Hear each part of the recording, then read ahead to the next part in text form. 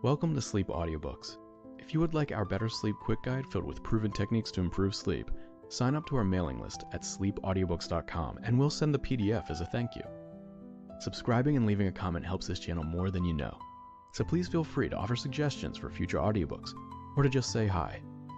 Thank you for listening. We hope you have an excellent night's sleep. This is Sleep Audiobooks.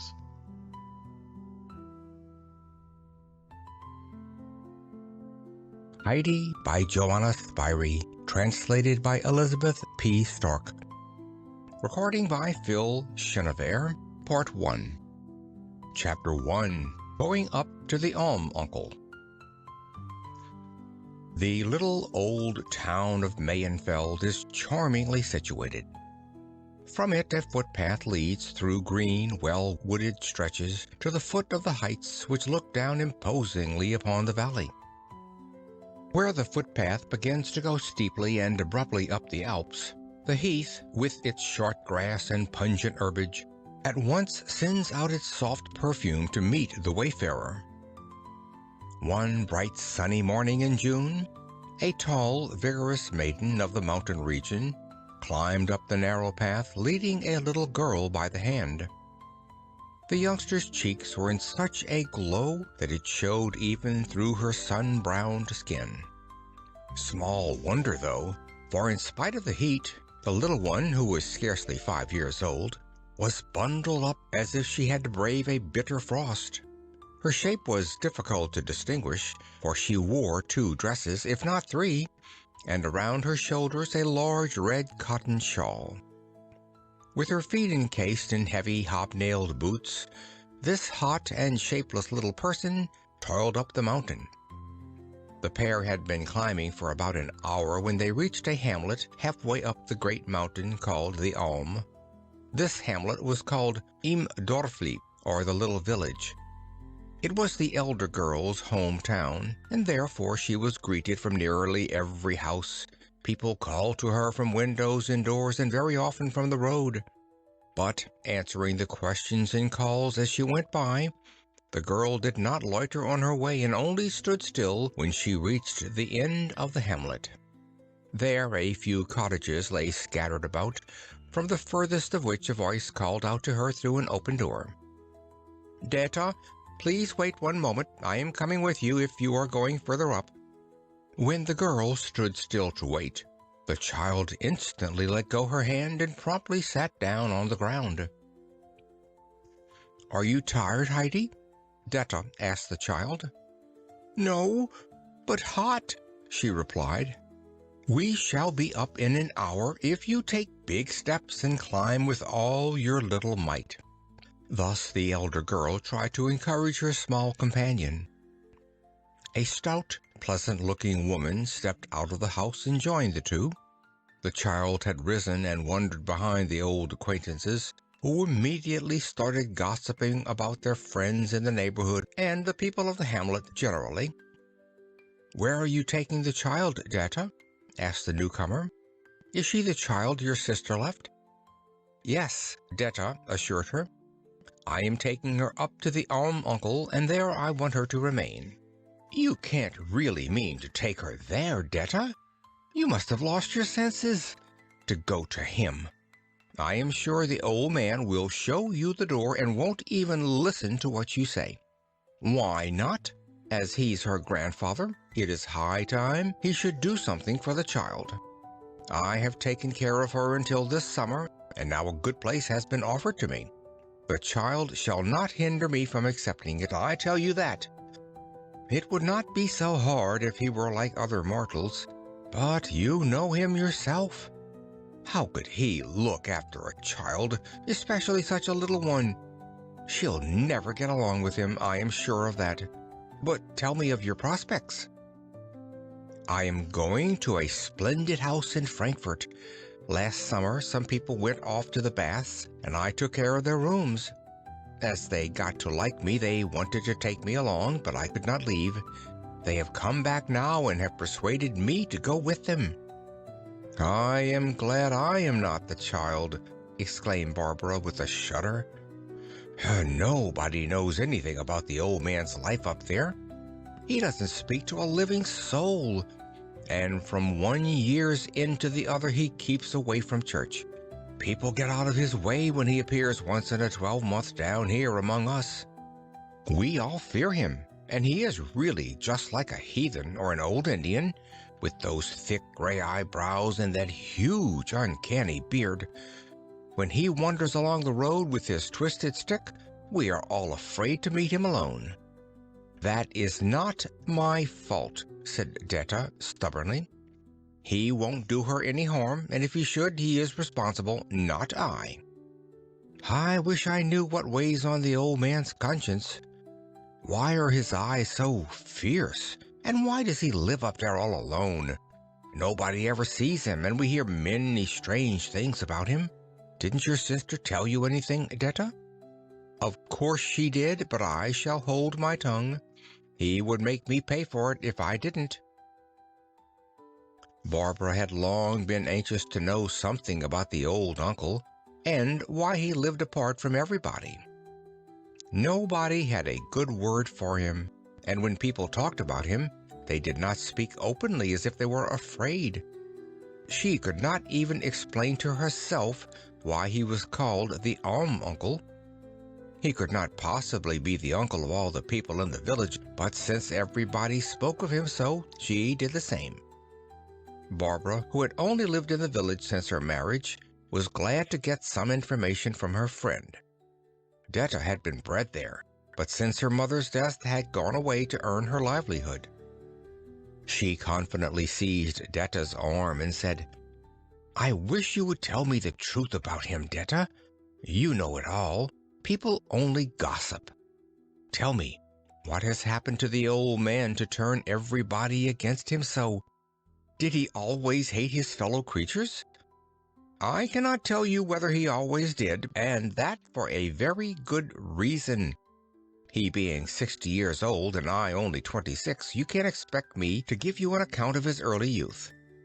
But if you'll promise to keep it to yourself and not set all the people in Pratigán talking, I can tell you a good deal. My mother and he both came from Domschlig." "How can you talk like that, Detta?" replied Barbara in an offended tone. "People do not gossip much in Pratigán, and I always keep things to myself if I have to. You won't repent of having told me, I assure you." "All right, but keep your word," said Detta warningly. Then she looked around to see that the child was not so close to them as to overhear what might be said. But the little girl was nowhere to be seen. While the two young women had talked at such a rate, they had not noticed her absence. Quite a while must have elapsed since the little girl had given up following her companions. Detta, standing still, looked about her everywhere, but no one was on the path, which, except for a few curves, was visible as far down as the village. "There she is! Can't you see her there?" exclaimed Barbara, pointing to a spot a good distance from the path. "She is climbing up with the goatherd Peter and his goats. I wonder why he is so late today. I must say it suits us well enough. He can look after the child while you tell me everything without being interrupted." "It will be very easy for Peter to watch her," remarked Detta. "She is bright for her 5 years, and keeps her eyes wide open. I have often noticed that, and I am glad for her, for it will be useful with the uncle. He has nothing left in the whole wide world but his cottage and 2 goats." "Did he once have more?" asked Barbara. "I should say so. He was heir to a large farm in Domschlig, but setting up to play the fine gentleman, he soon lost everything with drink and play. His parents died with grief, and he himself disappeared from these parts.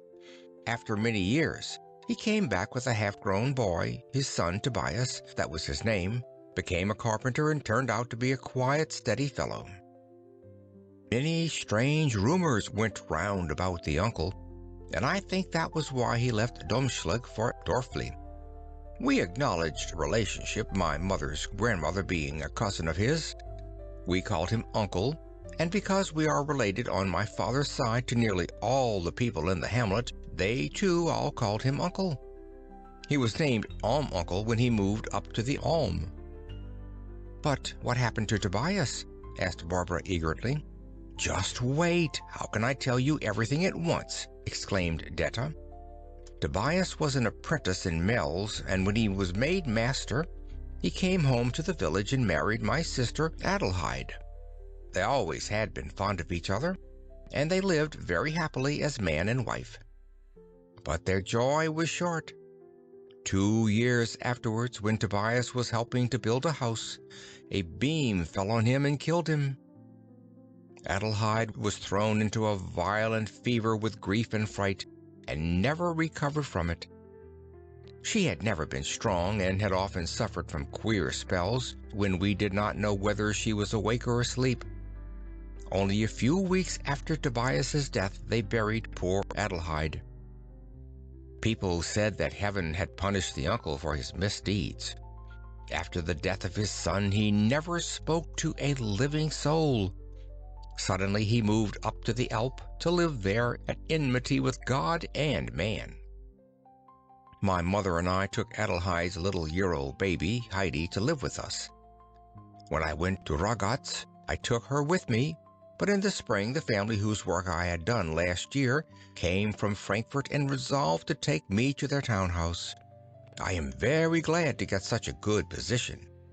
And now you want to hand over the child to this terrible old man. I really wonder how you can do it, Detta," said Barbara with reproach in her voice. "It seems to me I have already done enough for the child. I do not know where else to take her, as she is too young to come with me to Frankfurt.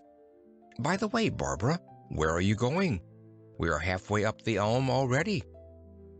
Detta shook hands with her companion and stood still, while Barbara approached the tiny, dark brown mountain hut which lay in a hollow a few steps away from the path. Situated halfway up the Alm, the cottage was luckily protected from the mighty winds. Had it been exposed to the tempests, it would have been a doubtful habitation in the state of decay it was in. Even as it was, the doors and windows rattled, and the old rafters shook when the south wind swept the mountainside. If the hut had stood on the Alm top, the wind would have blown it down the valley without much ado when the storm season came. Here lived Peter the goatherd, a boy 11 years old, who daily fetched the goats from the village and drove them up the mountain to the short and luscious grasses of the pastures. Peter raced down in the evening with the light-footed little goats. When he whistled sharply through his fingers, every owner would come and get his or her goat.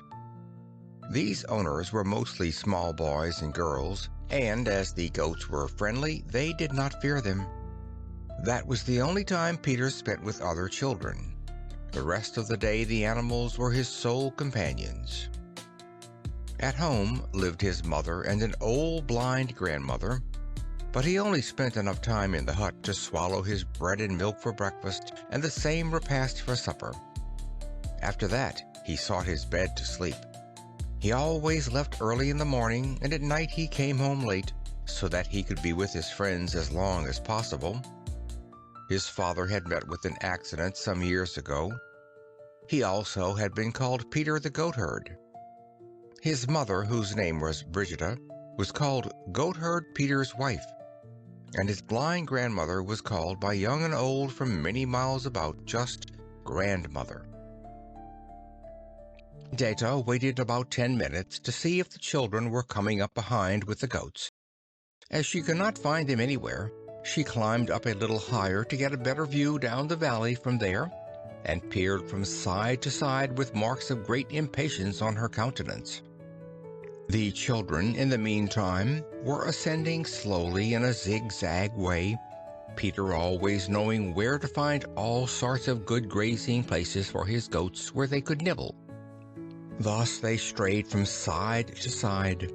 The poor little girl had followed the boy only with the greatest effort, and she was panting in her heavy clothes. She was so hot and uncomfortable that she only climbed by exerting all her strength. She did not say anything, but looked enviously at Peter, who jumped about so easily in his light trousers and bare feet. She envied even more the goats that climbed over bushes, stones, and steep inclines with their slender legs. Suddenly, sitting down on the ground, the child swiftly took off her shoes and stockings. Getting up, she undid the heavy shawl and the two little dresses. Out she slipped without more ado and stood up in only a light petticoat. In sheer delight at the relief, she threw up her dimpled arms that were bare up to her short sleeves. To save the trouble of carrying them, her aunt had dressed her in her Sunday clothes over her workday garments. Heidi arranged these dresses neatly in a heap and joined Peter and the goats. She was now as light-footed as any of them. When Peter, who had not paid much attention, saw her suddenly in her light attire, he grinned. Looking back, he saw the little heap of dresses on the ground, and then he grinned yet more, till his mouth seemed to reach from ear to ear, but he never said a word. The child, feeling free and comfortable, started to converse with Peter, and he had to answer many questions. She asked him how many goats he had and where he led them, what he did with them when he got there, and so forth. At last the children reached the summit in front of the hut. When Detta saw the little party of climbers, she called out shrilly, "Heidi, what have you done? What a sight you are! Where are your dresses and your shawl, and the new shoes gone that I've just bought for you, and the new stockings that I made myself? Where are they all, Heidi?" The child quietly pointed down and said, "There." The aunt followed the direction of her finger and descried a little heap with a small red dot in the middle, which she recognized as the shawl. "Unlucky child," Detta said excitedly. "What does all this mean? Why have you taken your things all off?" "Because I do not need them," said the child, not seeming in the least repentant of her deed. "How can you be so stupid, Heidi? Have you lost your senses?" The aunt went on in a tone of mingled vexation and reproach. "Who do you think will go way down there to fetch those things up again? It is half an hour's walk. Please, Peter, run down and get them. Do not stand and stare at me as if you were glued to the spot." "I am late already," replied Peter, and stood without moving from the place where, with his hands in his trousers pockets, he had witnessed the violent outbreak of Heidi's aunt. "There you are, standing and staring, but that won't get you any further," said Detta. "I'll give you this if you go down." With that she held a 5-penny piece under his eyes. That made Peter start, and in a great hurry he ran down the straightest path. He arrived again in so short a time that Detta had to praise him and give him her little coin without delay. He did not often get such a treasure, and therefore his face was beaming, and he laughingly dropped the money deep into his pocket. "If you are going up to the uncle as we are, you can carry the pack till we get there," said Detta. They still had to climb a steep ascent that lay behind Peter's hut. The boy readily took the things and followed Detta, his left arm holding the bundle and his right swinging the stick. Heidi jumped along gaily by his side with the goats. After 3/4 of an hour they reached the height where the hut of the old man stood on a prominent rock, exposed to every wind but bathed in the full sunlight. From there you could gaze far down the valley. Behind the hut stood 3 old fir trees with great shaggy branches. Further back the old gray rocks rose high and sheer. Above them you could see green and fertile pastures, till at last the stony boulders reached the bare, steep cliffs. Overlooking the valley, the uncle had made himself a bench by the side of the hut. Here he sat, with his pipe between his teeth and both hands resting on his knees. He quietly watched the children climbing up with the goats, and Aunt Detta behind them, for the children had caught up to her long ago. Heidi reached the top first, and approaching the old man, she held out her hand to him and said, "Good evening, grandfather." "Well, well, what does that mean?" replied the old man in a rough voice. Giving her his hand for only a moment, He watched her with a long and penetrating look from under his bushy brows. Heidi gazed back at him with an unwinking glance and examined him with much curiosity, for he was strange to look at with his thick gray beard and shaggy eyebrows that met in the middle like a thicket. Heidi's aunt had arrived in the meantime with Peter, who was eager to see what was going to happen. "Good day to you, uncle," said Detta as she approached. "This is Tobias's and Adelheide's child. You won't be able to remember her, because last time you saw her she was scarcely a year old." "Why do you bring her here?" asked the uncle, and turning to Peter he said, "Get away and bring my goats. How late you are already." Peter obeyed and disappeared on the spot. The uncle had looked at him in such a manner that he was glad to go. "Uncle, I have brought the little girl for you to keep," said Detta. "I have done my share these last 4 years, and now it is your turn to provide for her." The old man's eyes flamed with anger. "Indeed?" he said. "What on earth shall I do when she begins to whine and cry for you? Small children always do, and then I'll be helpless." "You'll have to look out for that," Detta retorted. "When the little baby was left in my hands a few years ago, I had to find out how to care for the little innocent myself, and nobody told me anything. I already had Mother on my hands, and there was plenty for me to do.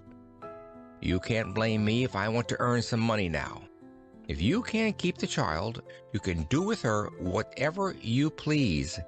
If she comes to harm, you are responsible, and I am sure you do not want to burden your conscience any further."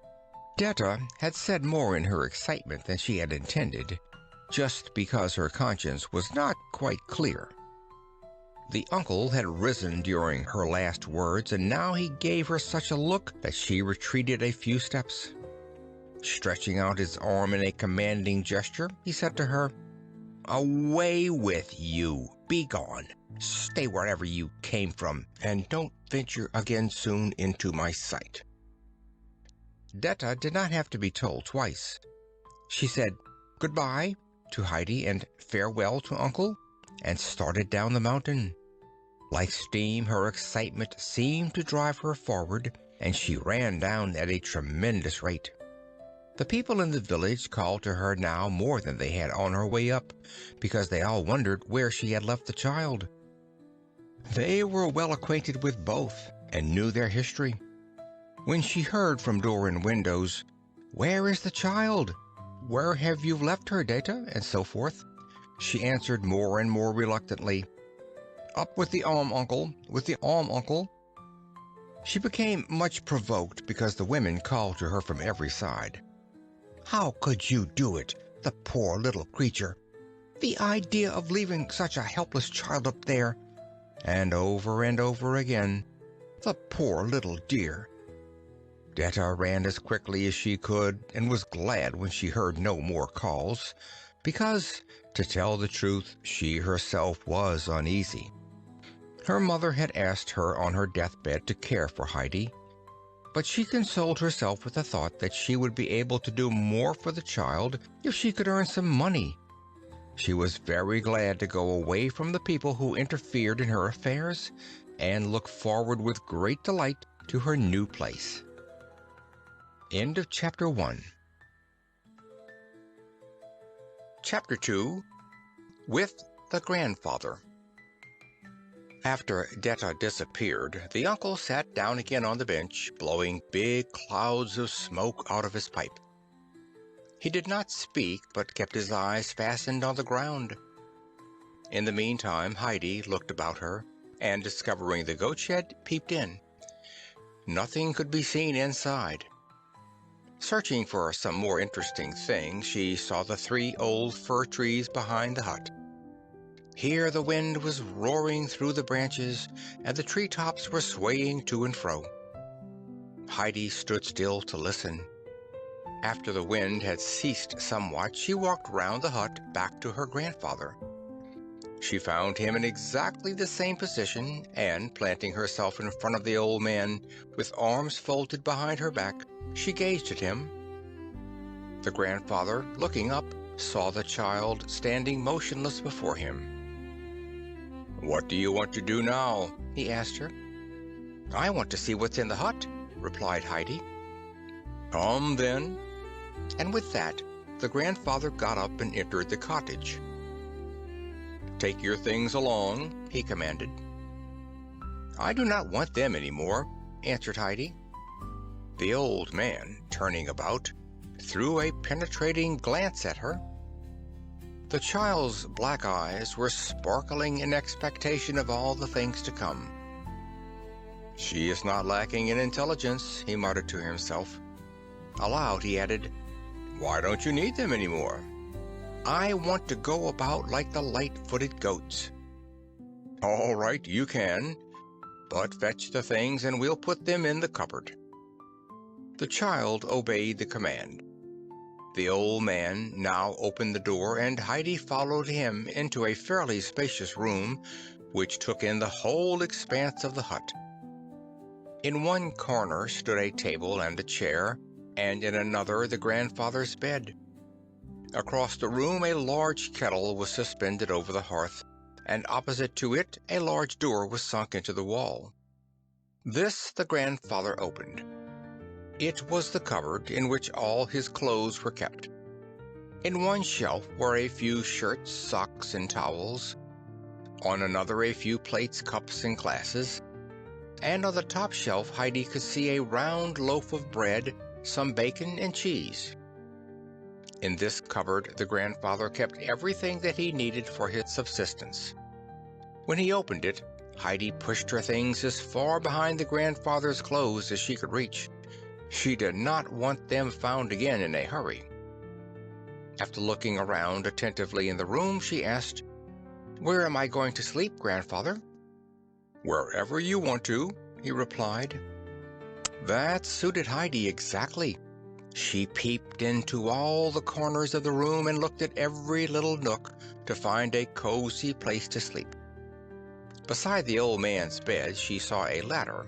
Climbing up, she arrived at a hayloft which was filled with fresh and fragrant hay. Through a tiny round window she could look far down into the valley. "I want to sleep up here," Heidi called down. "Oh, it is lovely here. Please come up, grandfather, and see it for yourself." "I know it," sounded from below. "I am making the bed now," the little girl called out again while she ran busily to and fro. "Oh, do come up and bring a sheet, grandfather, for every bed must have a sheet." "Is that so?" said the old man. And after a while he opened the cupboard and rummaged around in it. At last he pulled out a long, coarse cloth from under the shirts. It somewhat resembled a sheet, and with this he climbed up to the loft. Here a neat little bed was already prepared. On top the hay was heaped up high, so that the head of the occupant would lie exactly opposite the window. The grandfather was well pleased with the arrangement. To prevent the hard floor from being felt, he made the couch twice as thick. Then he and Heidi together put the heavy sheet on, tucking the ends in well. Heidi looked thoughtfully at her fresh new bed and said, "Grandfather, we have forgotten something." "What?" he asked. "I have no cover. When I go to bed I always creep in between the sheet and the cover." "What shall we do if I haven't any?" asked the grandfather. "Never mind, I'll just take some more hay to cover me," Heidi reassured him, and was going to the heap of hay when the old man stopped her. "Just wait 1 minute," he said, and went down to his own bed. From it he took a large heavy linen bag and brought it to the child. "Isn't this better than hay?" he asked. Heidi pulled the sack to and fro with all her might, but she could not unfold it, for it was too heavy for her little arms. The grandfather put the thick cover on the bed while Heidi watched him. After it was all done, she said, "What a nice bed I have now, and what a splendid cover. I only wish the evening was here that I might go to sleep in it." "I think we might eat something first," said the grandfather. "Don't you think so?" Heidi had forgotten everything else in her interest for the bed, but when she was reminded of her dinner, she noticed how terribly hungry she really was.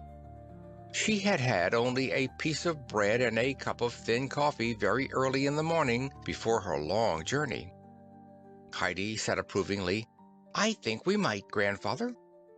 "Let's go down then, if we agree," said the old man, and followed close behind her. Going up to the fireplace, he pushed the big kettle aside and reached for a smaller one that was suspended on a chain. Then, sitting down on a three-legged stool, he kindled a bright fire.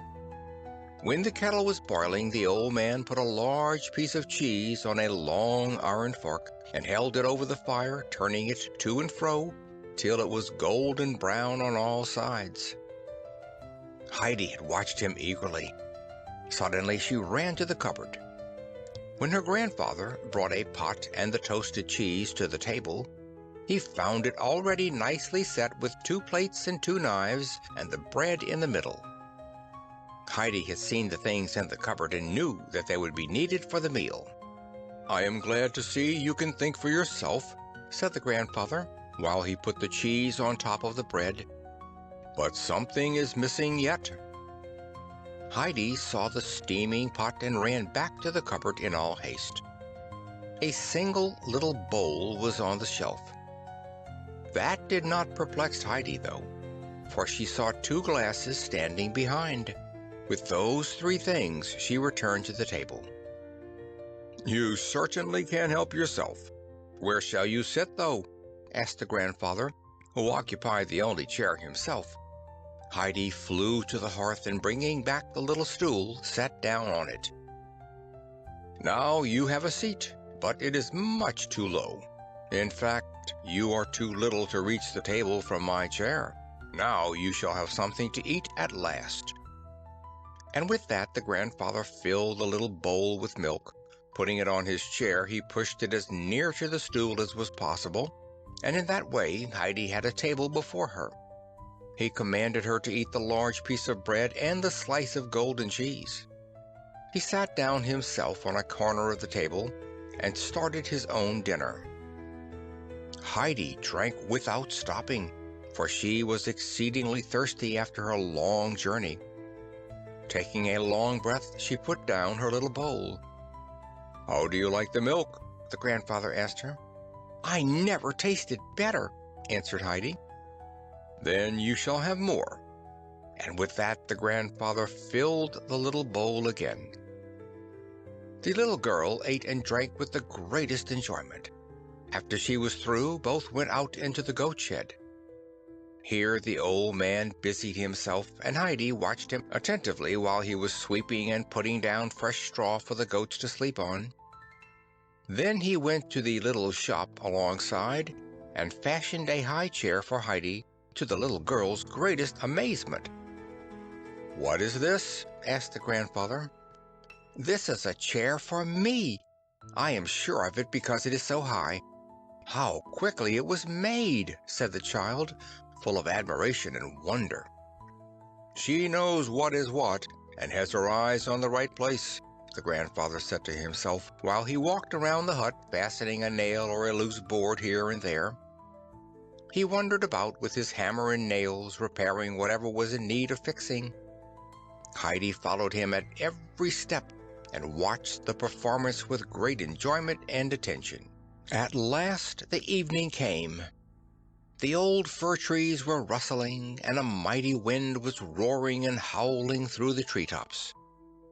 Those sounds thrilled Heidi's heart and filled it with happiness and joy. She danced and jumped about under the trees, for those sounds made her feel as if a wonderful thing had happened to her.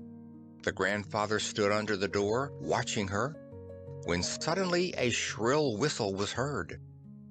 Heidi stood still, and the grandfather joined her outside. Down from the heights came one goat after another, with Peter in their midst. Uttering a cry of joy, Heidi ran into the middle of the flock, greeting her old friends. When they had all reached the hutch, they stopped on their way, and two beautiful, slender goats came out of the herd, one of them white and the other brown. They came up to the grandfather, who held out some salt in his hands to them, as he did every night. Heidi tenderly caressed first one, then the other, seeming beside herself with joy. "Are they ours, grandfather? Do they both belong to us? Are they going to the stable? Are they going to stay with us?" Heidi kept on asking in her excitement. The grandfather hardly could put in a yes, yes, surely, between her numerous questions. When the goats had licked up all the salt, the old man said, "Go in, Heidi, and fetch your bowl and the bread." Heidi obeyed and returned instantly. The grandfather milked a full bowl from the white goat, cut a piece of bread for the child, and told her to eat. "Afterwards you can go to bed.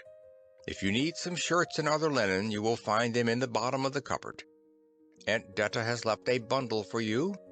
Now, good night. I have to look after the goats and lock them up for the night." "Good night, grandfather. Oh, please tell me what their names are," called Heidi after him. "The white one's name is Schwanli, and the brown one I call Barley," was his answer. "Good night, Schwanli. Good night, Barley," the little girl called loudly, for they were just disappearing in the shed. Heidi now sat down on the bench and took her supper. The strong wind nearly blew her from her seat, so she hurried with her meal, to be able to go inside and up to her bed. She slept in it as well as a prince on his royal couch. Very soon after Heidi had gone up, before it was quite dark, the old man also sought his bed. He was always up in the morning with the sun, which rose early over the mountainside in those summer days. It was a wild, stormy night. The hut was shaking in the gusts, and all the boards were creaking. The wind howled through the chimney, and the old fir trees shook so strongly that many a dry branch came crashing down. In the middle of the night the grandfather got up, saying to himself, "I am sure she is afraid." Climbing up the ladder, he went up to Heidi's bed. The first moment everything lay in darkness, when all of a sudden the moon came out behind the clouds and sent his brilliant light across Heidi's bed.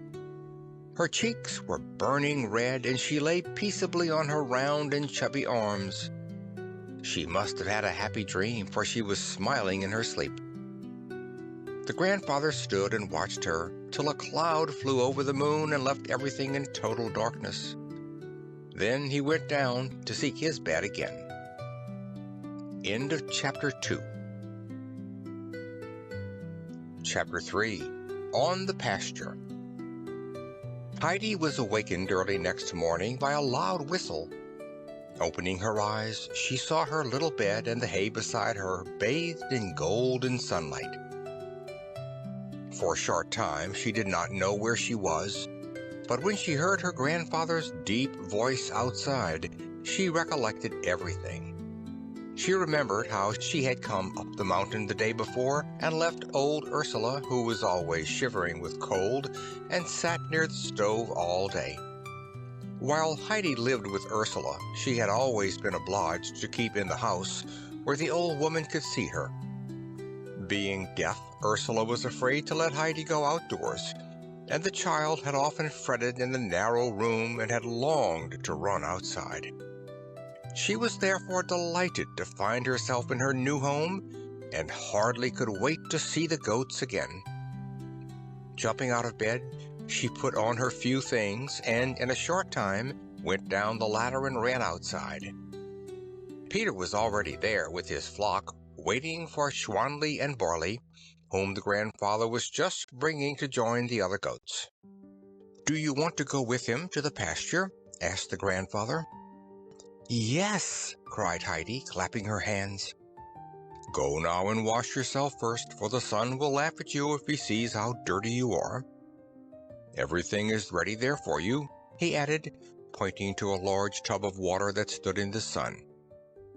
Heidi did as she was told, and washed and rubbed herself till her cheeks were glowing. In the meanwhile, the grandfather called to Peter to come into the hut and bring his bag along. The boy followed the old man, who commanded him to open the bag in which he carried his scanty dinner. The grandfather put into the bag a piece of bread and a slice of cheese that were easily twice as large as those the boy had in the bag himself. "The little bowl goes in too," said the uncle, "for the child does not know how to drink straight from the goat the way you do. She is going to stay with you all day, therefore milk 2 bowls full for her dinner. Look out that she does not fall over the rocks, do you hear?" Just then Heidi came running in. "Grandfather, can the sun still laugh at me?" she asked. The child had rubbed herself so violently with the coarse towel which the grandfather had put beside the tub that her face, neck, and arms were as red as a lobster. With a smile, the grandfather said, "No, he can't laugh any more now. But when you come home tonight, you must go into the tub like a fish. When one goes about like goats, one gets dirty feet. Be off." They started merrily up the Alp. A cloudless, deep blue sky looked down on them, for the wind had driven away every little cloud in the night. The fresh green mountainside was bathed in brilliant sunlight, and many blue and yellow flowers had opened. Heidi was wild with joy and ran from side to side. In one place she saw big patches of fine red primroses. On another spot blue gentians sparkled in the grass, and everywhere the golden rock roses were nodding to her. In her transport at finding such treasures, Heidi even forgot Peter and his goats. She ran far ahead of him and then strayed away off to one side, for the sparkling flowers tempted her here and there. Picking whole bunches of them to take home with her, she put them all into her little apron. Peter, whose round eyes could only move about slowly, had a hard time looking out for her. The goats were even worse, and only by shouting and whistling, especially by swinging his rod, could he drive them together. "Heidi, where are you now?" he called quite angrily. "Here," it sounded from somewhere. Peter could not see her, for she was sitting on the ground behind a little mound which was covered with fragrant flowers. The whole air was filled with their perfume, and the child drew it in long breaths. "Follow me now," Peter called out. "The grandfather has told me to look out for you, and you must not fall over the rocks." "Where are they?" asked Heidi, without even stirring. "Way up there, and we have still far to go. If you come quickly, we may see the eagle there and hear him shriek." That tempted Heidi, and she came running to Peter with her apron full of flowers. "You have enough now," he declared. "If you pick them all today, there won't be any left tomorrow." Heidi admitted that, besides which she had her apron already full. From now on she stayed at Peter's side. The goats, scenting the pungent herbs, also hurried up without delay. Peter generally took his quarters for the day at the foot of a high cliff, which seemed to reach far up into the sky. Overhanging rocks on one side made it dangerous, so that the grandfather was wise to warn Peter. After they had reached their destination, the boy took off his bag, putting it in a little hollow in the ground. The wind often blew in violent gusts up there, and Peter did not want to lose his precious load. Then he lay down in the sunny grass, for he was very tired. Heidi, taking off her apron, rolled it tightly together and put it beside Peter's bag. Then, sitting down beside the boy, she looked about her. Far down she saw the glistening valley. A large field of snow rose high in front of her. Heidi sat a long time without stirring, with Peter asleep by her side and the goats climbing about between the bushes. A light breeze fanned her cheek, and those big mountains about her made her feel happy as never before. She looked up at the mountaintops till they all seemed to have faces, and soon they were familiar to her like old friends. Suddenly, she heard a loud, sharp scream, and looking up, beheld the largest bird she had ever seen flying above her. With outspread wings, he flew in large circles over Heidi's head. "Wake up, Peter!" Heidi called. "Look up, Peter, and see the eagle there." Peter got wide awake, and then they both watched the bird breathlessly. It rose higher and higher into the azure till it disappeared at last behind the mountain peak. "Where has it gone?" Heidi asked. "Home to its nest," was Peter's answer. "Oh, does it really live way up there? How wonderful that must be! But tell me why it screams so loud," Heidi inquired. "Because it has to," Peter replied. "Oh, let's climb up there and see its nest," implored Heidi.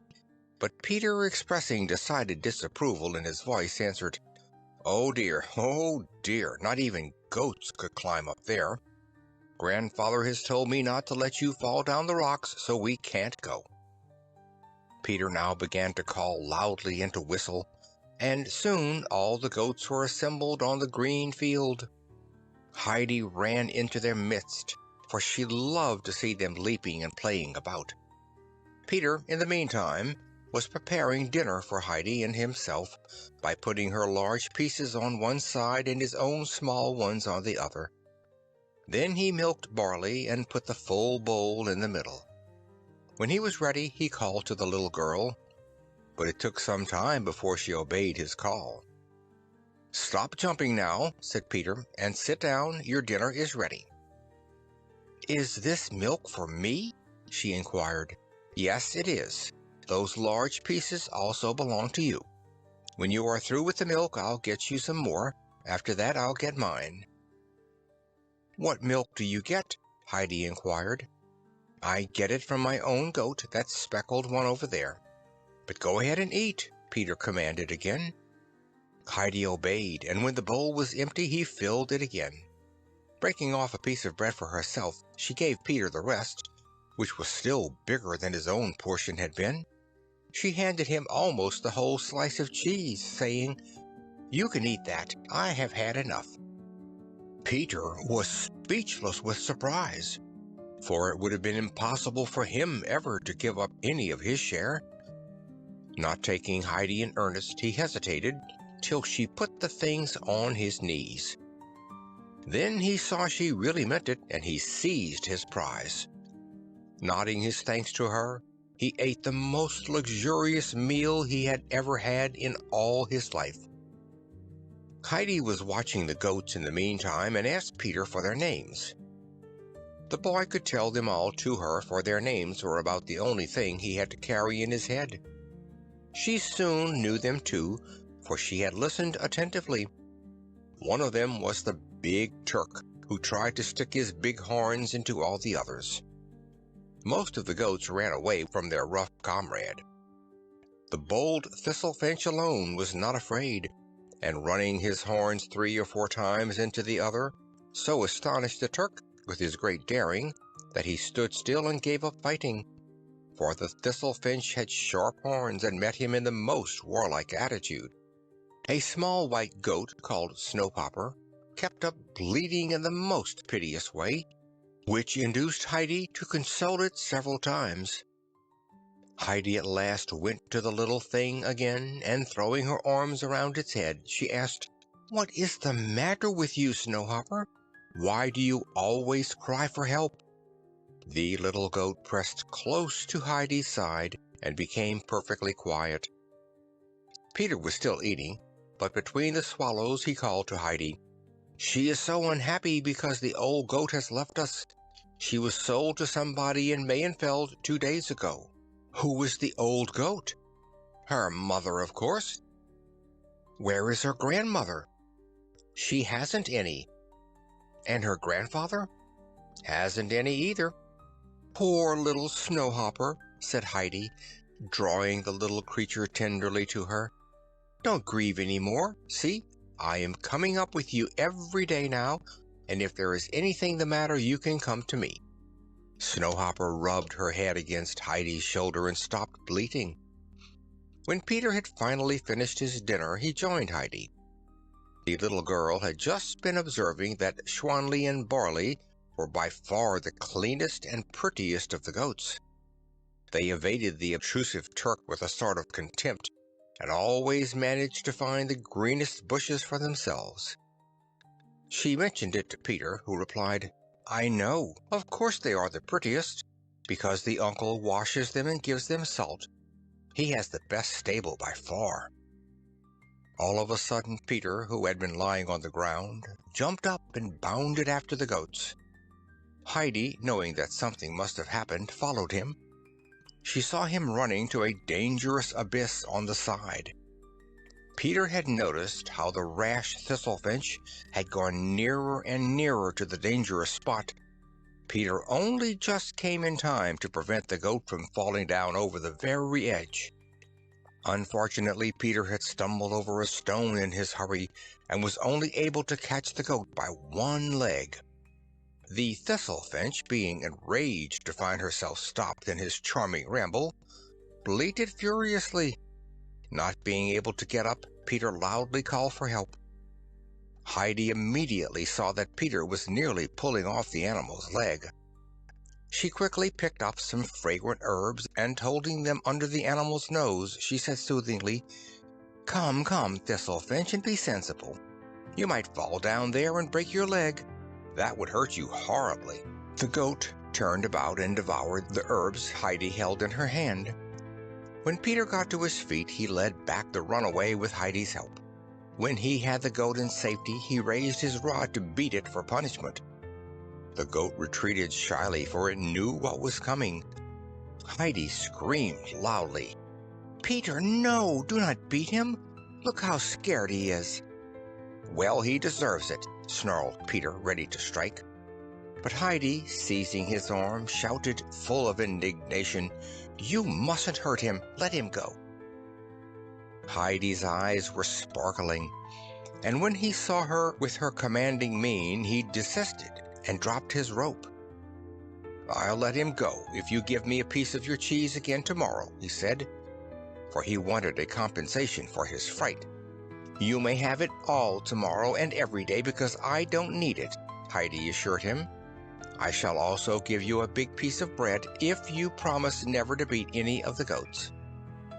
"I don't care," growled Peter, and in that way he gave his promise. Thus the day had passed, and the sun was already sinking down behind the mountains. Sitting on the grass, Heidi looked at the bluebells and the wild roses that were shining in the last rays of the sun. The peaks also started to glow, and Heidi suddenly called to the boy, "Oh, Peter, look! Everything is on fire! The mountains are burning, and the sky too. Oh, look! The moon over there is on fire too. Do you see the mountains all in a glow? Oh, how beautiful the snow looks! Peter, the eagle's nest is surely on fire too. Oh, look at the fir trees over there." Peter was quietly peeling his rod, and looking up, said to Heidi, "This is no fire. It always looks like that." "But what is it then?" asked Heidi eagerly, gazing about her everywhere. "It gets that way of itself," explained Peter. "Oh, look! Everything is all rosy now. Oh, look at this mountain over there with the snow and the sharp peaks. What is its name?" "Mountains have no names," he answered. "Oh, see how beautiful! It looks as if many, many roses were growing on those cliffs. Oh, now they are getting gray. Oh dear, the fire has gone out and it is all over. What a terrible shame," said Heidi quite despondently. "It will be the same again tomorrow," Peter reassured her. "Come now, we have to go home." When Peter had called the goats together, they started downwards. "Will it be like that every day when we are up?" asked Heidi eagerly. "It usually is," was the reply. "What about tomorrow?" she inquired. Tomorrow it will be like that, I am sure, Peter affirmed. This made Heidi feel happy again. She walked quietly by Peter's side, thinking over all the new things she had seen. At last, reaching the hut, they found the grandfather waiting for them on a bench under the fir trees. Heidi ran up to him and the two goats followed, for they knew their master. Peter called to her, "Come again tomorrow. Good night." Heidi gave him her hand, assuring him that she would come, and, finding herself surrounded by the goats, she hugged Snowhopper a last time. When Peter had disappeared, Heidi returned to her grandfather. "Oh, grandfather, it was so beautiful. I saw the fire and the roses on the rocks, and see how many, many flowers I am bringing you." With that, Heidi shook them out of her apron. But oh, how miserable they looked. Heidi did not even know them anymore. "What is the matter with them, grandfather? They look all different," Heidi exclaimed in her fright. "They are made to bloom in the sun and not to be shut up in an apron," said the grandfather. "Then I shall never pick them any more. Please, grandfather, tell me why the eagle screeches so loudly," asked Heidi. "First, go and take a bath while I go into the shed to get your milk. Afterwards we'll go inside together and I'll tell you all about it during supper time." They did as was proposed, and when Heidi sat on her high chair before her milk, she asked the same question as before. "Because he is sneering at the people down below who sit in the villages and make each other angry. He calls down to them, 'If you would go apart to live up in the heights like me, you would feel much better.'" The grandfather said these last words with such a wild voice that it reminded Heidi of the eagle's screech. "Why do the mountains have no names, grandfather?" asked Heidi. "They all have names, and if you tell me their shape, I can name them for you." Heidi described several, and the old man could name them all. The child told him now about all the happenings of the day, and especially about the wonderful fire. She asked how it came about. "The sun does it," he exclaimed. "Saying good night to the mountains, he throws his most beautiful rays to them, that they may not forget him till the morning." Heidi was so much pleased with this explanation that she could hardly wait to see the sun's good night greetings repeated. It was time now to go to bed, and Heidi slept soundly all night. She dreamt that the little Snowhopper was bounding happily about on the glowing mountains, with many glistening roses blooming round her. End of Chapter 3. Chapter 4. In the Grandmother's Hut. Next morning Peter came again with his goats, and Heidi went up to the pasture with them. This happened day after day, and in this healthy life Heidi grew stronger and more sunburnt every day. Soon the autumn came, and when the wind was blowing across the mountainside, the grandfather would say, "You must stay home today, Heidi, for the wind can blow such a little thing as you down into the valley with a single gust." It always made Peter unhappy when Heidi did not come along, for he saw nothing but misfortunes ahead of him. He hardly knew how to pass his time, and besides, he was deprived of his abundant dinner. The goats were so accustomed to Heidi by this time that they did not follow Peter when she was not with him. Heidi herself did not mind staying home, for she loved nothing better than to watch her grandfather with his saw and hammer. Sometimes the grandfather would make small round cheeses on those days, and there was no greater pleasure for Heidi than to see him stir the butter with his bare arms. When the wind would howl through the fir trees on those stormy days, Heidi would run out to the grove, thrilled and happy by the wondrous roaring in the branches. The sun had lost its vigor, and the child had to put on her shoes and stockings and her little dress. The weather got colder and colder, and when Peter came up in the morning, he would blow into his hands, he was so frozen. At last, even Peter could not come any more, for a deep snow had fallen overnight. Heidi stood at the window watching the snow falling down. It kept on snowing till it reached the windows. Still it did not stop, and soon the windows could not be opened, and they were all shut in. When it had lasted for several days, Heidi thought that it would soon cover up the cottage. It finally stopped, and the grandfather went out to shovel the snow away from the door and windows, piling it up high here and there. In the afternoon, the two were sitting near the fire when noisy steps were heard outside, and the door was pushed open. It was Peter, who had come up to see Heidi. Muttering, "Good evening," he went to the fire. His face was beaming, and Heidi had to laugh when she saw little waterfalls trickling down from his person, for all the ice and snow had melted in the great heat. The grandfather now asked Peter how he got along in school. Heidi was so interested that she asked him 100 questions. Poor Peter, who was not an easy talker, found himself in great difficulty answering the little girl's inquiries, but at least it gave him leisure to dry his clothes. During this conversation, the grandfather's eyes had been twinkling, and at last he said to the boy, "Now that you have been under fire, General, you need some strengthening. Come and join us at supper." With that, the old man prepared a meal which amply satisfied Peter's appetite. It had begun to get dark, and Peter knew that it was time to go. He had said goodbye and thank you when, turning to Heidi, he remarked, "I'll come next Sunday, if I may. By the way, Heidi, grandmother asked me to tell you that she would love to see you." Heidi immediately approved of this idea, and her first word next morning was, "Grandfather, I must go down to grandmother. She is expecting me." 4 days later the sun was shining, and the tight-packed frozen snow was crackling under every step. Heidi was sitting at the dining table, imploring the old man to let her make the visit. Then, when he got up, and fetching down her heavy cover, told her to follow him, they went out into the glistening snow.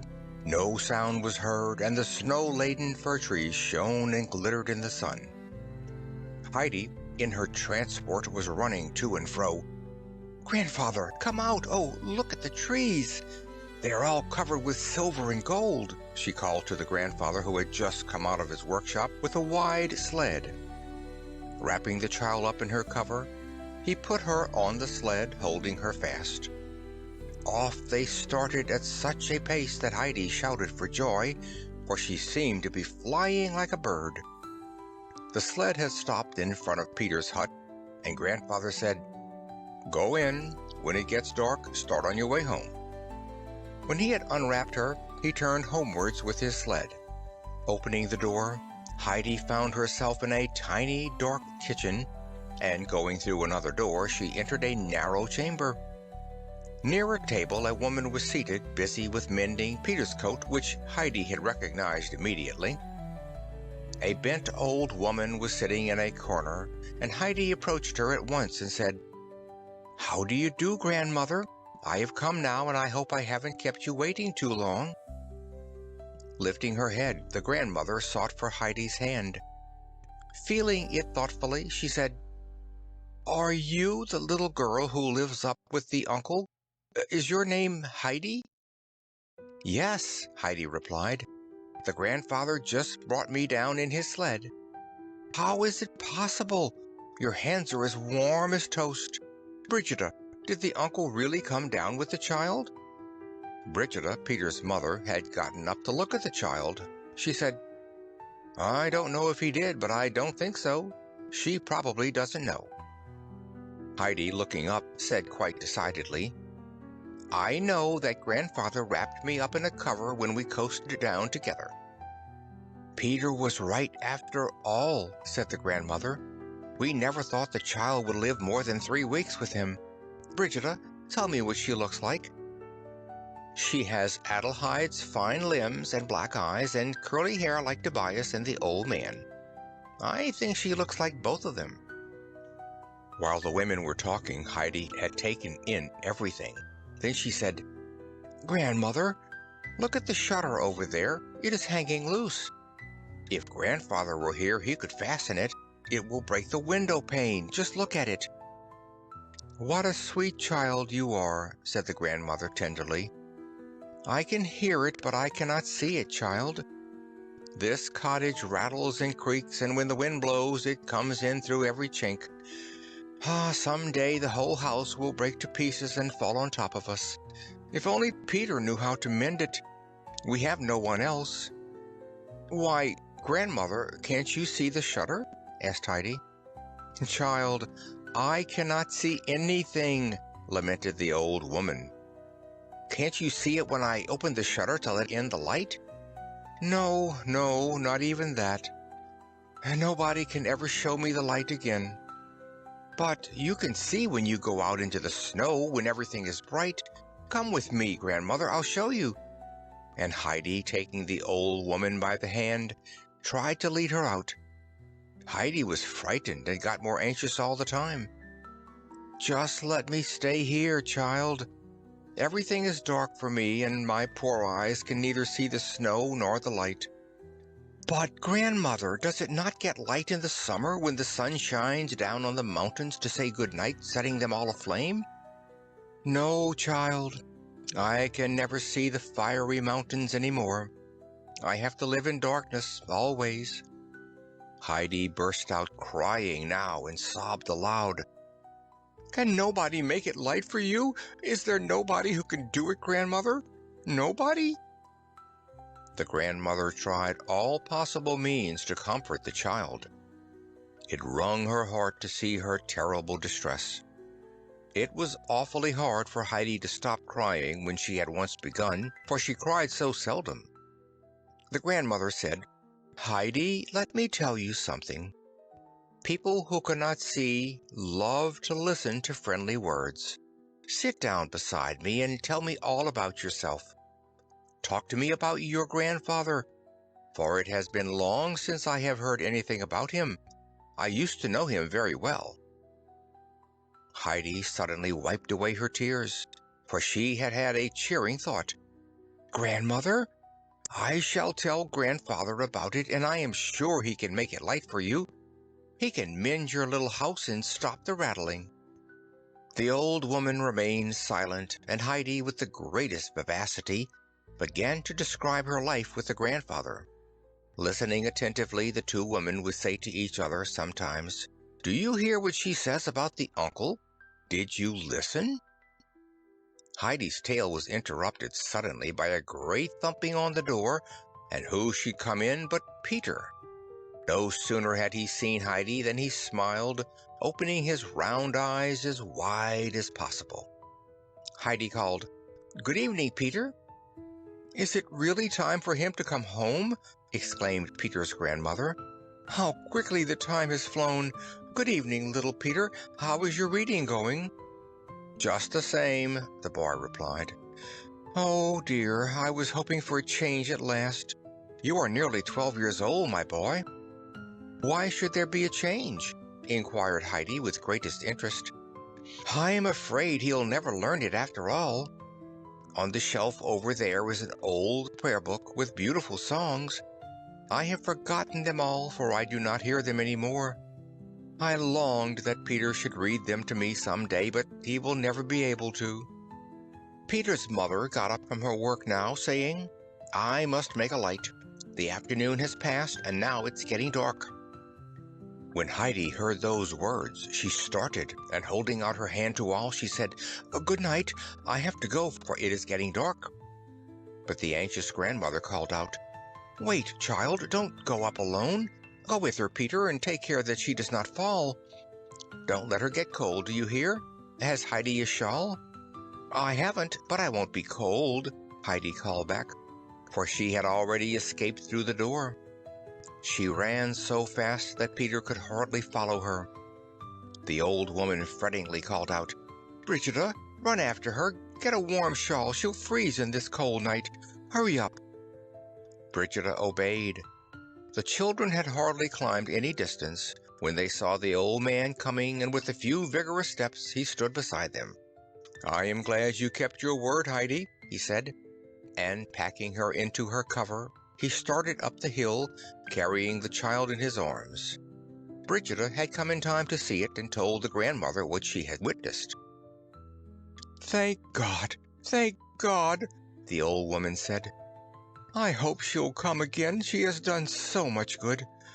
What a soft heart she has. The darling, and how nicely she can talk." All evening the grandmother said to herself, "If only he lets her come again. I have something to look forward to in this world now, thank God." Heidi could hardly wait before they reached the cottage.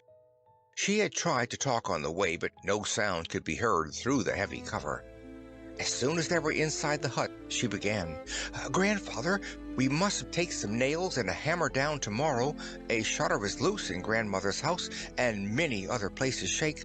Everything rattles in her house." "Is that so? Who says we must?" "Nobody told me, but I know," Heidi replied. "Everything is loose in the house, and poor Grandmother told me she was afraid that the house might tumble down. And Grandfather, she cannot see the light. Can you help her and make it light for her? How terrible it must be to be afraid in the dark and nobody there to help you. Oh, please, Grandfather, do something to help her. I know you can." Heidi had been clinging to her grandfather and looking up at him with trusting eyes. At last he said, glancing down, "All right, child, we'll see that it won't rattle any more. We can do it tomorrow." Heidi was so overjoyed at these words that she danced around the room shouting, "We'll do it tomorrow! We can do it tomorrow!" The grandfather, keeping his word, took Heidi down the following day with the same instructions as before. After Heidi had disappeared, he went around the house inspecting it. The grandmother, in her joy of seeing the child again, had stopped the wheel and called out, "Here is the child again. She has come again." Heidi, grasping her outstretched hands, sat beside her on a low stool at the old woman's feet and began to chat. Suddenly, violent blows were heard outside. The grandmother in her fright nearly upset the spinning wheel and screamed, "Oh God, it has come at last. The hut is tumbling down." "Grandmother, don't be frightened," said the child, while she put her arms around her. "Grandfather is just fastening the shutter and fixing everything for you." "Is it possible? Has God not forgotten us after all? Brigida, have you heard it? Surely that is a hammer. Ask him to come in a moment, if it is he, for I must thank him." When Brigida went out, she found the old man busy with putting a new beam along the wall. Approaching him, she said, "Mother and I wish you a good afternoon. We are very much obliged to you for doing us such a service, and Mother would like to see you. There are few who would have done it, Uncle, and now we can thank you." "That will do," he interrupted. "I know what your opinion about me is. Go in, for I can find what needs mending myself." Brigida obeyed, for the uncle had a way that nobody could oppose. All afternoon the uncle hammered around. He even climbed up on the roof, where much was missing. At last he had to stop, for the last nail was gone from his pocket. The darkness had come in the meantime, and Heidi was ready to go up with him, packed warmly in his arms. Thus the winter passed. Sunshine had come again into the blind woman's life and made her days less dark and dreary. Early every morning she would begin to listen for Heidi's footsteps, and when the door was opened and the child ran in, the grandmother exclaimed every time more joyfully, "Thank God, she has come again." Heidi would talk about her life and make the grandmother smile and laugh, and in that way the hours flew by. In former times the old woman had always sighed, "Brigida, is the day not over yet?" But now she always exclaimed after Heidi's departure, "How quickly the afternoon has gone by! Don't you think so too, Brigida?" Her daughter had to assent, for Heidi had long ago won her heart. "If only God will spare us the child," the grandmother would often say. "I hope the uncle will always be kind as he is now." "Does Heidi look well, Brigida?" was a frequent question, which always got a reassuring answer. Heidi also became very fond of the old grandmother, and when the weather was fair, she visited her every day that winter. Whenever the child remembered that the grandmother was blind, she would get very sad. Her only comfort was that her coming brought such happiness. The grandfather soon had mended the cottage. Often he would take down big loads of timber which he used to good purpose. The grandmother vowed that no rattling could be heard any more, and that, thanks to the uncle's kindness, she slept better that winter than she had done for many a year. End of Chapter 4. Chapter 5. 2 Visitors. 2 winters had nearly passed. Heidi was happy, for the spring was coming again, with the soft, delicious wind that made the fir trees roar. Soon she would be able to go up to the pasture, where blue and yellow flowers greeted her at every step.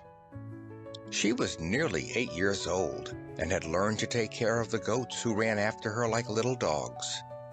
Several times the village teacher had sent word by Peter that the child was wanted in school, but the old man had not paid any attention to the message and had kept her with him as before. It was a beautiful morning in March. The snow had melted on the slopes and was going fast. Snowdrops were peeping through the ground, which seemed to be getting ready for spring. Heidi was running to and fro before the door when she suddenly saw an old gentleman dressed in black standing beside her. As she appeared frightened, he said kindly, "You must not be afraid of me, for I love children. Give me your hand, Heidi, and tell me where your grandfather is." "He is inside, making round wooden spoons," the child replied, opening the door while she spoke. It was the old pastor of the village who had known the grandfather years ago. After entering, he approached the old man, saying, "Good morning, neighbor." The old man got up, surprised, and offering a seat to the visitor, said, "Good morning, Mr. Parson. Here is a wooden chair, if it is good enough." Sitting down, the parson said, "It is long since I have seen you, neighbor. I have come today to talk over a matter with you. I am sure you can guess what it is about." The clergyman here looked at Heidi, who was standing near the door. "Heidi, run out to see the goats," said the grandfather, "and bring them some salt. You can stay till I come." Heidi disappeared on the spot. "The child should have come to school a year ago," the parson went on to say. "Didn't you get the teacher's warning? What do you intend to do with the child?" "I do not want her to go to school," said the old man unrelentingly. "What do you want the child to be?" "I want her to be free and happy as a bird." "But she is human, and it is high time for her to learn something. I have come now to tell you about it so that you can make your plans. She must come to school next winter, remember that." "I shan't do it, Pastor," was the reply. "Do you think there is no way?" the clergyman replied a little hotly. "You know the world, for you have traveled far. What little sense you show! You think I am going to send this delicate child to school in every storm and weather?" the old man said excitedly. "It is a 2 hours' walk, and I shall not let her go, for the wind often howls so that it chokes me if I venture out. Did you know Adelheid, her mother? She was a sleepwalker and had fainting fits. Nobody shall compel me to let her go. I will gladly fight it out in court." "You are perfectly right," said the clergyman kindly. "You could not send her to school from here. Why don't you come down to live among us again? You are leading a strange life here. I wonder how you can keep the child warm in winter." "She has young blood and a good cover. I know where to find good wood, and all winter I keep a fire going. I couldn't live in the village, for the people there and I despise each other. We had better keep apart." "You are mistaken, I assure you. Make your peace with God, and then you'll see how happy you will be." The clergyman had risen, and holding out his hand, he said cordially, "I shall count on you next winter, neighbor. We shall receive you gladly, reconciled with God and man." But the uncle replied firmly while he shook his visitor by the hand, "Thank you for your kindness, but you will have to wait in vain." "God be with you," said the parson, and left him sadly. The old man was out of humor that day, and when Heidi begged to go to the grandmother, he only growled, "Not today." Next day they had hardly finished their dinner when another visitor arrived. It was Heidi's Aunt Detta.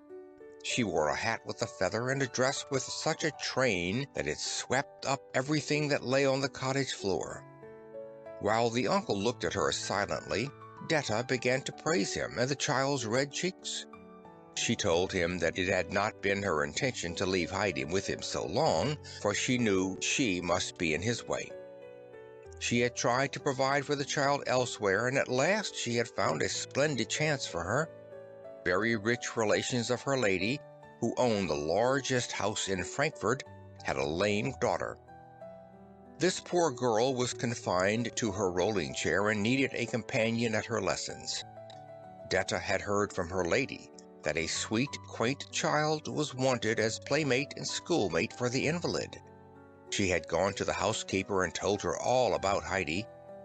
The lady, delighted with the idea, had told her to fetch the child at once. She had come now, and it was a lucky chance for Heidi, for one never knew what might happen in such a case, and who could tell? "Have you finished?" the old man interrupted her at last. "Why, one might think I was telling you the silliest things. There is not a man in Pratigam who would not thank God for such news." "Bring them to somebody else, but not to me," said the uncle coldly. Detta, flaming up, replied, "Do you want to hear what I think? Don't I know how old she is? 8 years old and ignorant of everything. They have told me that you refuse to send her to church and to school. She is my only sister's child, and I shall not bear it, for I am responsible. You do not care for her. How else could you be indifferent to such luck? You had better give way, or I shall get the people to back me. If I were you, I would not have it brought to court. Some things might be warmed up that you would not care to hear about." "Be quiet," the uncle thundered with flaming eyes. "Take her and ruin her, but do not bring her before my sight again. I do not want to see her with feathers in her hat and wicked words like yours." With long strides he went out. "You have made him angry," said Heidi with a furious look. "He won't be cross long. But come now, where are your things?" asked Detta. "I won't come," Heidi replied. "What?" Detta said passionately. But changing her tone, she continued in a more friendly manner, "Come now, you don't understand me. I am taking you to the most beautiful place you have ever seen." After packing up Heidi's clothes, she said again, "Come, child, and take your hat. It is not very nice, but we can't help it." "I shall not come," was the reply. "Don't be stupid and obstinate like a goat. Listen to me. Grandfather is sending us away, and we must do what he commands, or he will get more angry still. You'll see how fine it is in Frankfurt. If you do not like it, you can come home again, and by that time Grandfather will have forgiven us." "Can I come home again tonight?" asked Heidi. "Come now, I told you you could come back. If we get to Mayenfeld today, we can take the train tomorrow. That will make you fly home again in the shortest time." Holding the bundle, Detta led the child down the mountain. On their way they met Peter, who had not gone to school that day. The boy thought it was a more useful occupation to look for hazel rods than to learn to read, for he always needed the rods. He had had a most successful day, for he carried an enormous bundle on his shoulder. When he caught sight of Heidi and Detta, he asked them where they were going. "I am going to Frankfurt with Aunt Detta," Heidi replied. "But first I must see grandmother, for she is waiting." "Oh no, it is too late. You can see her when you come back, but not now," said Detta, pulling Heidi along with her, for she was afraid that the old woman might detain the child. Peter ran into the cottage and hit the table with his rods. The grandmother jumped up in her fright and asked him what that meant. "They have taken Heidi away," Peter said with a groan. "Who has, Peter? Where has she gone?" the unhappy grandmother asked. Brigida had seen Detta walking up the footpath a short while ago, and soon they guessed what had happened. With a trembling hand, the old woman opened a window and called out as loudly as she could, "Detta, Detta, don't take the child away. Don't take her from us." When Heidi heard that, she struggled to get free and said, "I must go to grandmother. She is calling me." But Detta would not let her go. She urged her on by saying that she might return soon again. She also suggested that Heidi might bring a lovely present to the grandmother when she came back. Heidi liked this prospect and followed Detta without more ado. After a while she asked, "What shall I bring to the grandmother?" "You might bring her some soft white rolls, Heidi. I think the black bread is too hard for poor grandmother to eat." "Yes, I know, Aunt. She always gives it to Peter," Heidi confirmed her. "We must go quickly now. We might get to Frankfurt today, and I can be back tomorrow with the rolls." Heidi was running now, and Detta had to follow. She was glad enough to escape the questions that people might ask her in the village. People could see that Heidi was pulling her along, so she said, "I can't stop. Don't you see how the child is hurrying? We still have far to go." Whenever she heard from all sides, "Are you taking her with you? Is she running away from the uncle? What a wonder she is still alive. What red cheeks she has," and so on. Soon they had escaped and had left the village far behind them. From that time on, the uncle looked more angry than ever when he came to the village. Everybody was afraid of him, and the women would warn their children to keep out of his sight. He came down but seldom, and then only to sell his cheese and buy his provisions. Often people remarked how lucky it was that Heidi had left him. They had seen her hurrying away, so they thought that she had been glad to go. The old grandmother alone stuck to him faithfully. Whenever anybody came up to her, she would tell them what good care the old man had taken of Heidi. She also told them that he had mended her little house. These reports reached the village, of course, but people only half believed them, for the grandmother was infirm and old. She began her days with sighing again. "Ah, all happiness has left us with the child. The days are so long and dreary, and I have no joy left. If only I could hear Heidi's voice before I die," the poor old woman would exclaim day after day. End of Chapter 5. Chapter 6.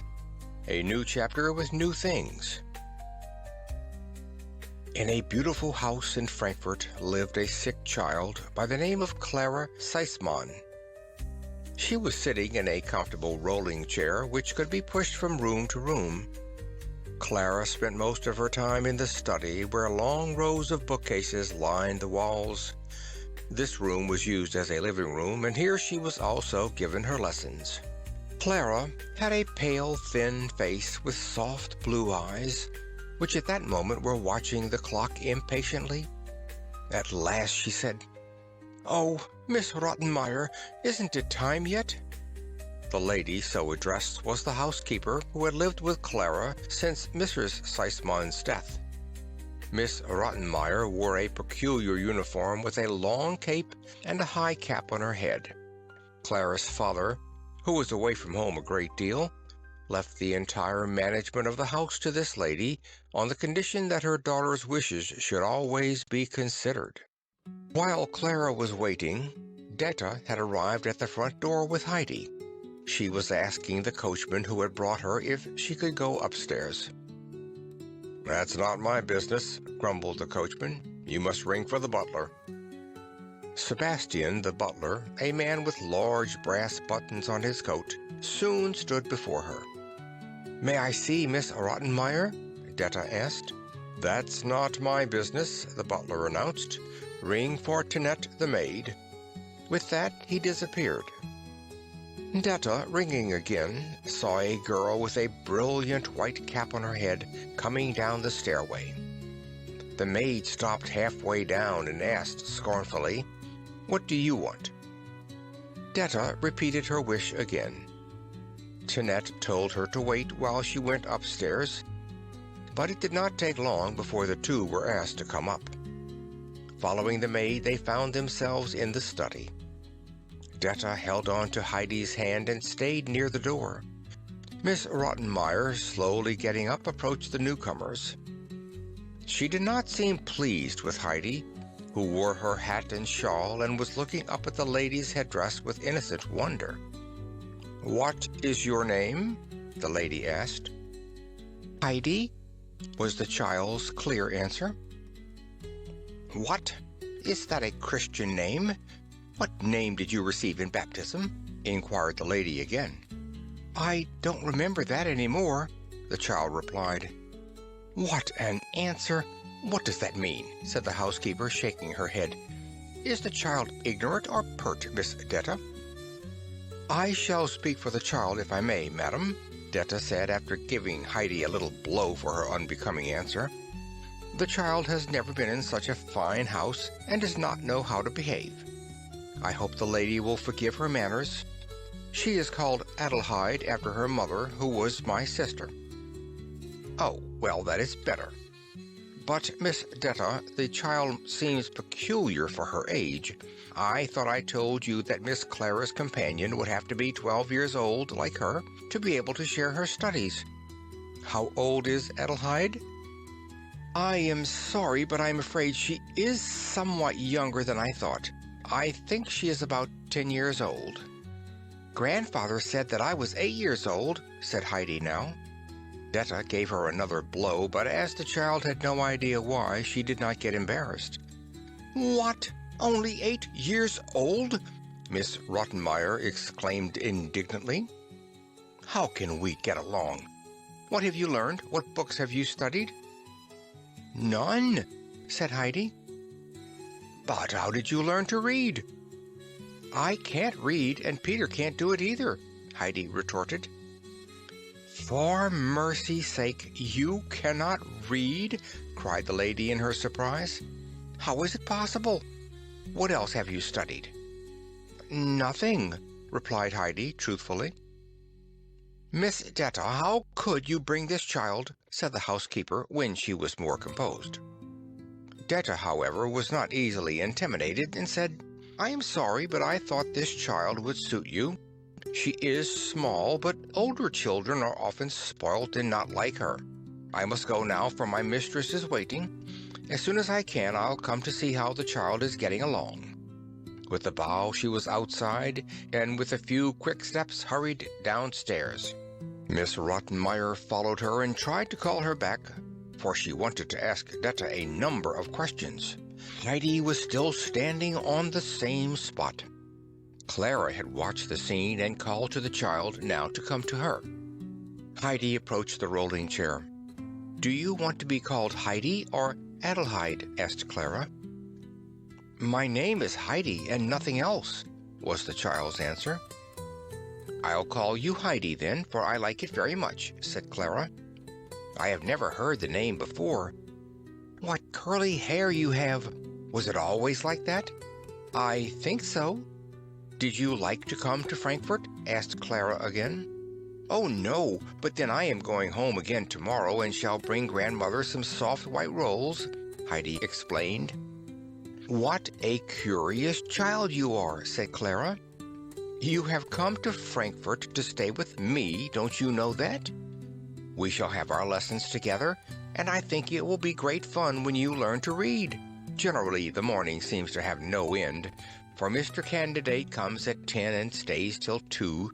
That is a long time, and he has to yawn himself, he gets so tired. Miss Rottenmeier and he both yawn together behind their books, but when I do it, Miss Rottenmeier makes me take cod liver oil and says that I am ill. So I must swallow my yawns, for I hate the oil. What fun it will be now when you learn to read." Heidi shook her head doubtfully at these prospects. "Everybody must learn to read, Heidi. Mr. Candidate is very patient and will explain it all to you. You won't know what he means at first, for it is difficult to understand him. It won't take long to learn, though, and then you will know what he means." When Miss Rottenmeier found that she was unable to recall Detta, she came back to the children. She was in a very excited mood, for she felt responsible for Heidi's coming and did not know how to cancel this unfortunate step. She soon got up again to go to the dining room, criticizing the butler and giving orders to the maid. Sebastian, not daring to show his rage otherwise, noisily opened the folding doors. When he went up to Clara's chair, he saw Heidi watching him intently. At last she said, "You look like Peter." Miss Rottenmeier was horrified with this remark and sent them all into the dining room. After Clara was lifted onto her chair, the housekeeper sat down beside her. Heidi was motioned to sit opposite the lady. In that way they were placed at the enormous table. When Heidi saw a roll on her plate, she turned to Sebastian and, pointing to it, asked, "Can I have this?" Heidi had already great confidence in the butler, especially on account of the resemblance she had discovered. The butler nodded, and when he saw Heidi put the bread in her pocket, could hardly keep from laughing. He came to Heidi now with a dish of small baked fishes. For a long time the child did not move. Then, turning her eyes to the butler, she said, "Must I eat that?" Sebastian nodded, but another pause ensued. "Why don't you give it to me?" the child quietly asked, looking at her plate. The butler, hardly able to keep his countenance, was told to place the dish on the table and leave the room. When he was gone, Miss Rottenmeier explained to Heidi with many signs how to help herself at table. She also told her never to speak to Sebastian unless it was important. After that, the child was told how to accost the servants and the governess. When the question came up how to call Clara, the older girl said, "Of course you shall call me Clara." A great many rules followed now about behavior at all times, about the shutting of doors and about going to bed and 100 other things. Poor Heidi's eyes were closing, for she had risen at 5 that morning, and, leaning against her chair, she fell asleep. When Miss Rottenmeier had finished instructions, she said, "I hope you will remember everything, Adelheid. Did you understand me?" "Heidi went to sleep a long time ago," said Clara, highly amused. "It is atrocious what I have to bear with this child," exclaimed Miss Rottenmeier, ringing the bell with all her might. When the 2 servants arrived, they were hardly able to rouse Heidi enough to show her to her bedroom. End of Chapter 6. Chapter 7. Miss Rottenmeier has an uncomfortable day. When Heidi opened her eyes next morning, she did not know where she was. She found herself on a high white bed in a spacious room. Looking around, she observed long white curtains before the windows, several chairs, and a sofa covered with cretonne. In a corner she saw a washstand with many curious things standing on it. Suddenly, Heidi remembered all the happenings of the previous day. Jumping out of bed, she dressed in a great hurry. She was eager to look at the sky and the ground below, as she had always done at home.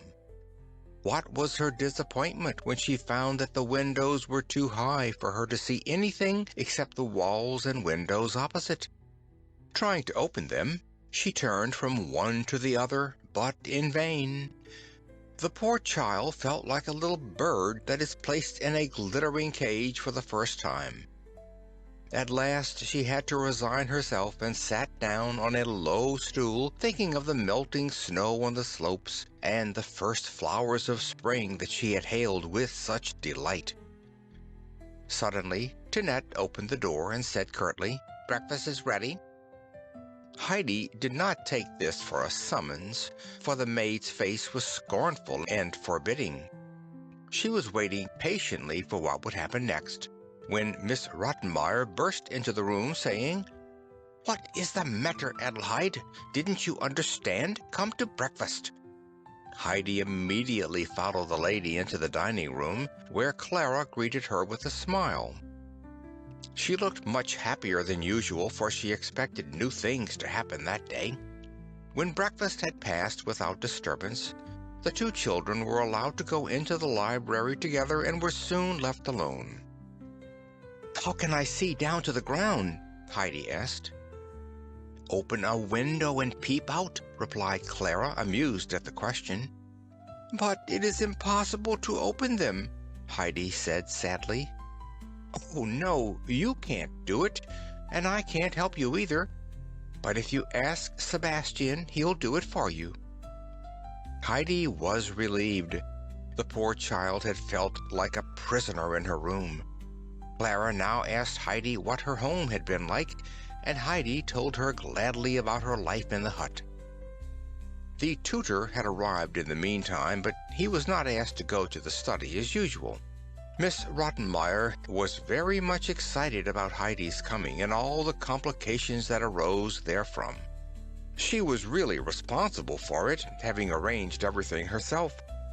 She presented the unfortunate case before the teacher, for she wanted him to help her to get rid of the child.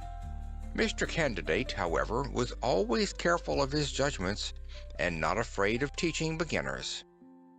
When the lady saw that he would not side with her, she let him enter the study alone, for the ABC held great horrors for her. While she considered many problems, a frightful noise as of something falling was heard in the adjoining room, followed by a cry to Sebastian for help. Running in, she beheld a pile of books and papers on the floor with the table cover on top. A black stream of ink flowed across the length of the room. Heidi had disappeared. "There!" Miss Rottenmeier exclaimed, wringing her hands. "Everything's drenched with ink. Did such a thing ever happen before? This child brings nothing but misfortunes on us."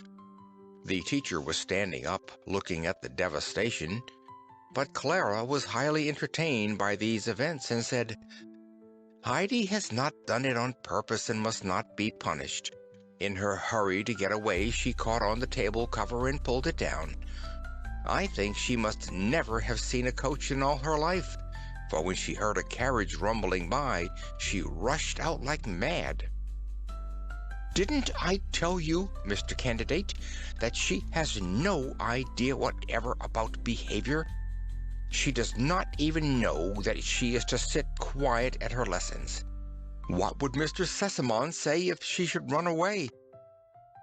When Miss Rottenmeier went downstairs to look for the child, she saw her standing at the open door looking down the street. "What are you doing here? How can you run away like that?" scolded Miss Rottenmeier. "I heard the fir trees rustle, but I can't see them and do not hear them any more," replied Heidi, looking in great perplexity down the street. The noise of the passing carriage had reminded her of the roaring of the south winds on the Alp. "Fir trees? What nonsense! We are not in a wood. Come with me now to see what you have done." When Heidi saw the devastation that she had caused, she was greatly surprised, for she had not noticed it in her hurry. "This must never happen again," said the lady sternly. "You must sit quiet at your lessons. If you get up again, I shall tie you to your chair. Do you hear me?" Heidi understood, and gave a promise to sit quietly during her lessons from that time on. After the servants had straightened the room, it was late, and there was no more time for studies. Nobody had time to yawn that morning. In the afternoon, while Clara was resting, Heidi was left to herself. She planted herself in the hall and waited for the butler to come upstairs with the silver things. When he reached the head of the stairs, she said to him, "I want to ask you something." She saw that the butler seemed angry, so she reassured him by saying that she did not mean any harm. "All right, miss, what is it?" "My name is not Miss. Why don't you call me Heidi?" "Miss Rottenmeier told me to call you Miss." "Did she? Well, then it must be so. I have 3 names already," sighed the child. "What can I do for you?" asked Sebastian now. "Can you open a window for me?" "Certainly," he replied. Sebastian got a stool for Heidi, for the window sill was too high for her to see over. In great disappointment, Heidi turned her head away. "I don't see anything but a street of stone. Is it the same on the other side of the house?" "Yes." "Where do you go to look far down on everything?" "On a church tower. Do you see that one over there with the golden dome? From there you can overlook everything." Heidi immediately stepped down from the stool and ran downstairs. Opening the door, she found herself in the street, but she could not see the tower any more. She wandered on from street to street, not daring to accost any of the busy people. Passing a corner, she saw a boy who had a barrel organ on his back and a curious animal on his arm. Heidi ran to him and asked, "Where is the tower with the golden dome?" "Don't know," was the reply. "Who can tell me?" "Don't know." "Can you show me another church with a tower?" "Of course I can." "Then come and show me." "What are you going to give me for it?" said the boy, holding out his hand. Heidi had nothing in her pocket but a little flower picture. Clara had only given it to her this morning, so she was loath to part with it. The temptation to look far down into the valley was too great for her, though, and she offered him the gift. The boy shook his head, to Heidi's satisfaction. "What else do you want?" "Money." "I have none, but Clara has some. How much must I give you?" 20 pennies. "All right, but come." While they were wandering down the street, Heidi found out what a barrel organ was, for she had never seen one. When they arrived before an old church with a tower, Heidi was puzzled what to do next. But having discovered a bell, she pulled it with all her might. The boy agreed to wait for Heidi and show her the way home if she gave him a double fee.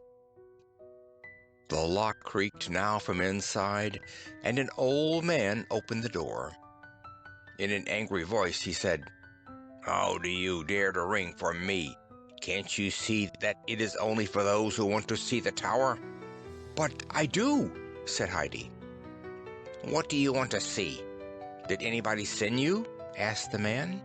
"No, but I want to look down from up there." "Go home and don't try it again." With that, the tower keeper was going to shut the door, but Heidi held his coat-tails and pleaded with him to let her come.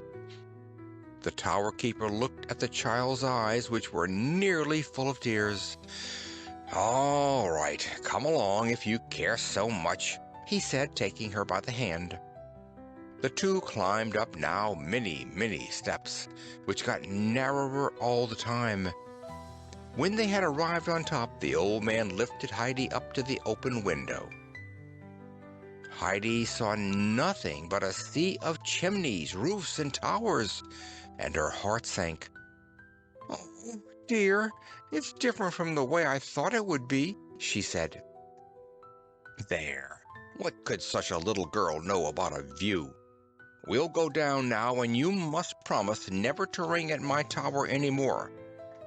On their way, they passed an attic where a large gray cat guarded her new family in a basket. This cat caught a half-dozen mice every day for herself, for the old tower was full of rats and mice. Heidi gazed at her in surprise and was delighted when the old man opened the basket. "What charming kittens! What cunning little creatures!" she exclaimed in her delight when she saw them crawling about, jumping and tumbling. "Would you like to have one?" the old man asked. "For me? To keep?" Heidi asked, for she could not believe her ears. "Yes, of course. You can have several if you have room for them," the old man said, glad to find a good home for the kittens. How happy Heidi was! Of course there was enough room in the huge house, and Clara would be delighted when she saw the cunning things. "How can I take them with me?" the child asked after she had tried in vain to catch one. "I can bring them to your house if you tell me where you live," said Heidi's new friend while he caressed the old cat who had lived with him many years. "Bring them to Mr. Seismann's house. There is a golden dog on the door with a ring in his mouth." The old man had lived in the tower a long time and knew everybody. Sebastian also was a special friend of his. "I know," he said, "but to whom shall I send them? Do you belong to Mr. Seismann?" "No, please send them to Clara. She will like them, I am sure." Heidi could hardly tear herself away from the pretty things, so the old man put one kitten in each of her pockets to console her. After that, she went away. The boy was waiting patiently for her, and when she had taken leave of the tower keeper, she asked the boy, "Do you know where Mr. Seismann's house is?" "No," was the reply. She described it as well as she could till the boy remembered it. Off they started, and soon Heidi found herself pulling the doorbell. When Sebastian arrived, he said, "Hurry up." Heidi went in, and the boy was left outside, for Sebastian had not even seen him. "Come up quickly, little miss," he urged. "They are all waiting for you in the dining room. Miss Rottenmeier looks like a loaded cannon. How could you run away like that?" Heidi sat down quietly on her chair. Nobody said a word, and there was an uncomfortable silence. At last, Miss Rottenmeier began with a severe and solemn voice. "I shall speak with you later, Adelheid. How can you leave the house without a word? Your behavior was very remiss. The idea of walking about till so late." "Meow," was the reply. "I didn't," Heidi began. "Meow." Sebastian nearly flung the dish on the table and disappeared. "That is enough," Miss Rottenmeier tried to say, but her voice was hoarse with fury. "Get up and leave the room." Heidi got up. She began again. "I made meow, meow, meow." "Heidi," said Clara now, "why do you always say meow again if you see that Miss Rottenmeier is angry?" "I am not doing it, it's the kittens," she explained. "What? Cats? Kittens?" screamed the housekeeper. "Sebastian, Jeanette, take the horrible things away." With that she ran into the study, locking herself in, for she feared kittens beyond anything on earth. When Sebastian had finished his laugh, he came into the room. He had foreseen the excitement, having caught sight of the kittens when Heidi came in.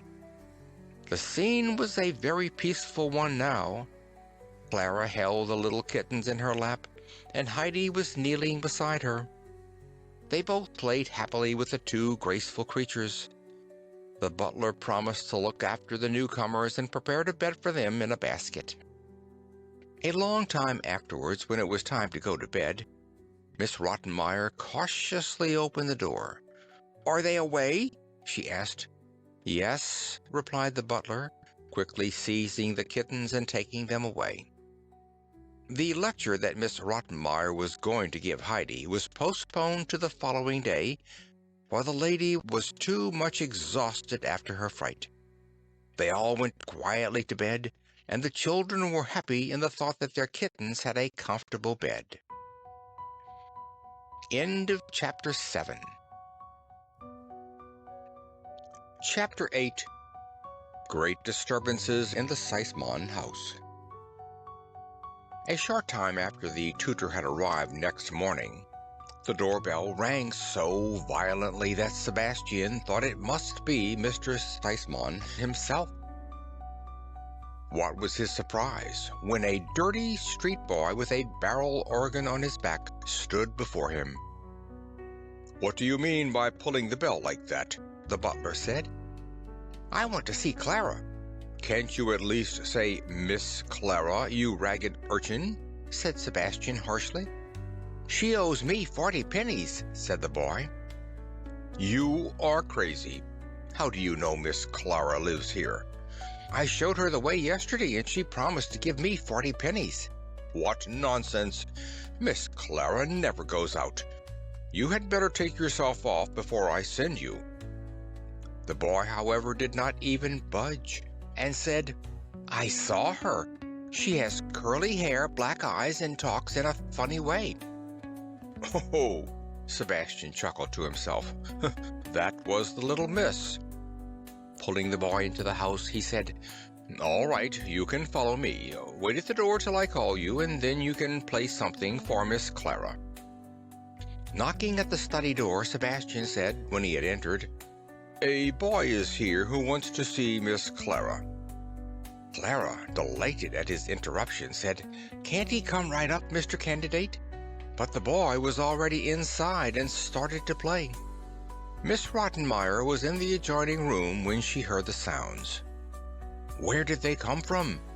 Hurrying into the study, she saw the street boy playing to the eager children.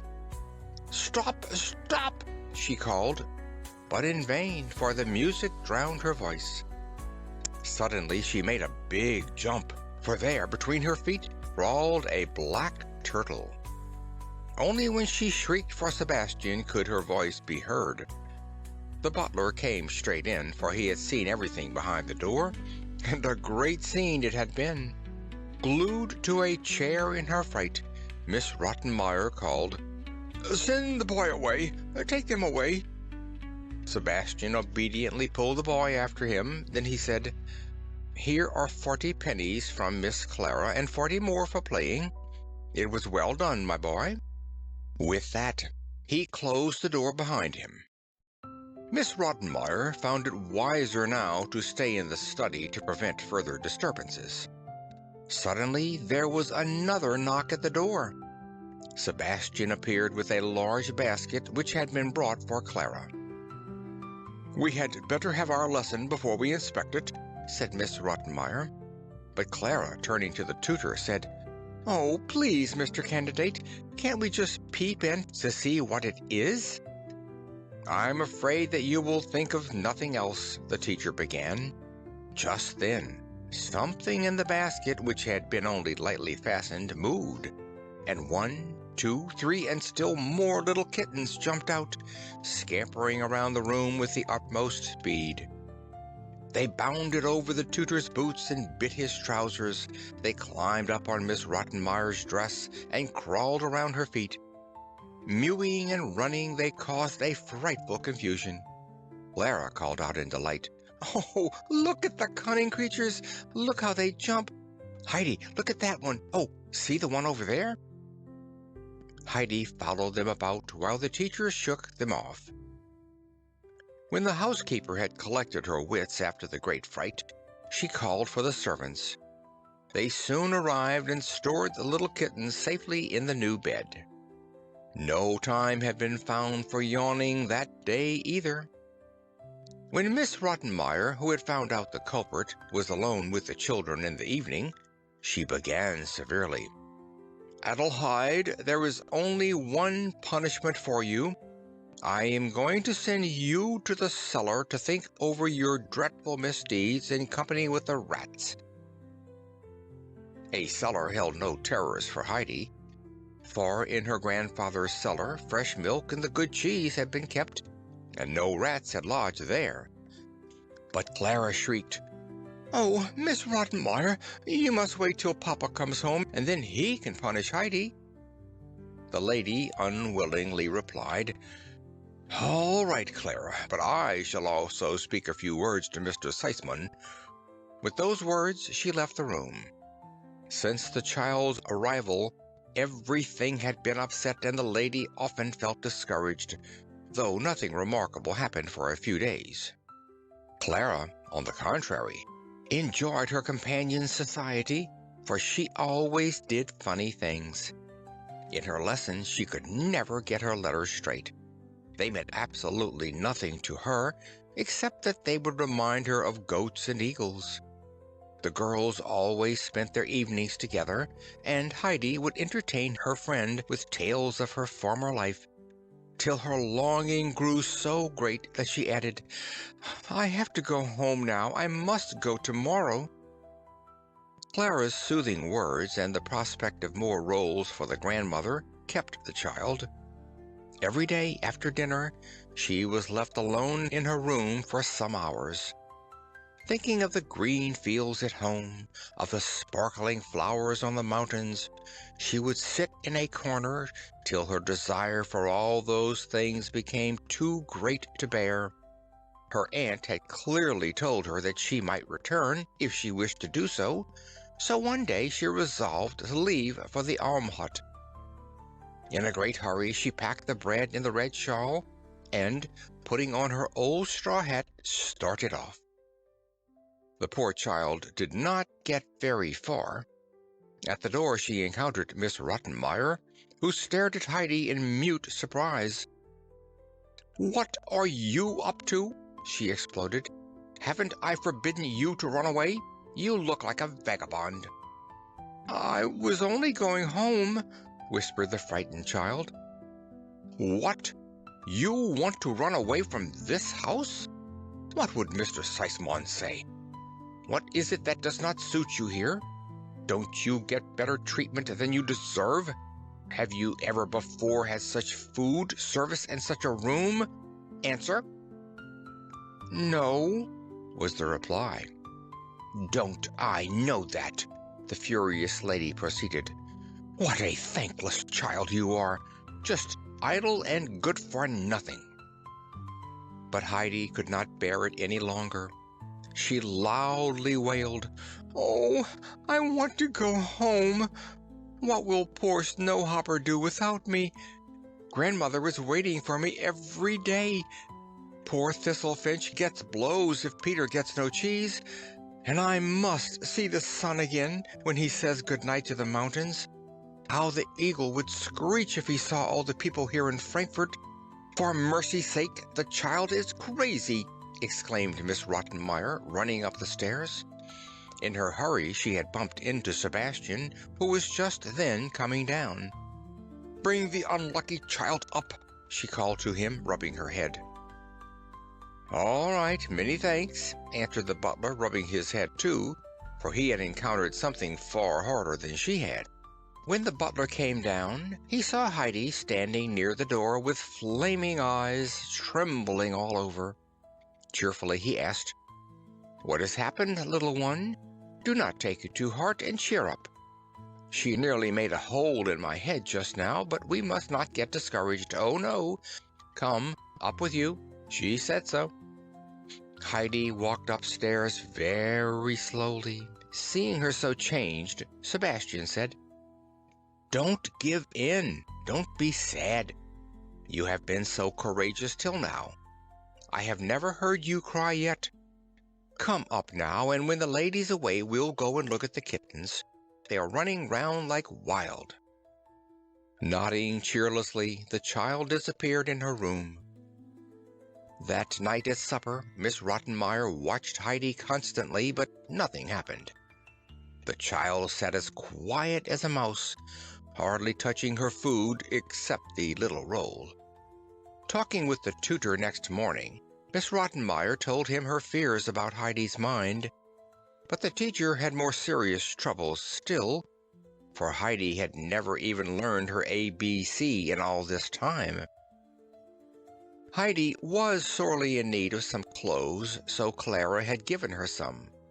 Miss Rottenmeier was just busy arranging the child's wardrobe when she suddenly returned.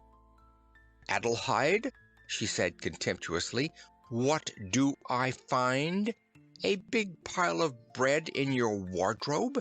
I never heard the like. Yes, Clara, it is true." Then, calling Jeanette, she ordered her to take away the bread and the old straw hat she had found. "No, don't. I must keep my hat. The bread is for grandmother," cried Heidi in despair. "You stay here while we take the rubbish away," said the lady sternly. Heidi threw herself down now on Clara's chair and sobbed as if her heart would break. "Now I can't bring grandmother any rolls. Oh, they were for grandmother," she lamented. "Heidi, don't cry any more," Clara begged. "Listen, when you go home some day, I am going to give you as many rolls as you had, and more.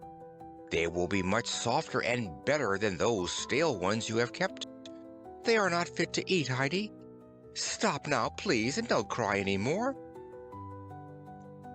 Only after a long, long time did Heidi become quiet.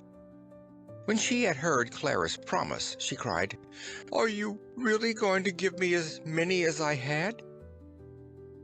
At supper, Heidi's eyes were swollen, and it was still hard for her to keep from crying. Sebastian made strange signs to her that she did not understand. What did he mean? Later, though, when she climbed into her high bed, she found her old beloved straw hat hidden under her cover. So Sebastian had saved it for her and had tried to tell her.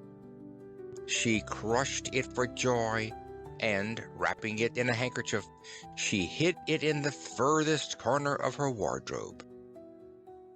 End of Chapter 8. Chapter 9. The master of the house hears of strange doings.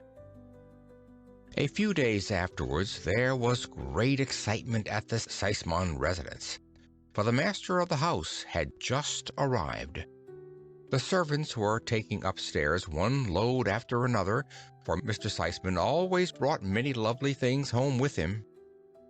When he entered his daughter's room, Heidi shyly retreated into a corner.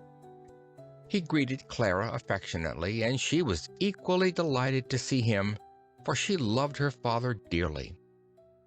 Then he called to Heidi, "Oh, there is our little Swiss girl.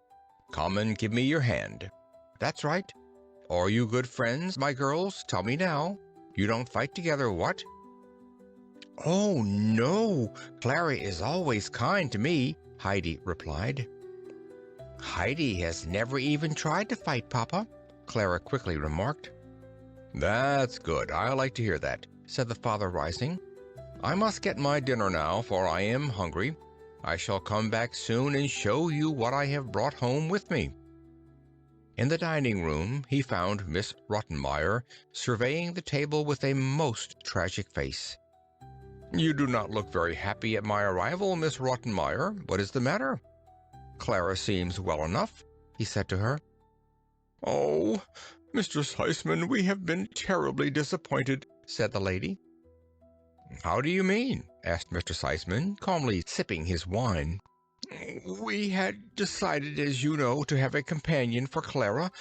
Knowing, as I did, that you would wish me to get a noble, pure child, I thought of this Swiss child, hoping she would go through life like a breath of pure air, hardly touching the earth. I think that even Swiss children are made to touch the earth, otherwise they would have to have wings. I think you understand what I mean. I have been terribly disappointed, for this child has brought the most frightful animals into the house. Mr. Candidate can tell you." "The child does not look very terrible, but what do you mean?" "I cannot explain it, because she does not seem in her right mind at times." Mr. Seisman was getting worried at last when the tutor entered. "Oh, Mr. Candidate, I hope you will explain. Please take a cup of coffee with me and tell me about my daughter's companion.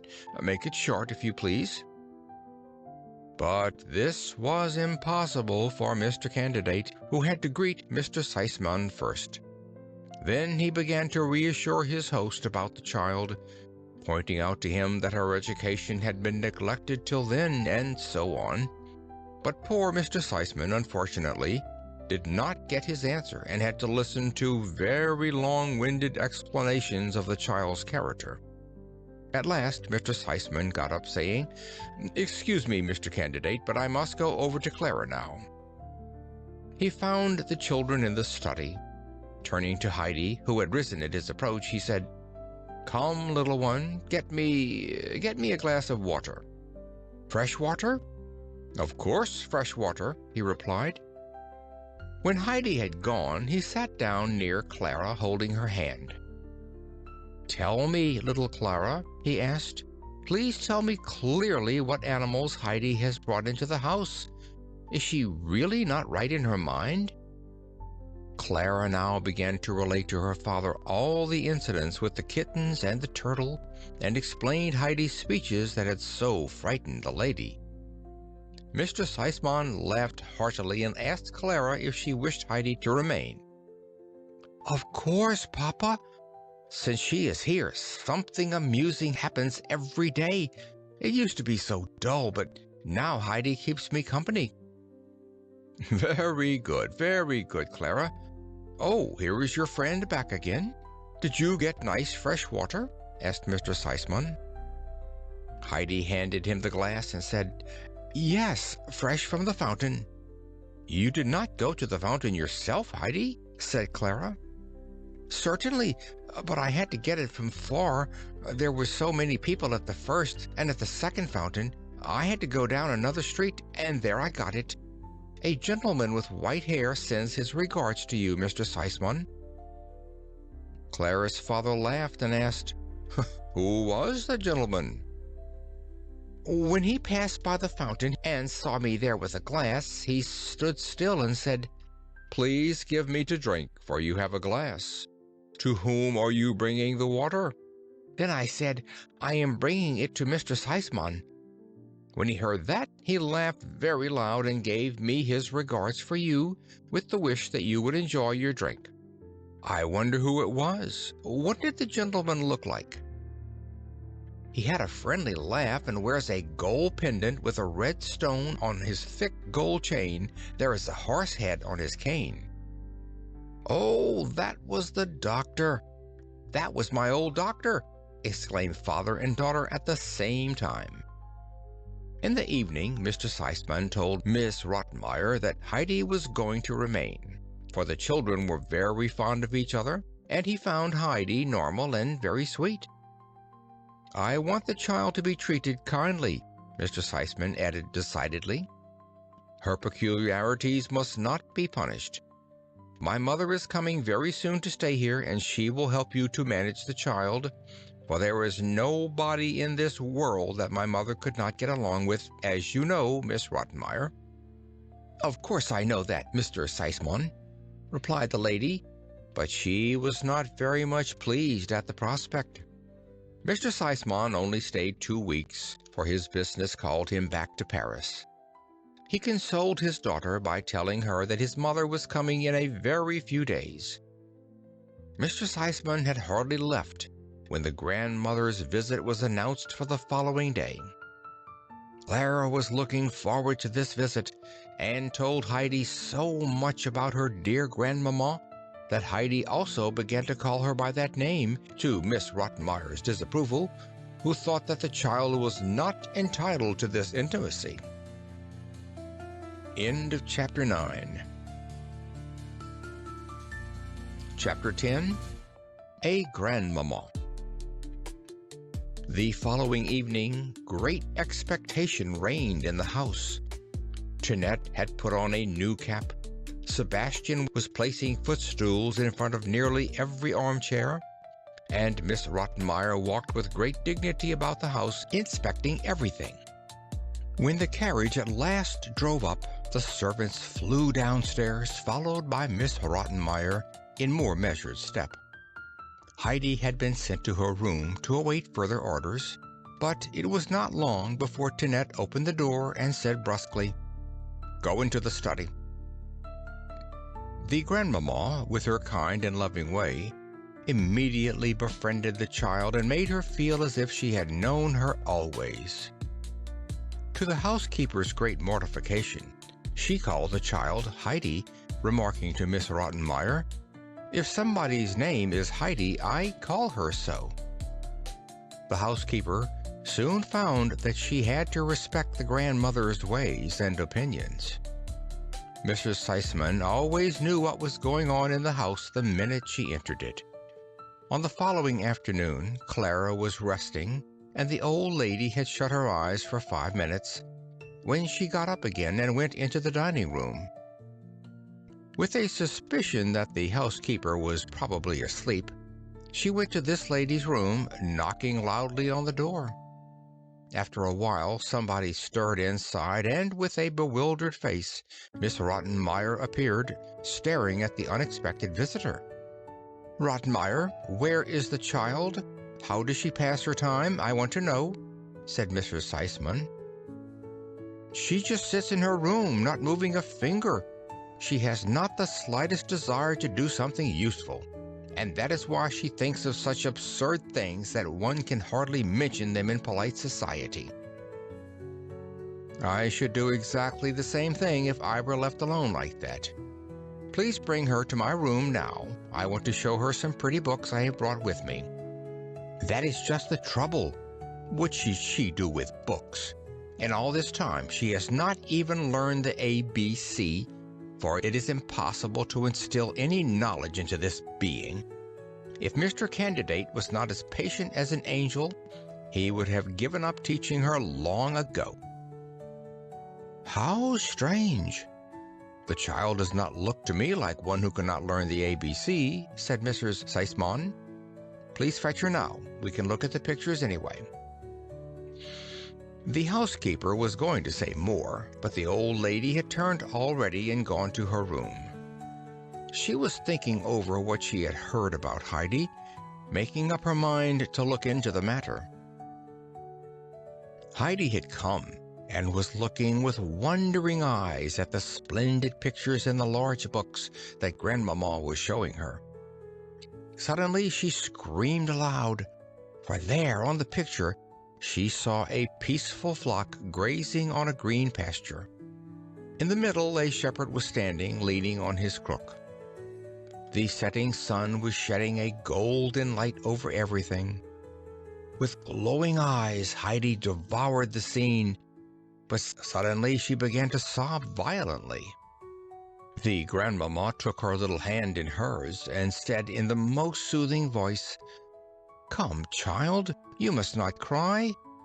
Did this remind you of something? Now stop and I'll tell you the story tonight. There are lovely stories in this book that people can read and tell. Dry your tears now, darling. I must ask you something. Stand up now and look at me. Now we are merry again." Heidi did not stop at once, but the kind lady gave her ample time to compose herself, saying from time to time, "Now it's all over. Now we'll be merry again." When the child was quiet at last, she said, "Tell me now how your lessons are going. What have you learnt, child? Tell me." "Nothing," Heidi sighed, "but I knew that I never could learn it." "What is it that you can't learn?" "I can't learn to read. It is too hard." "What next? Who gave you this information?" "Peter told me, and he tried over and over again, but he could not do it, for it is too hard." "Well, what kind of boy is he?" "Heidi, you must not believe what Peter tells you, but try for yourself. I am sure you had your thoughts elsewhere when Mr. Candidate showed you the letters." "It's no use," Heidi said with such a tone as if she was resigned to her fate. "I am going to tell you something, Heidi," said the kind lady now. "You have not learnt to read because you have believed what Peter said. You shall believe me now, and I prophesy that you will learn it in a very short time, as a great many other children do that are like you and not like Peter. When you can read, I am going to give you this book. You have seen the shepherd on the green pasture, and then you'll be able to find out all the strange things that happened to him. Yes, you can hear the whole story and what he does with his sheep and his goats. You would like to know, wouldn't you, Heidi?" Heidi had listened attentively and said now with sparkling eyes, "If I could only read already." "It won't be long, I can see that. Come now, let us go to Clara." With that, they both went over to the study. Since the day of Heidi's attempted flight, a great change had come over the child. She had realized that it would hurt her kind friends if she tried to go home again. She knew now that she could not leave as her Aunt Detta had promised, for they all, especially Clara and her father and the old lady, would think her ungrateful. But the burden grew heavier in her heart, and she lost her appetite, and got paler and paler. She could not get to sleep at night from longing to see the mountains with the flowers and the sunshine, and only in her dreams she would be happy. When she woke up in the morning, she always found herself on her high white bed, far away from home. Burying her head in her pillow, she would often weep a long, long time. Mrs. Seismann had noticed the child's unhappiness, but let a few days pass by, hoping for a change.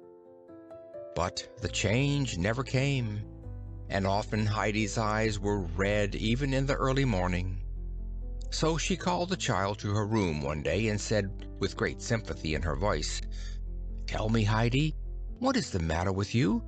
What is making you so sad?" But as Heidi did not want to appear thankless, she replied sadly, "I can't tell you." "No? Can't you tell Clara, perhaps?" "Oh, no, I can't tell anyone," Heidi said, looking so unhappy that the old lady's heart was filled with pity. "I tell you something, little girl," she continued. "If you have a sorrow that you cannot tell to anyone, you can go to our Father in heaven. You can tell him everything that troubles you, and if we ask him, he can help us and take our sufferings away. Do you understand me, child? Don't you pray every night? Don't you thank him for all his gifts and ask him to protect you from evil?" "Oh, no, I never do that," replied the child. "Have you never prayed, Heidi? Do you know what I mean?" "I only prayed with my first grandmother, but it was so long ago that I have forgotten." "See, Heidi, I understand now why you are so unhappy. We all need somebody to help us, and just think how wonderful it is to be able to go to the Lord when something distresses us and causes us pain.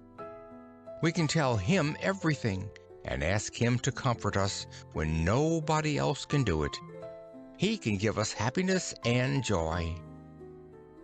Heidi was gladdened by these tidings and asked, "Can we tell him everything? Everything?" "Yes, Heidi, everything."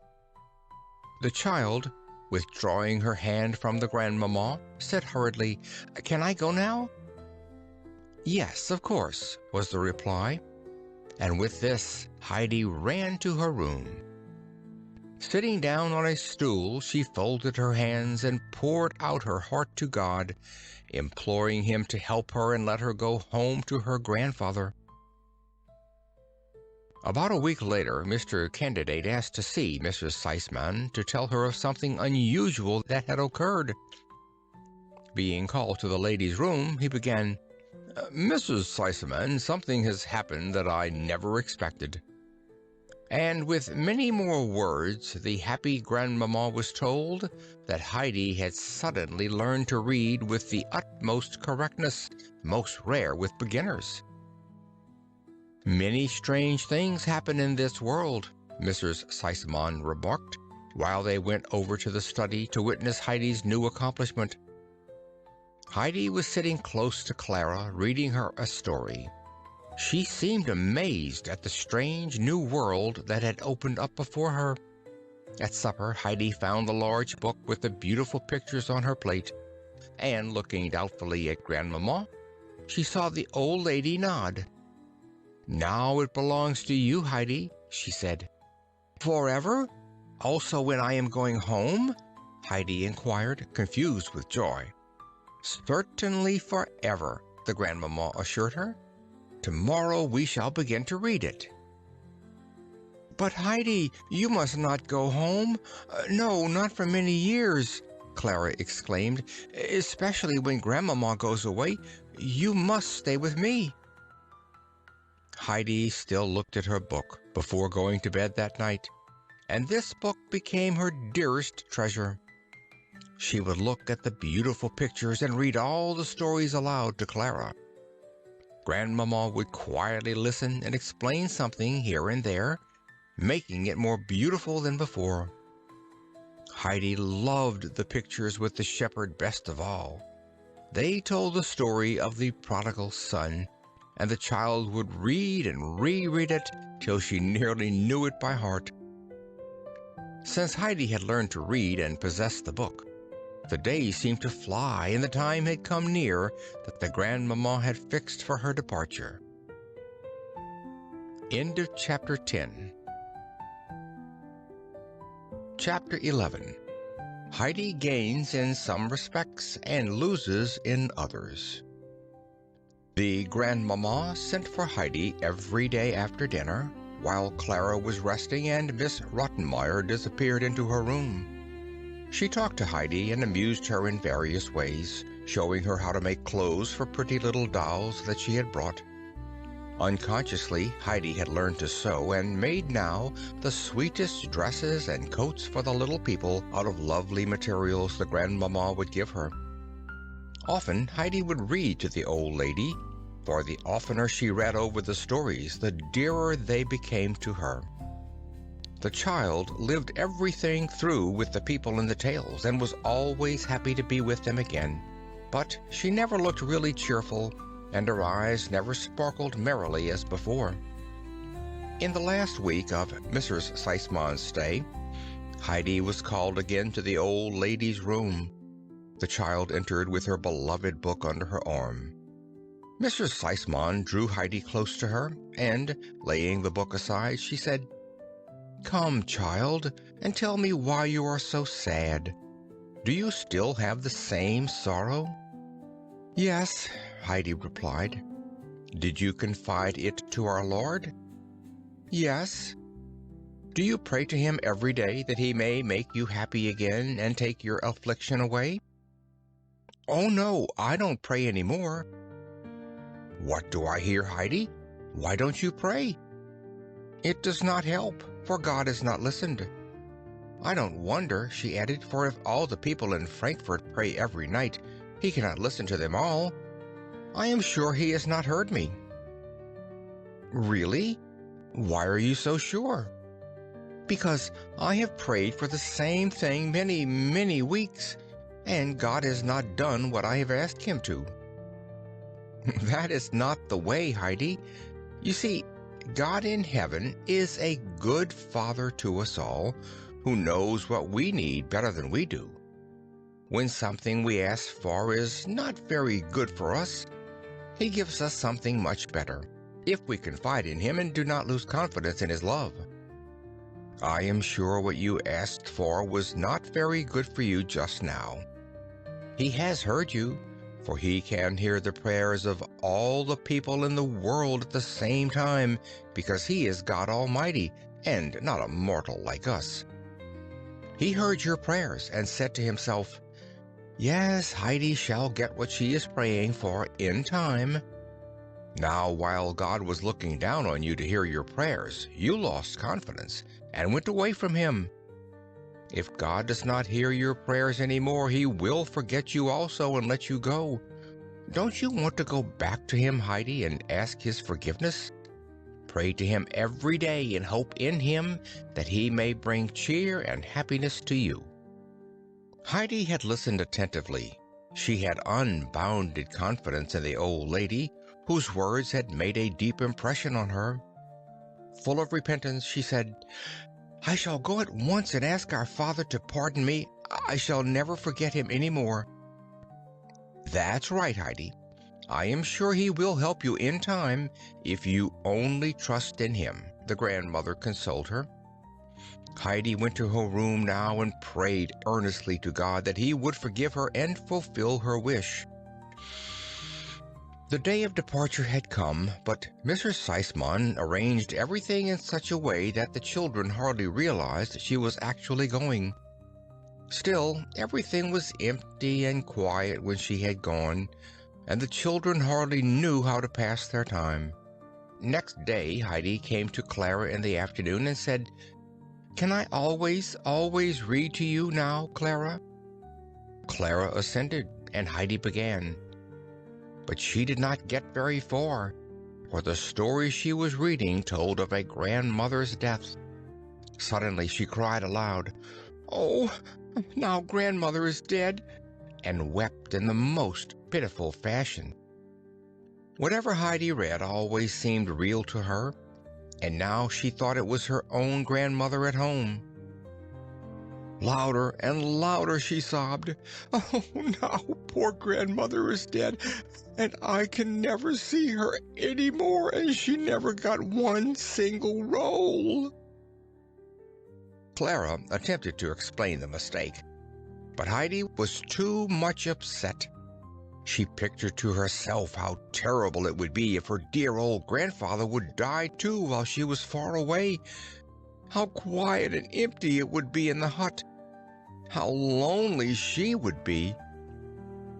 Miss Rottenmeier had overheard the scene, and approaching the sobbing child, she said impatiently, "Adelheid, now you have screamed enough.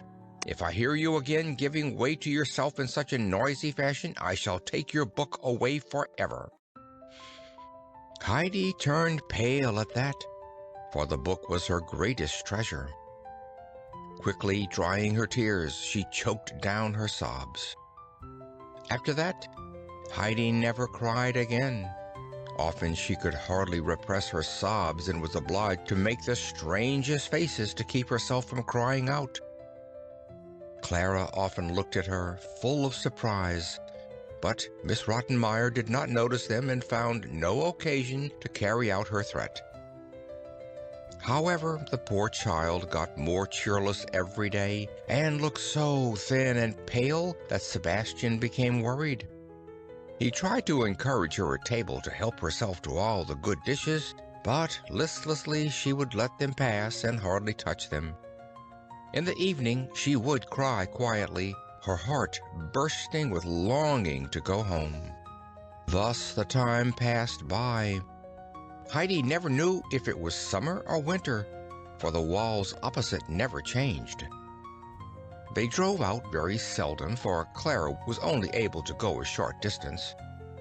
They never saw anything else than streets, houses, and busy people. No grass, no fir trees, and no mountains. Heidi struggled constantly against her sorrow, but in vain. Autumn and winter had passed, and Heidi knew that the time was coming when Peter would go up to the Alp with his goats, where the flowers were glistening in the sunshine and the mountains were all afire. She would sit down in a corner of her room and put both hands before her eyes, not to see the glaring sunshine on the opposite wall. There she would remain, eating her heart away with longing, till Clara would call for her to come. End of Chapter 11. Chapter 12. The Seismann house is haunted.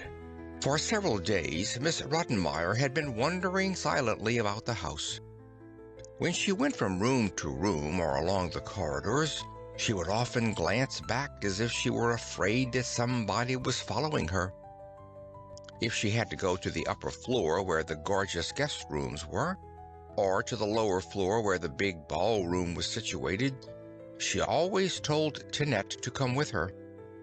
The strange thing was that none of the servants dared to go anywhere alone, and always found an excuse to ask each other's company, which requests were always granted.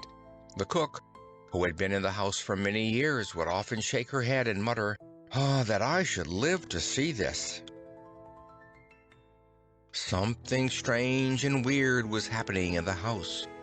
Every morning when the servants came downstairs, they found the front door wide open.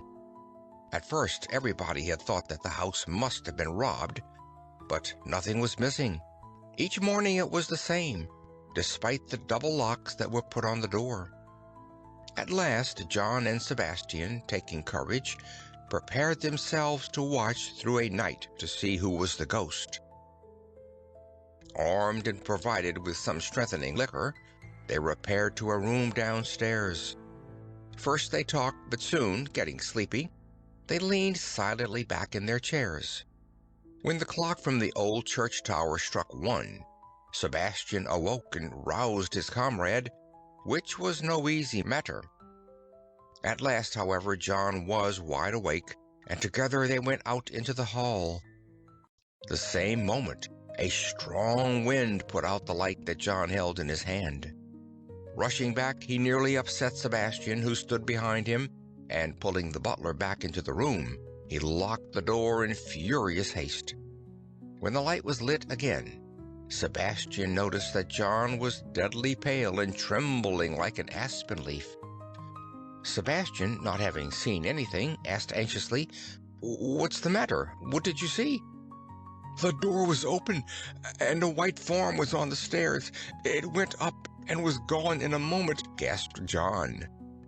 Cold shivers ran down the butler's back. They sat without moving till the morning came, and then, shutting the door, they went upstairs to report to the housekeeper what they had seen. The lady, who was waiting eagerly, heard the tale and immediately sat down to write to Mr. Seismann. She told him that fright had paralyzed her fingers and that terrible things were happening in the house. Then followed a tale of the appearance of the ghost.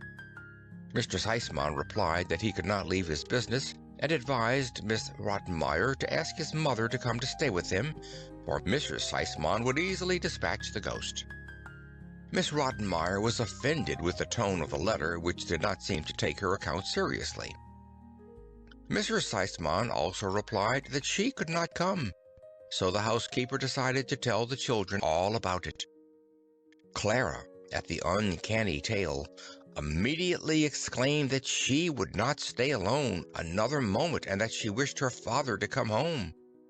The housekeeper arranged to sleep with the frightened child, while Heidi, who did not know what ghosts were, was perfectly unmoved. Another letter was dispatched to Mr. Seismann, telling him that the excitement might have serious effects on his daughter's delicate constitution, and mentioning several misfortunes that might probably happen if he did not relieve the household from this terror. This brought Mr. Seismann. Going to his daughter's room after his arrival, he was overjoyed to see her as well as ever. Clara was also delighted to see her father. "What new tricks has the ghost played on you, Miss Rottenmeier?" asked Mr. Seismann with a twinkle in his eye. "It's no joke, Mr. Seismann," replied the lady seriously. "I am sure you will not laugh tomorrow. Those strange events indicate that something secret and horrible has happened in this house in days gone by." "Is that so? This is new to me," remarked Mr. Seismann. "But will you please not suspect my venerable ancestors? Please call Sebastian. I want to speak to him alone." Mr. Seismann knew that the two were not on good terms, so he said to the butler, "Come here, Sebastian, and tell me honestly if you have played the ghost for Miss Rottenmeier's pastime." "No, upon my word, master, you must not think that," replied Sebastian frankly. "I do not like it quite myself." "Well, I'll show you and John what ghosts look like by day. You ought to be ashamed of yourselves, strong young men like you. Now go at once to my old friend, Dr. Clausen, and tell him to come to me at 9 o'clock tonight. Tell him that I came from Paris especially to consult him, and that I want him to sit up all night with me. Do you understand me, Sebastian?" "Yes, indeed. I shall do as you say, Mr. Seismann." Mr. Seismann then went up to Clara's room to quiet and comfort her. Punctually at 9 o'clock, the doctor arrived. Though his hair was gray, his face was still fresh, and his eyes were lively and kind. When he saw his friend, he laughed aloud and said, "Well, well, you look pretty healthy for one who needs to be watched all night." "Have patience, my old friend," replied Mr. Seismann. "I'm afraid the person we have to sit up for will look worse, but first we must catch him." "What? Then somebody is sick in this house? What do you mean?" "Far worse, doctor, far worse. A ghost is in the house. My house is haunted." When the doctor laughed, Mr. Seismann continued, "I call that sympathy. I wish my friend Miss Rottenmeier could hear you. She is convinced that an old Seismann is wandering about, expiating some dreadful deed." "How did she make his acquaintance?" asked the doctor, much amused. Mr. Seismann then explained the circumstances. He said that the matter was either a bad joke which an acquaintance of the servants was playing in his absence, or it was a gang of thieves who, after intimidating the people, would surely rob his house by and by. With these explanations, they entered the room where the two servants had watched before. A few bottles of wine stood on the table, and two bright candelabra shed a brilliant light. 2 revolvers were ready for emergencies. They left the door only partly open, for too much light might drive the ghost away. Then, sitting down comfortably, the two men passed their time by chatting, taking a sip now and then. "The ghost seems to have spied us and probably won't come today," said the doctor. "We must have patience. It is supposed to come at 1, replied his friend. So they talked till 1 o'clock. Everything was quiet, and not a sound came from the street. Suddenly, the doctor raised his finger. "Shh! Seismann, don't you hear something?" While they both listened, the bar was unfastened, the key was turned, and the door flew open. Mr. Seismann seized his revolver. "You are not afraid, I hope?" said the doctor, getting up. "Better be cautious," whispered Mr. Seismann, seizing the candelabra in the other hand. The doctor followed with his revolver and the light, and so they went out into the hall. On the threshold stood a motionless white form, lighted up by the moon. "Who is there?" thundered the doctor, approaching the figure. It turned and uttered a low shriek. There stood Heidi, with bare feet and in her white nightgown, looking bewildered in the bright light and the weapons. She was shaking with fear, while the two men were looking at her in amazement. "Seismann, this seems to be your little water carrier," said the doctor. "Child, what does this mean?" asked Mr. Seismann. "What did you want to do? Why have you come down here?" Pale from fright, Heidi said, "I do not know." The doctor came forward now. "Seismann, this case belongs to my field. Please go and sit down while I take her to bed." Putting his revolver aside, he led the trembling child upstairs. "Don't be afraid, just be quiet. Everything is all right. Don't be frightened." When they had arrived in Heidi's room, the doctor put the little girl to bed, covering her up carefully. Drawing a chair near the couch, he waited till Heidi had calmed down and had stopped trembling. Then, taking her hand in his, he said kindly, "Now everything is all right again. Tell me where you wanted to go." "I did not want to go anywhere," Heidi assured him. I did not go myself, only I was there all of a sudden. Really? Tell me, what did you dream? Oh, I have the same dream every night. I always think I am with my grandfather again and can hear the fir trees roar. I always think how beautiful the stars must be. And then I open the door of the hut, and oh, it is so wonderful. But when I wake up, I am always in Frankfurt. Heidi had to fight the sobs that were rising in her throat. Does your back or your head hurt you, child? No, but I feel as if a big stone was pressing me here. As if you had eaten something that disagreed with you? Oh, no, but as if I wanted to cry hard. So, and then you cry out, don't you? Oh, no, I must never do that, for Miss Rottenmeier has forbidden it. Then you swallow it down, yes? Do you like to be here?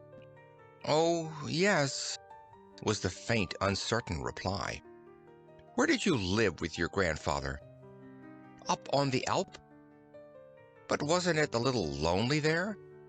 Oh, no, it was so beautiful. But Heidi could say no more. The recollection, the excitement of the night, and all the restrained sorrow overpowered the child. The tears rushed violently from her eyes, and she broke out into loud sobs. The doctor rose, and soothing her, said, It won't hurt to cry. You'll go to sleep afterward, and when you wake up, everything will come right. Then he left the room. Joining his anxious friend downstairs, he said, Seismann, the little girl is a sleepwalker, and it's unconsciously scared your whole household. Besides, she is so homesick that her little body has wasted away. We shall have to act quickly. The only remedy for her is to be restored to her native mountain air. This is my prescription, and she must go tomorrow. What? Sick? A sleepwalker and wasted away in my house? Nobody even suspected it. You think I should send this child back in this condition when she has come in good health? No, doctor, ask anything but that. Take her in hand and prescribe for her, but let her get well before I send her back. Seismann, the doctor replied seriously. Just think what you are doing. We cannot cure her with powders and pills. The child has not a strong constitution, and if you keep her here, she might never get well again. If you restore her to the bracing mountain air to which she is accustomed, she probably will be perfectly well again. When Mr. Seismann heard this, he said, If that is your advice, we must act at once. This is the only way, then. With these words, Mr. Seismann took his friend's arm and walked about with him to talk the matter over. When everything was settled, the doctor took his leave, for the morning had already come and the sun was shining in through the door. End of Chapter 12. Chapter 13. Up the Alp on a Summer Evening. Mr. Seismann, going upstairs in great agitation, knocked at the housekeeper's door. He asked her to hurry, for preparations for a journey had to be made. Miss Rottenmeier obeyed the summons with the greatest indignation, for it was only 4:30 in the morning. She dressed in haste, though, with great difficulty, being nervous and excited. All the other servants were summoned likewise, and one and all thought that the master of the house had been seized by the ghost, and that he was ringing for help. When they had all come down with terrified looks, they were most surprised to see Mr. Seismann, fresh and cheerful, giving orders. John was sent to get the horses ready, and Tinette was told to prepare Heidi for her departure, while Sebastian was commissioned to fetch Heidi's aunt. Mr. Seismann instructed the housekeeper to pack a trunk in all haste for Heidi. Miss Rottenmeier experienced an extreme disappointment, for she had hoped for an explanation of the great mystery, but Mr. Seismann, evidently not in the mood to converse further, went to his daughter's room. Clara had been wakened by the unusual noises and was listening eagerly. Her father told her what had happened and how the doctor had ordered Heidi back to her home because her condition was serious and might get worse. She might even climb the roof or be exposed to similar dangers if she was not cured at once. Clara was painfully surprised and tried to prevent her father from carrying out his plan. He remained firm, however, promising to take her to Switzerland herself the following summer if she was good and sensible now. So the child, resigning herself, begged to have Heidi's trunk packed in her room. Mr. Seismann encouraged her to get together a good outfit for her little friend. Heidi's aunt had arrived in the meantime. Being told to take her niece home with her, she found no end of excuses, which plainly showed that she did not want to do it, for Detta well remembered the uncle's parting words. Mr. Seismann dismissed her and summoned Sebastian. The butler was told to get ready for traveling with the child. He was to go to Bâle that day and spend the night at a good hotel which his master named. The next day the child was to be brought to her home. "Listen, Sebastian," Mr. Seismann said, "and do exactly as I tell you. I know the hotel in Bâle, and if you show my card, they will give you good accommodations. Go to the child's room and barricade the windows so that they can only be opened by the greatest force. When Heidi has gone to bed, lock the door from outside, for the child walks in her sleep and might come to harm in the strange hotel. She might get up and open the door. Do you understand?" Oh, so it was she?" exclaimed the butler. "Yes, it was. You are a coward, and you can tell John he is the same. Such foolish men to be afraid." With that, Mr. Seismann went to his room to write a letter to Heidi's grandfather. Sebastian, feeling ashamed, said to himself that he ought to have resisted John and found out alone. Heidi was dressed in her Sunday frock and stood waiting for further commands. Mr. Seismann called her now. "Good morning, Mr. Seismann," Heidi said when she entered. "What do you think about it, little one?" he asked her. Heidi looked up to him in amazement. "You don't seem to know anything about it," laughed Mr. Seismann. Jeanette had not even told the child, for she thought it beneath her dignity to speak to the vulgar Heidi. "You are going home today." "Home?" Heidi repeated in a low voice. She had to gasp, so great was her surprise. "Wouldn't you like to hear something about it?" asked Mr. Seismann, smiling. "Oh, yes, I should like to," said the blushing child. "Good, good," said the kind gentleman. "Sit down and eat a big breakfast now, for you are going away right afterwards." The child could not even swallow a morsel, though she tried to eat out of obedience. It seemed to her as if it was only a dream. "Go to Clara, Heidi, till the carriage comes," Mr. Seismann said kindly. Heidi had been wishing to go, and now she ran to Clara's room, where a huge trunk was standing. "Heidi, look at the things I had packed for you. Do you like them?" Clara asked. There were a great many lovely things in it, but Heidi jumped for joy when she discovered a little basket with 12 round white rolls for the grandmother. The children had forgotten that the moment for parting had come when the carriage was announced. Heidi had to get all her own treasures from her room yet. The grandmamma's book was carefully packed, and the red shawl that Miss Rottenmeier had purposely left behind. Then, putting on her pretty hat, she left her room to say goodbye to Clara. There was not much time left to do so, for Mr. Seismann was waiting to put Heidi in the carriage. When Miss Rottenmeier, who was standing on the stairs to bid farewell to her pupil, saw the red bundle in Heidi's hand, she seized it and threw it on the ground. Heidi looked imploringly at her kind protector, and Mr. Seismann, seeing how much she treasured it, gave it back to her.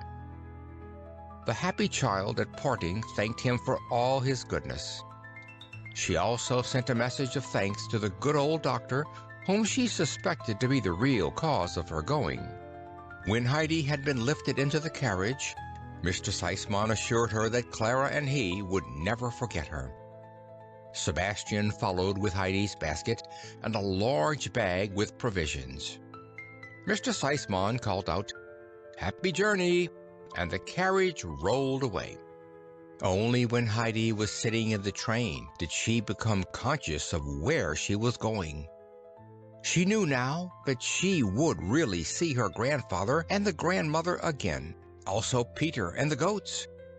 Her only fear was that the poor blind grandmother might have died while she was away.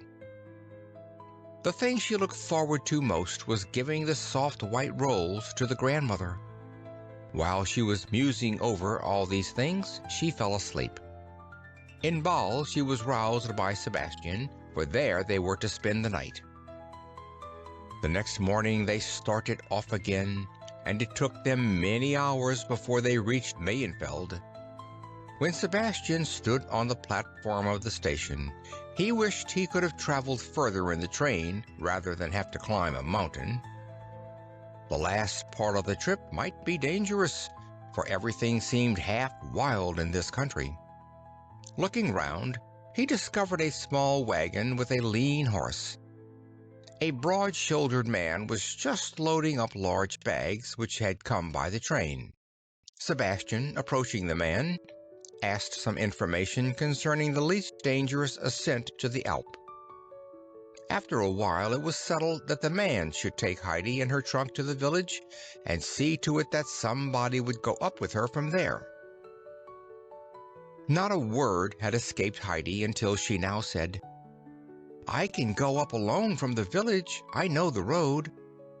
Sebastian felt relieved and, calling Heidi to him, presented her with a heavy roll of bills and a letter for the grandfather.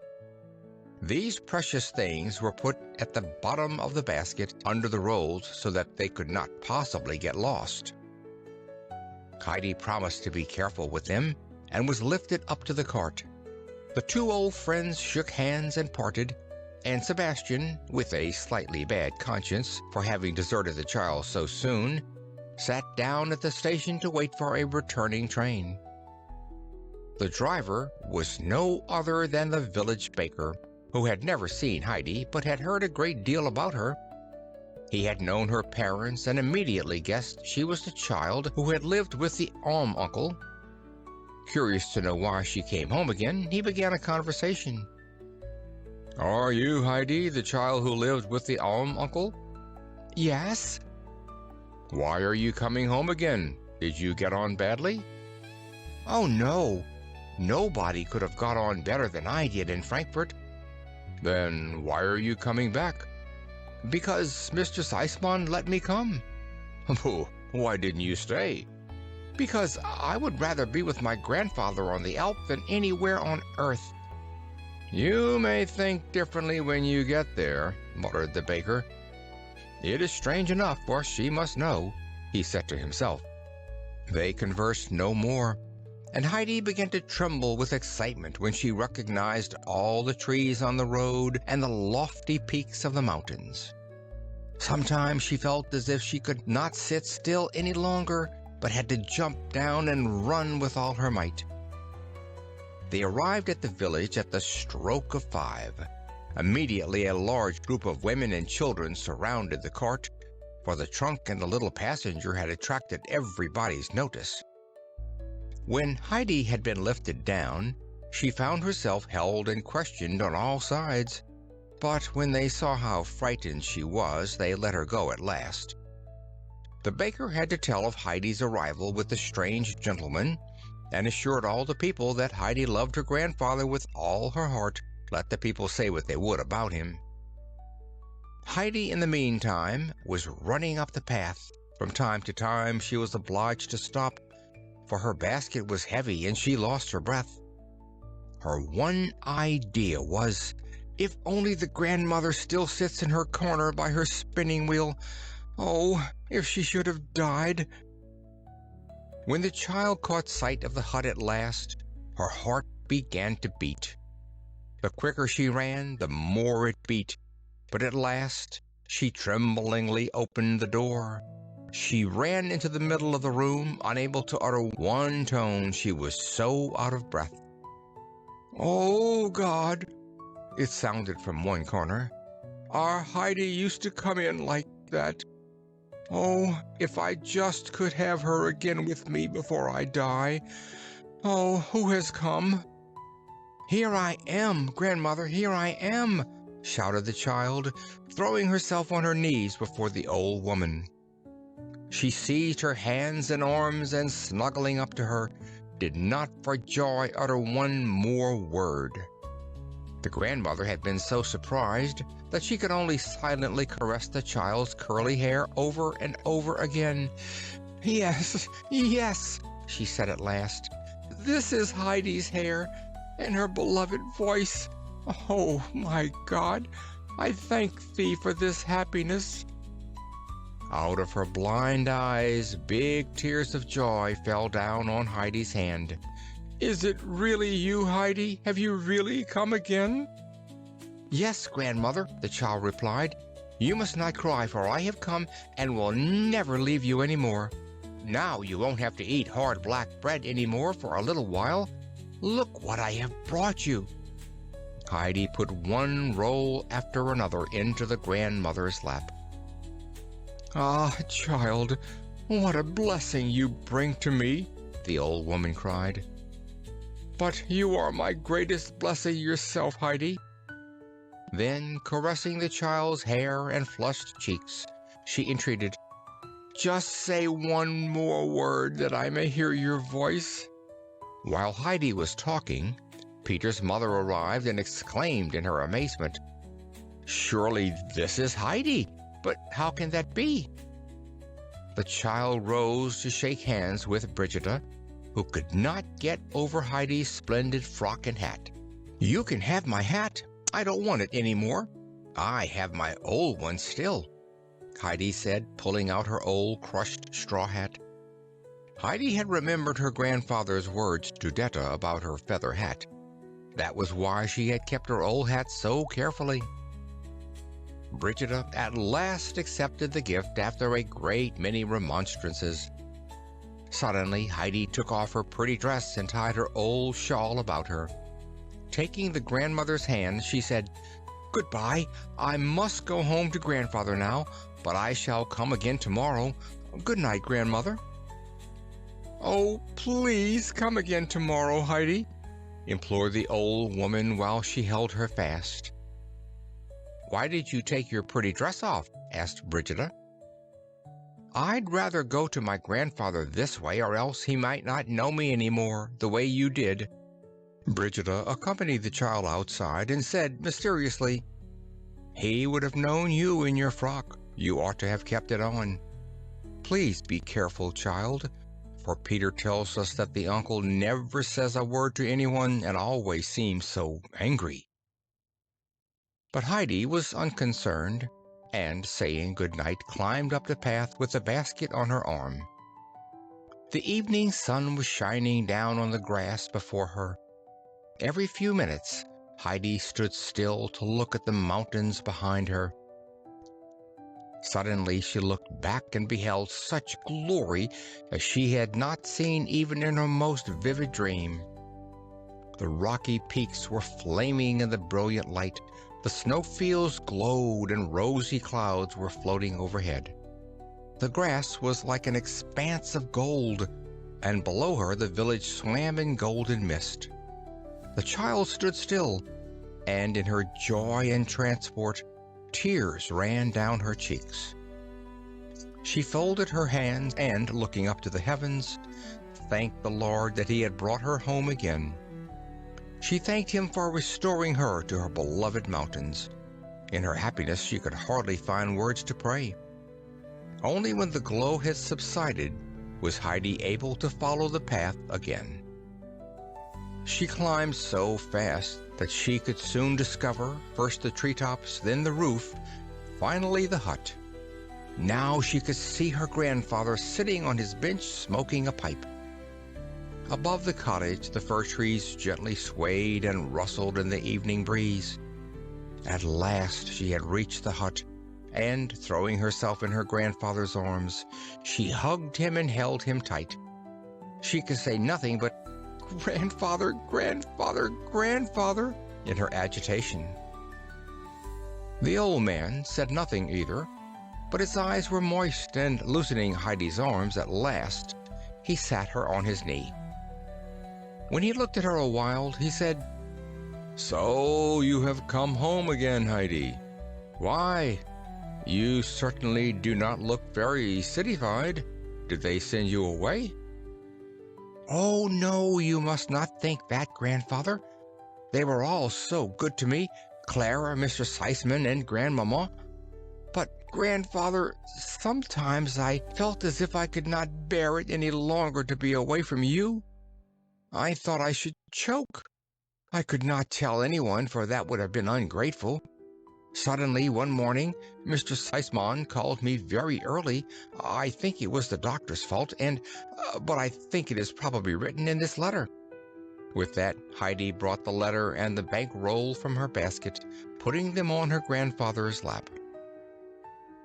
"This belongs to you," he said, laying the roll beside him. Having read the letter, he put it in his pocket.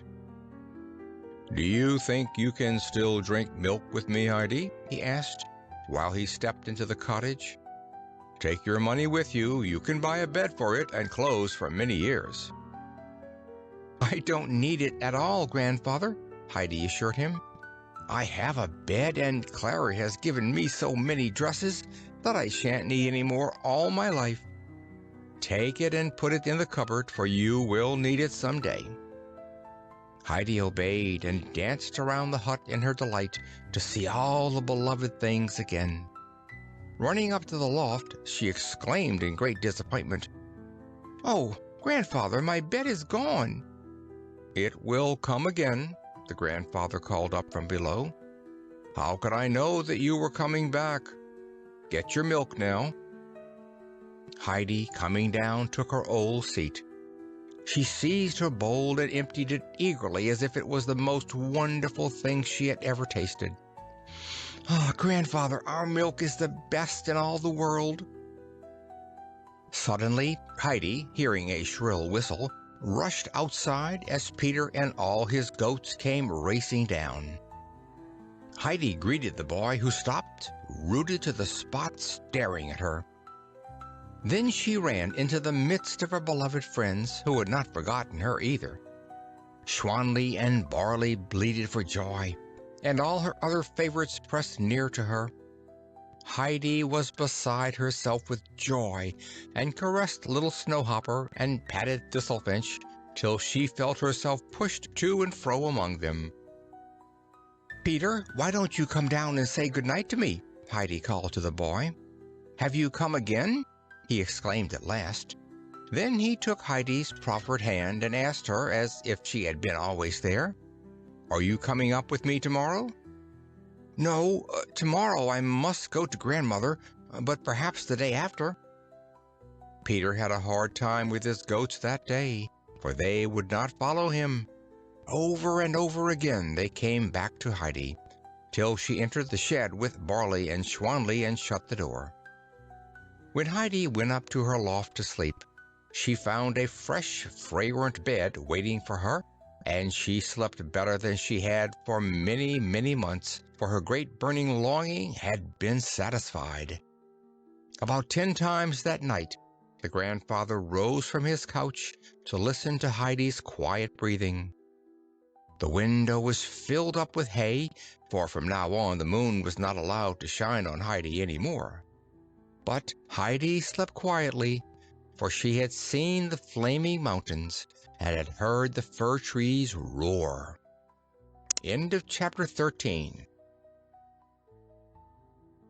Chapter 14. On Sunday, when the church bells ring. Heidi was standing under the swaying fir trees, waiting for her grandfather to join her. He had promised to bring up her trunk from the village while she went in to visit the grandmother. The child was longing to see the blind woman again, and to hear how she had liked the rolls. It was Saturday, and the grandfather had been cleaning the cottage. Soon he was ready to start. When they had descended and Heidi entered Peter's hut, the grandmother called lovingly to her, "Have you come again, child?" She took hold of Heidi's hand and held it tight. Grandmother then told the little visitor how good the rolls had tasted and how much stronger she felt already. Brigida related further that the grandmother had only eaten a single roll, being so afraid to finish them too soon.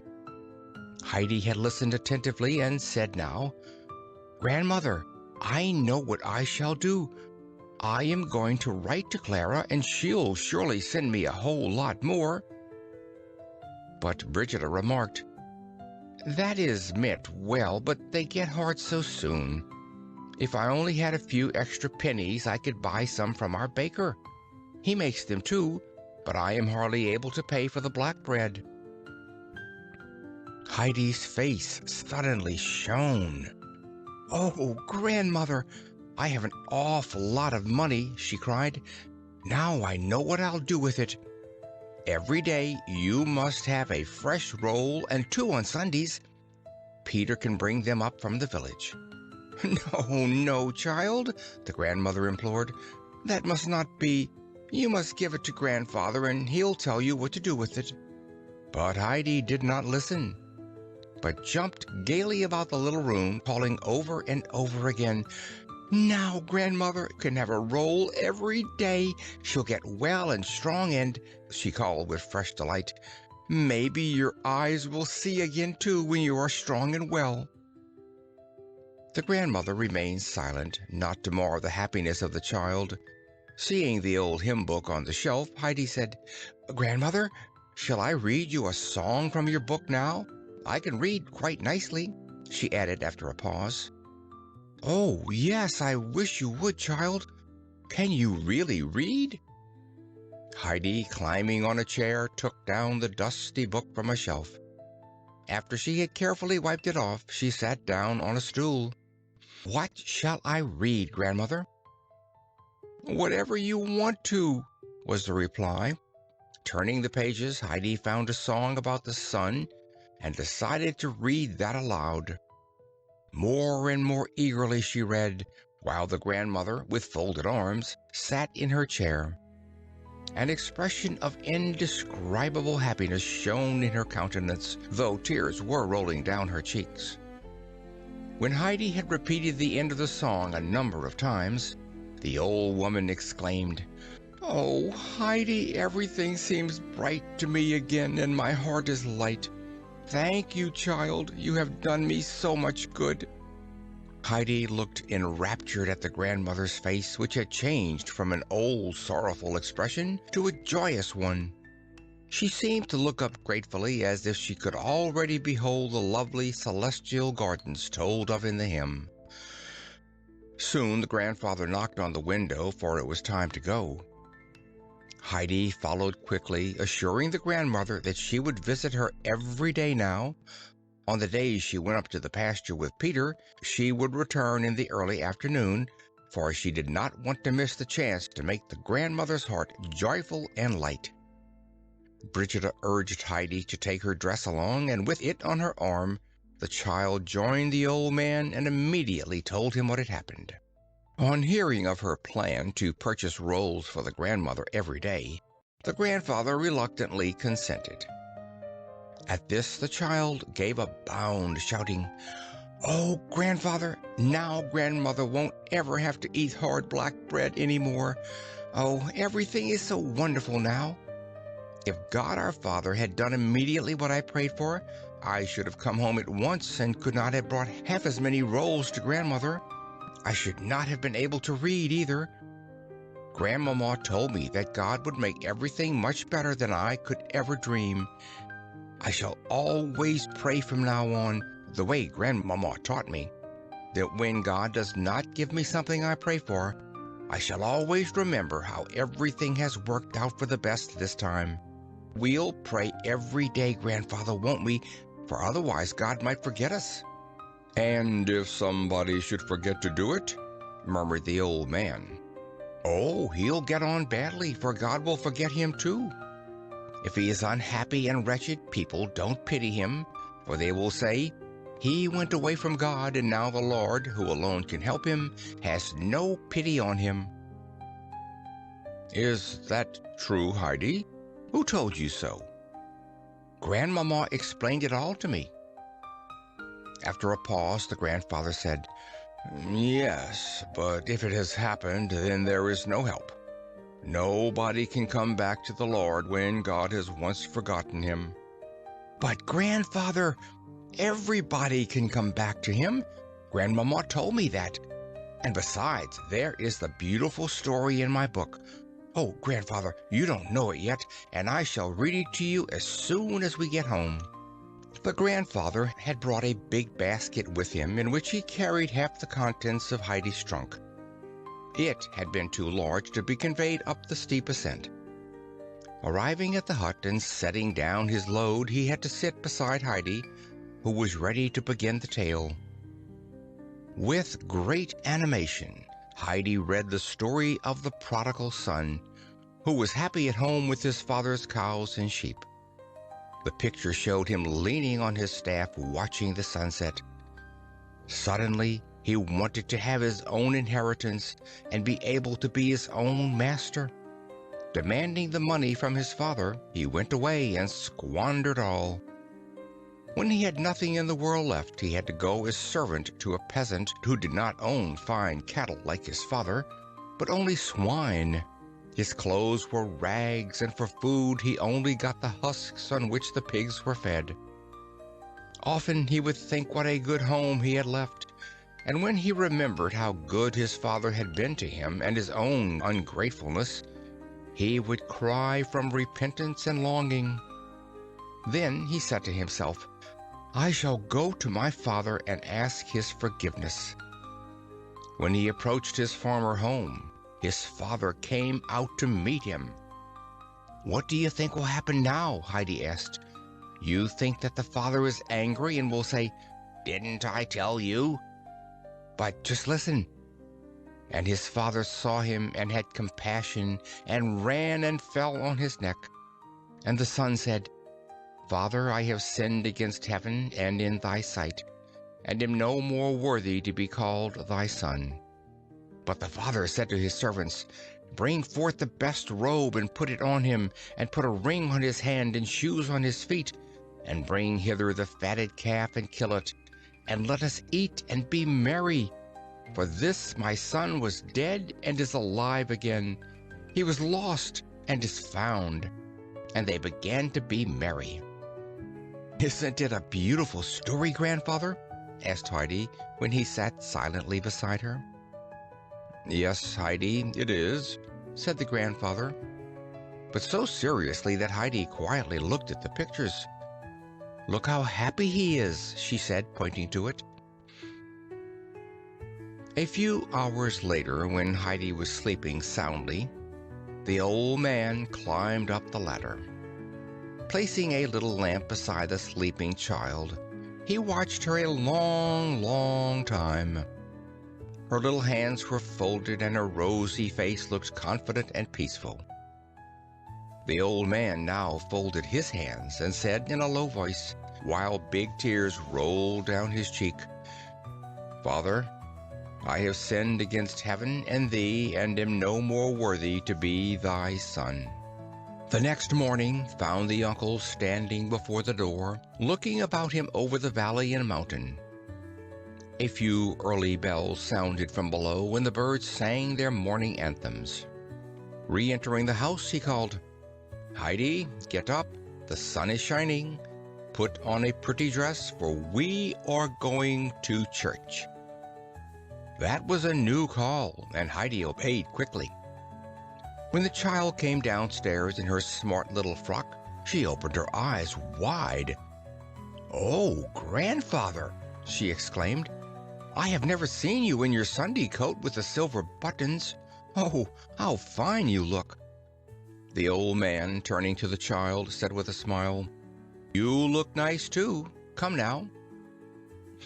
With Heidi's hand in his, they wandered down together. The nearer they came to the village, the louder and richer the bells resounded. "Oh, grandfather, do you hear it? It seems like a big high feast," said Heidi. When they entered the church, all the people were singing. Though they sat down on the last bench behind, the people had noticed their presence and whispered it from ear to ear. When the pastor began to preach, his words were a loud thanksgiving that moved all his hearers. After the service, the old man and the child walked to the parsonage. The clergyman had opened the door and received them with friendly words. "I have come to ask your forgiveness for my harsh words," said the uncle. "I want to follow your advice to spend the winter here among you. If the people look at me askance, I can't expect any better. I am sure, Mr. Pastor, you will not do so." The pastor's friendly eyes sparkled, and with many a kind word he commended the uncle for this change, and, putting his hand on Heidi's curly hair, ushered them out. Thus the people, who had been all talking together about this great event, could see that their clergyman shook hands with the old man.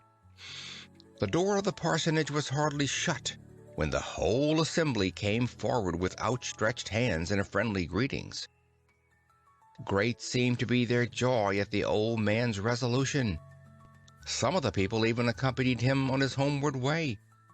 When they had parted at last, the uncle looked after them with his face shining as with an inward light. Heidi looked up at him and said, "Grandfather, you have never looked so beautiful." "Do you think so, child?" he said with a smile. "You see, Heidi, I am more happy than I deserve. To be at peace with God and men makes one's heart feel light. God has been good to me to send you back." When they arrived at Peter's hut, the grandfather opened the door and entered. "How do you do, grandmother?" he called out. "I think we must start to mend again before the fall wind comes." "Oh, my God, the uncle!" exclaimed the grandmother in joyous surprise. "How happy I am to be able to thank you for what you have done, uncle. Thank you. God bless you for it." With trembling joy, the grandmother shook hands with her old friend. "There is something else I want to say to you, uncle," she continued. "If I have ever hurt you in any way, do not punish me. Do not let Heidi go away again before I die. I cannot tell you what Heidi means to me."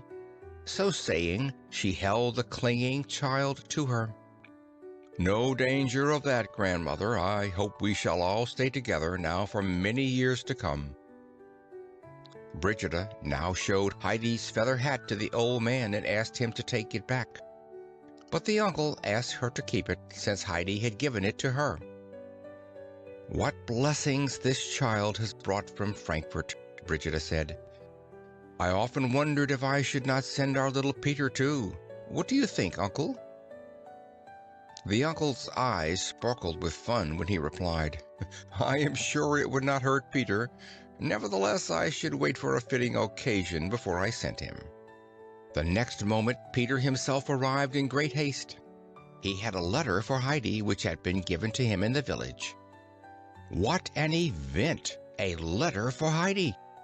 They all sat down at the table while the child read it aloud. The letter was from Clara Seismann, who wrote that everything had got so dull since Heidi left. She said that she could not stand it very long, and therefore her father had promised to take her to Ragaz this coming fall. She announced that Grandmamma was coming too, for she wanted to see Heidi and her grandfather. Grandmamma, having heard about the rolls, was sending some coffee too, so that the grandmother would not have to eat them dry. Grandmamma also insisted on being taken to the grandmother herself when she came on her visit. Great was the delight caused by this news, and what with all the questions and plans that followed, the grandfather himself forgot how late it was. This happy day, which had united them all, caused the old woman to say at parting, "The most beautiful thing of all, though, is to be able to shake hands again with an old friend as in days gone by. It is a great comfort to find again what we have treasured. I hope you'll come soon again, Uncle. I am counting on the child for tomorrow." This promise was given while Heidi and her grandfather were on their homeward path. The peaceful sound of evening bells accompanied them. At last they reached the cottage, which seemed to glow in the evening light. End of chapter 14. End of part 1. Part 2. Heidi makes use of her experience. Chapter 15. Preparations for a journey. The kind doctor who had sent Heidi home to her beloved mountains was approaching the Seismann residence on a sunny day in September. Everything about him was bright and cheerful, but the doctor did not even raise his eyes from the pavement to the blue sky above. His face was sad, and his hair had turned very gray since spring. A few months ago the doctor had lost his only daughter, who had lived with him since his wife's early death. The blooming girl had been his only joy, and since she had gone from him, the ever-cheerful doctor was bowed down with grief. When Sebastian opened the door to the physician, he bowed very low, for the doctor made friends wherever he went. "I am glad you have come, Doctor," Mr. Seismann called to his friend as he entered. "Please let us talk over this trip to Switzerland again. Do you still give the same advice now that Clara is so much better?" "What must I think of you, Seismann?" replied the doctor, sitting down. "I wish your mother was here. Everything is clear to her and things go smoothly then. This is the third time today that you have called me, and always for the same thing." "It is true, I must make you impatient," said Mr. Seismann, laying his hand on his friend's shoulder. He continued, "I cannot say how hard it is for me to refuse Clara this trip. Haven't I promised it to her, and hasn't she looked forward to it for months? She has borne all her suffering so patiently, just because she has hoped to be able to visit her little friend on the Alp. I hate to rob her of this pleasure. The poor child has had so many trials and so little change." "But, Seismann, you must do it," was the doctor's answer. When his friend remained silent, he continued, "Just think what a hard summer Clara has had. She never was more ill, and we could not attempt this journey without risking the worst consequences. Remember, we are in September now, and though the weather may still be fine on the Alp, it is sure to be very cool. The days are getting short, and she could only spend a few hours up there if she had to return for the night.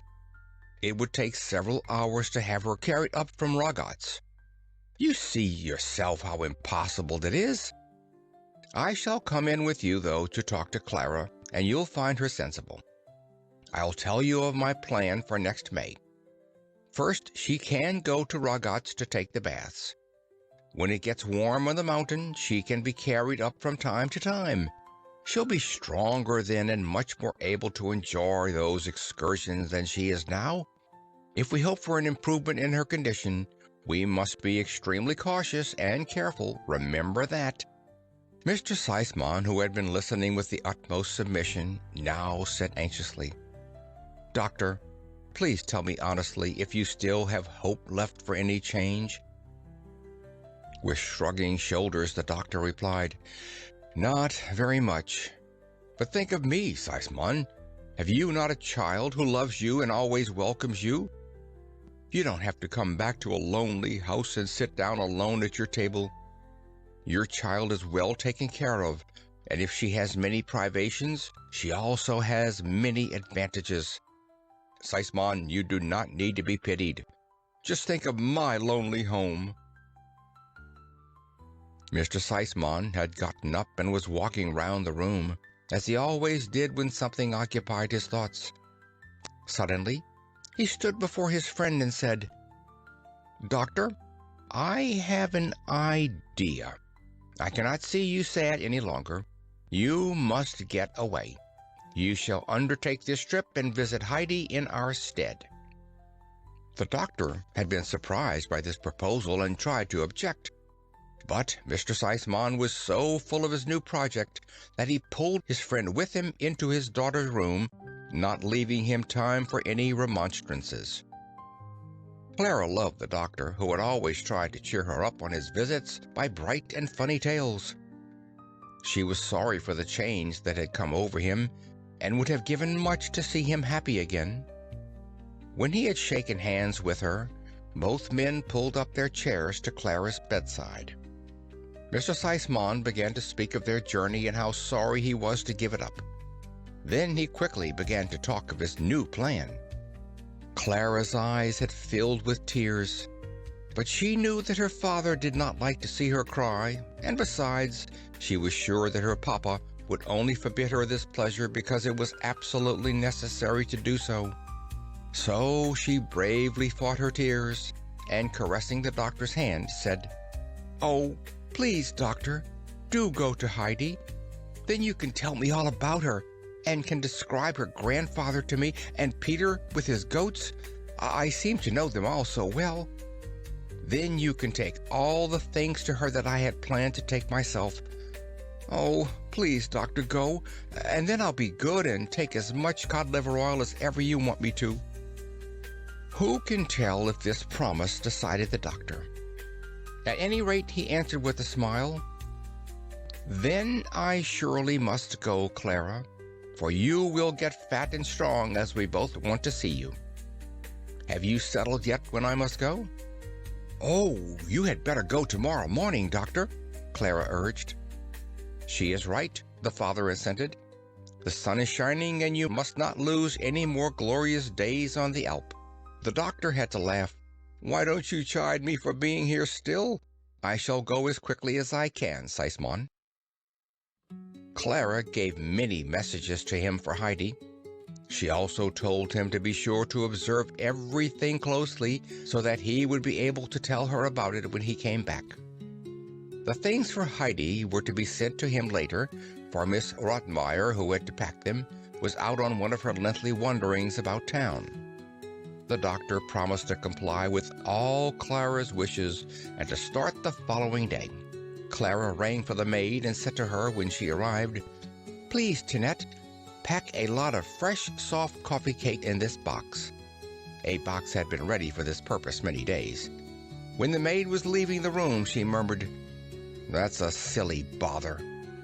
Sebastian, who had happened to overhear some remarks, asked the physician when he was leaving to take his regards to the little miss, as he called Heidi. With a promise to deliver this message, the doctor was just hastening out when he encountered an obstacle.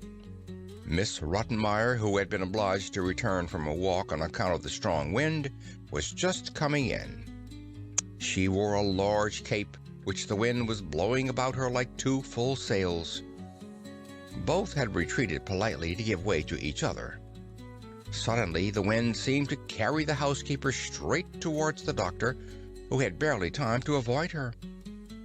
This little incident, which had ruffled Miss Rottenmeier's temper very much, gave the doctor occasion to soothe her as she liked to be soothed by this man, whom she respected more than anybody in the world. Telling her of his intended visit, he entreated her to pack the things for Heidi as only she knew how. Clara had expected some resistance from Miss Rottenmeier about the packing of her presents. What was her surprise when this lady showed herself most obliging and immediately, on being told, brought together all the articles. First came a heavy coat for Heidi with a hood, which Clara meant for her to use on visits to the grandmother in the winter. Then came a thick warm shawl and a large box with coffee cake for the grandmother. An enormous sausage for Peter's mother followed, and a little sack of tobacco for the grandfather. At last, a lot of mysterious little parcels and boxes were packed, things that Clara had gathered together for Heidi. When the tidy pack lay ready on the ground, Clara's heart filled with pleasure at the thought of her little friend's delight. Sebastian now entered, and putting the pack on his shoulder, carried it to the doctor's house without delay. End of chapter 15. Chapter 16. A Guest on the Alp. The early dawn was tingeing the mountains, and a fresh morning breeze rocked the old fir trees to and fro. Heidi opened her eyes, for the rustling of the wind had awakened her. These sounds always thrilled her heart, and now they drew her out of bed. Rising hurriedly, she soon was neatly dressed and combed. Coming down the little ladder and finding the grandfather's bed empty, she ran outside. The old man was looking up at the sky to see what the weather was going to be like that day. Rosy clouds were passing overhead, but gradually the sky grew more blue and deep, and soon a golden light passed over the heights, for the sun was rising in all his glory. "Oh, how lovely! Good morning, grandfather," Heidi exclaimed. "Are your eyes bright already?" the grandfather retorted, holding out his hand. Heidi then ran over to her beloved fir trees and danced about, while the wind was howling in the branches. After the old man had washed and milked the goats, he brought them out of the shed. When Heidi saw her friends again, she caressed them tenderly, and they in their turn nearly crushed her between them. Sometimes when Barley got too wild, Heidi would say, "But Barley, you push me like the big Turk," and that was enough to quiet the goat. Soon Peter arrived with the whole herd, the jolly thistle-finch ahead of all the others. Heidi, being soon in the midst of them, was pushed about among them. Peter was anxious to say a word to the little girl, so he gave a shrill whistle, urging the goats to climb ahead. When he was near her, he said reproachfully, "You really might come with me today." "No, I can't, Peter," said Heidi. "They might come from Frankfurt any time. I must be home when they come." "How often have you said that?" grumbled the boy. "But I mean it," replied Heidi. "Do you really think I want to be away when they come from Frankfurt? Do you really think that, Peter?" "They could come to Uncle," Peter growled. Then the grandfather's strong voice was heard. "Why doesn't the army go forward? Is it the field marshal's fault or the fault of the troop?" Peter immediately turned about and led his goats up the mountain without more ado. Since Heidi had come home again to her grandfather, she did many things that had never occurred to her before. For instance, she would make her bed every morning and run about the hut tidying and dusting. With an old rag she would rub the chairs and table till they all shone, and the grandfather would exclaim, "It is always Sunday with us now. Heidi has not been away in vain." On this day after breakfast, when Heidi began her self-imposed task, it took her longer than usual, for the weather was too glorious to stay within. Over and over again, a bright sunbeam would tempt the busy child outside. How could she stay indoors when the glistening sunshine was pouring down and all the mountains seemed to glow? She had to sit down on the dry, hard ground and look down into the valley and all about her. Then, suddenly remembering her little duties, she would hasten back. It was not long, though, till the roaring fir trees tempted her again. The grandfather had been busy in his little shop, merely glancing over at the child from time to time. Suddenly he heard her call, "Oh, grandfather, come!" He was frightened and came out quickly. He saw her running down the hill, crying, "They are coming! They are coming! Oh, the doctor is coming first!" When Heidi at last reached her old friend, he held out his hand, which Heidi immediately seized. In the full joy of her heart she exclaimed, "How do you do, doctor? And I thank you 1,000 times." "How are you, Heidi? But what are you thanking me for already?" the doctor asked with a smile. "Because you let me come home again," the child explained. The gentleman's face lit up like sunshine. He had certainly not counted on such a reception on the Alp. On the contrary, Not even noticing all the beauty around him, he had climbed up sadly, for he was sure that Heidi probably would not know him any more. He thought that he would be far from welcome, being obliged to cause her a great disappointment. Instead, he beheld Heidi's bright eyes looking up at him in gratefulness and love. She was still holding his arm when he said, "Come now, Heidi, and take me to your grandfather, for I want to see where you live." Like a kind father, he had taken her hand, but Heidi stood still and looked down the mountainside. "But where are Clara and Grandmamma?" she asked. "Child, I must tell you something now which will grieve you as much as it grieves me," replied the doctor. "I had to come alone, for Clara has been very ill and could not travel. Of course, Grandmamma has not come either, but the spring will soon be here, and when the days get long and warm, they will surely visit you." Heidi was perfectly amazed.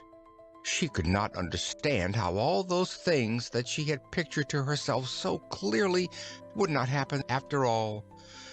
She was standing perfectly motionless, confused by the blow. It was some time before Heidi remembered that, after all, she had come down to meet the doctor. Looking up at her friend, she was struck by his sad and cheerless face. How changed he was since she had seen him! She did not like to see people unhappy, least of all the good, kind doctor. He must be sad because Clara and Grandmamma had not come, and to console him, she said, "Oh, it won't last long till spring comes again. Then they will come for sure. They'll be able to stay much longer then, and that will please Clara. Now we'll go to Grandfather." Hand in hand, she climbed up with her old friend. All the way she tried to cheer him up by telling him again and again of the coming summer days. After they had reached the cottage, she called out to her grandfather quite happily, "They are not here yet, but it won't be very long before they are coming."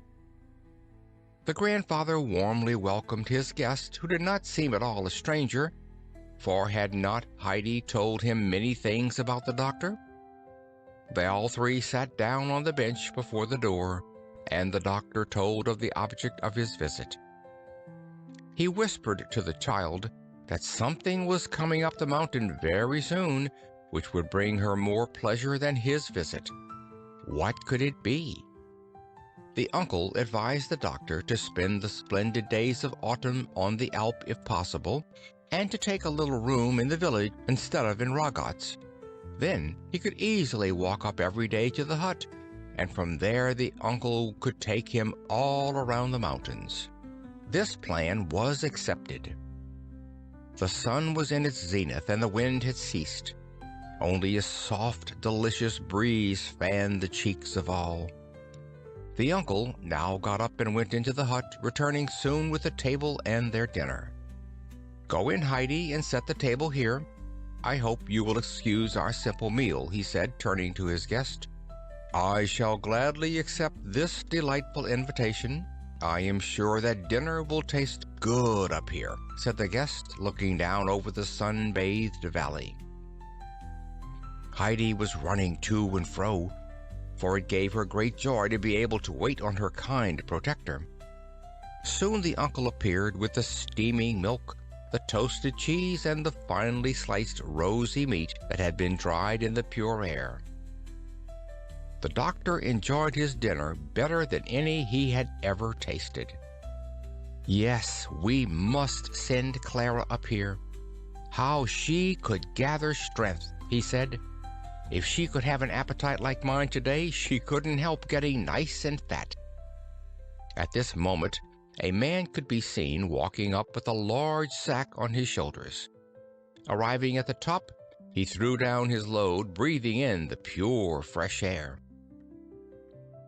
Opening the cover, the doctor said, "This has come for you from Frankfurt, Heidi. Come and look what it is." Heidi timidly watched the heap, and only when the gentleman opened the box with the cakes for the grandmother did she say joyfully, "Oh, now Grandmother can eat this lovely cake." She was taking the box and the beautiful shawl on her arm and was going to race down to deliver the gifts when the men persuaded her to stay and unpack the rest. What was her delight at finding the tobacco and all the other things! The men had been talking together when the child suddenly planted herself in front of them and said, "These things have not given me as much pleasure as the dear doctor's coming." Both men smiled. When it was near sunset, the doctor rose to start on his way down. The grandfather carrying the box, the shawl, and the sausage, and the guest holding the little girl by the hand, they wandered down the mountainside. When they reached Peter's hut, Heidi was told to go inside and wait for her grandfather there. At parting, she asked, "Would you like to come with me up to the pasture tomorrow, Doctor?" "With pleasure. Goodbye, Heidi," was the reply. The grandfather had deposited all the presents before the door, and it took Heidi long to carry in the huge box and the sausage. The shawl she put on the grandmother's knee. Brigida had silently watched the proceedings and could not open her eyes wide enough when she saw the enormous sausage. Never in her life had she seen the like, and now she really possessed it and could cut it herself. "Oh, grandmother, don't the cakes please you awfully? Just look how soft they are," the child exclaimed. What was her amazement when she saw the grandmother more pleased with the shawl, which would keep her warm in winter. "Grandmother, Clara has sent you that," Heidi said. "Oh, what kind, good people they are to think of a poor old woman like me. I never thought I should ever own such a splendid wrap." At this moment, Peter came stumbling in. "The uncle is coming up behind me, and Heidi must—" That was as far as he got, for his eyes had fastened on the sausage. Heidi, however, had already said goodbye, for she knew what he had meant. Though her uncle never went by the hut any more without stepping in, she knew it was too late today. "Heidi, come, you must get your sleep," he called through the open door. Bidding them all good night, he took Heidi by the hand, and under the glistening stars they wandered home to their peaceful cottage. End of Chapter 16. Chapter 17, Retaliation. Early the next morning, the doctor climbed up the mountain in company with Peter and his goats. The friendly gentleman made several attempts to start a conversation with the boy, but as answer to his questions he got nothing more than monosyllables. When they arrived on top, they found Heidi already waiting, fresh and rosy as the early dawn. "Are you coming?" asked Peter as usual. "Of course I shall, if the doctor comes with us," replied the child. The grandfather, coming out of the hut, greeted the newcomer with great respect. Then he went up to Peter and hung on his shoulder the sack, which seemed to contain more than usual that day. When they started on their way, Heidi kept urging forward the goats, which were crowding about her. When at last she was walking peacefully by the doctor's side, she began to relate to him many things about the goats and all their strange pranks, and about the flowers, rocks, and birds they saw. When they were arrived at their destination, time seemed to have flown. Peter all the time was sending many an angry glance at the unconscious doctor, who never even noticed it. Heidi now took the doctor to her favorite spot, from where they could hear the peaceful sounding bells of the grazing cattle below. The sky was deep blue, and above their head the eagle was circling with outstretched wings. Everything was luminous and bright about them, but the doctor had been silent. Suddenly, looking up, he beheld Heidi's radiant eyes. "Heidi, it is beautiful up here," he said. "But how can anybody with a heavy heart enjoy the beauty? Tell me." "Oh!" exclaimed Heidi. One never has a sad heart here. One only gets unhappy in Frankfurt." A faint smile passed over the doctor's face. Then he began, "But if somebody has brought his sorrow away with him, how would you comfort him? God in heaven alone can help him." "That is true, child," remarked the doctor. "But what can we do when God himself has sent us the affliction?" After meditating a moment, Heidi replied, "One must wait patiently, for God knows how to turn the saddest things to something happy in the end. God will show us what he has meant to do for us, but he will only do so if we pray to him patiently. I hope you will always keep this beautiful belief, Heidi," said the doctor. Then, looking up at the mighty cliffs above, he continued, "Think how sad it would make us not to be able to see all these beautiful things. Wouldn't that make us doubly sad? Can you understand me, child?" A great pain shot through Heidi's breast. She had to think of the poor grandmother. Her blindness was always a great sorrow to the child, and she had been struck with it anew. Seriously, she replied, "Oh, yes, I can understand it. But then we can read grandmother's songs. They make us happy and bright again." "Which songs, Heidi?" "Oh, those of the sun and of the beautiful garden, and then the last verses of the long one. Grandmother loves them so that I always have to read them over 3 times, said Heidi. "I wish you would say them to me, child, for I should like to hear them," said the doctor. Heidi, folding her hands, began the consoling verses. She stopped suddenly, however, for the doctor did not seem to listen. He was sitting motionless, holding his hand before his eyes. Thinking that he had fallen asleep, she remained silent, but the verses had recalled his childhood days. He seemed to hear his mother and see her loving eyes, for when he was a little boy, she had sung this song to him. A long time he sat there, till he discovered that Heidi was watching him. "Heidi, your song was lovely," he said with a more joyful voice. "We must come here another day, and then you can recite it to me again." During all this time, Peter had been boiling with anger. Now that Heidi had come again to the pasture with him, she did nothing but talk to the old gentleman. It made him very cross that he was not able even to get near her. Standing a little distance behind Heidi's friend, he shook his fist at him, and soon afterwards both fists, finally raising them to the sky as Heidi and the doctor remained together. When the sun stood in its zenith and Peter knew that it was noon, he called over to them with all his might, "Time to eat." When Heidi was getting up to fetch their dinner, the doctor just asked for a glass of milk, which was all he wanted. The child also decided to make the milk her sole repast, running over to Peter and informing him of their resolution. When the boy found that the whole contents of the bag was his, he hurried with his task as never in his life before, but he felt guilty on account of his former anger at the kind gentleman. To show his repentance, he held his hands up flat to the sky, indicating by his action that his fists did not mean anything anymore. Only after that did he start with his feast. Heidi and the doctor had wandered about the pasture till the gentleman had found it time to go. He wanted Heidi to remain where she was, but she insisted on accompanying him. All the way down she showed him many places where the pretty mountain flowers grew, all of whose names she could tell him.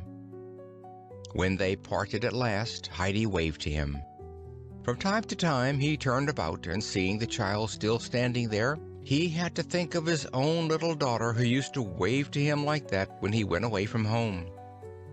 The weather was warm and sunny that month. Every morning the doctor came up to the Alps, spending his day very often with the old man. Many a climb they had together that took them far up to the bare cliffs near the eagle's haunt. The uncle would show his guest all the herbs that grew on hidden places and were strengthening and healing. He could tell many strange things of the beasts that lived in holes in rock or earth, or in the high tops of trees. In the evening they would part, and the doctor would exclaim, "My dear friend, I never leave you without having learned something." But most of his days he spent with Heidi. Then the two would sit together on the child's favorite spot, and Peter, quite subdued, behind them. Heidi had to recite the verses as she had done the first day, and entertain him with all the things she knew. At last the beautiful month of September was over. One morning the doctor came up with a sadder face than usual. The time had come for him to go back to Frankfurt, and great was the uncle's sadness at that news. Heidi herself could hardly realize that her loving friend, whom she had been seeing every day, was really leaving. The doctor himself was loath to go, for the Alp had become as a home to him. But it was necessary for him to go, and shaking hands with the grandfather, he said goodbye, Heidi going along with him a little way. Hand in hand they wandered down till the doctor stood still. Then, caressing Heidi's curly hair, he said, "Now I must go, Heidi. I wish I could take you along with me to Frankfurt. Then I could keep you." At these words, all the rows and rows of houses and streets, Miss Rottenmeier and Tinette rose before Heidi's eyes. Hesitating a little, she said, "I should like it better if you could come to see us again." "I believe that will be better. Now, farewell," said the friendly gentleman. When they shook hands, his eyes filled with tears. Turning quickly, he hurried off. Heidi, standing on the same spot, looked after him. What kind eyes he had! But they had been full of tears.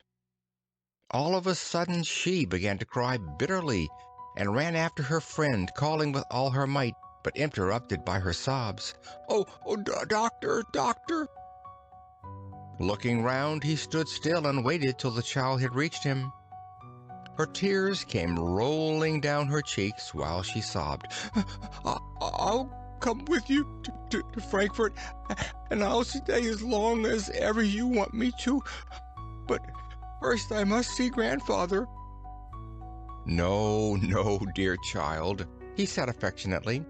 "Not at once. You must remain here. I don't want you to get ill again.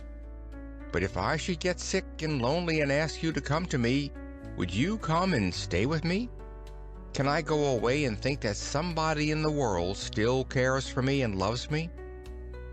"Yes, I shall come to you the same day, for I really love you as much as grandfather," Heidi assured him, crying all the time.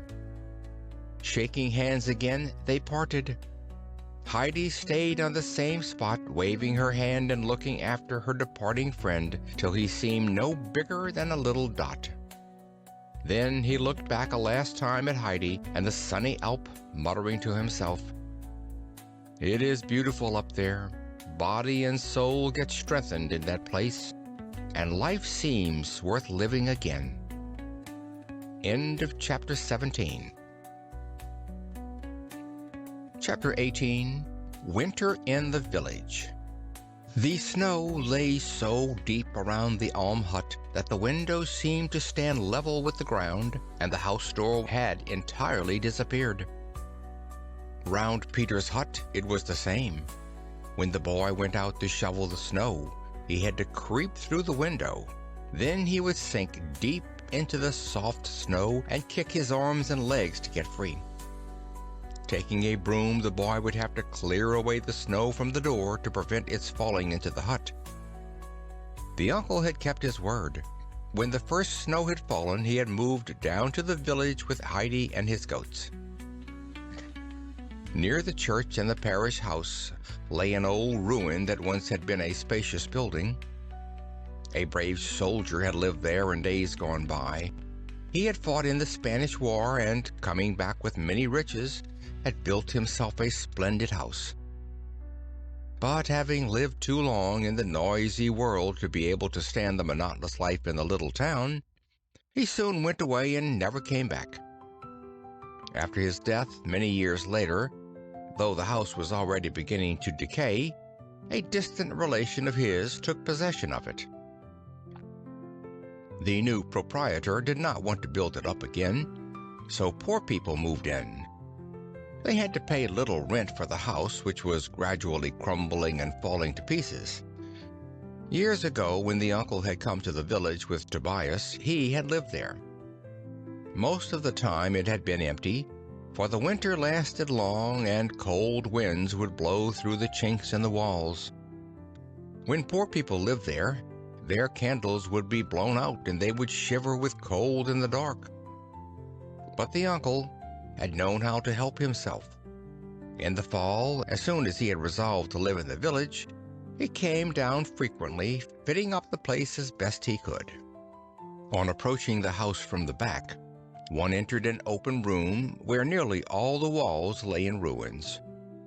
On one side, the remains of a chapel could be seen, now covered with the thickest ivy. A large hall came next, with a beautiful stone floor and grass growing in the crevices. Most of the walls were gone, and part of the ceiling also. If a few thick pillars had not been left supporting the rest, it would undoubtedly have tumbled down. The uncle had made a wooden partition here for the goats and covered the floor with straw. Several corridors, most of them half decayed, led finally to a chamber with a heavy iron door.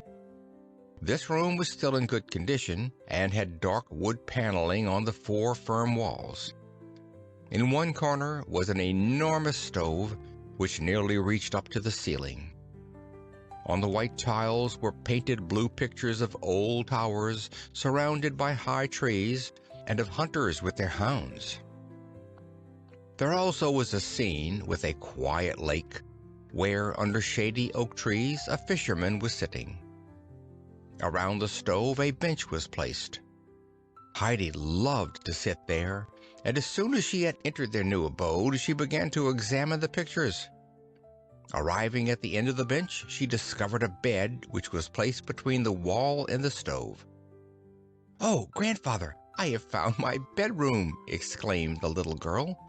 "Oh, how fine it is! Where are you going to sleep?" "Your bed must be near the stove to keep you warm," said the old man. "Now come and look at mine." With that, the grandfather led her into his bedroom. From there, a door led into the hugest kitchen Heidi had ever seen. With a great deal of trouble, the grandfather had fitted up this place. Many boards were nailed across the walls, and the door had been fastened with heavy wires, for beyond the building lay in ruins.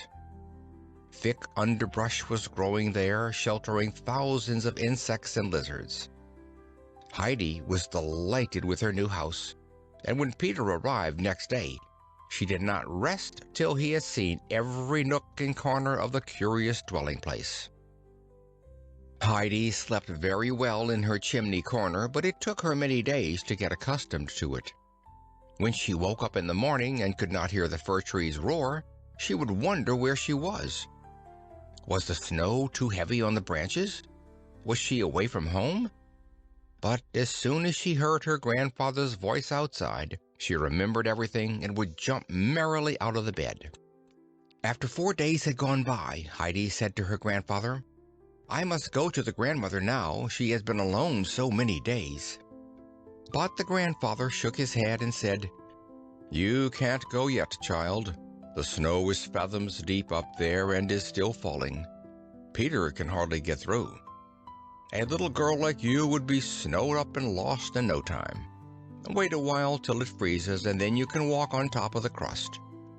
Heidi was very sorry, but she was so busy now that the days flew by.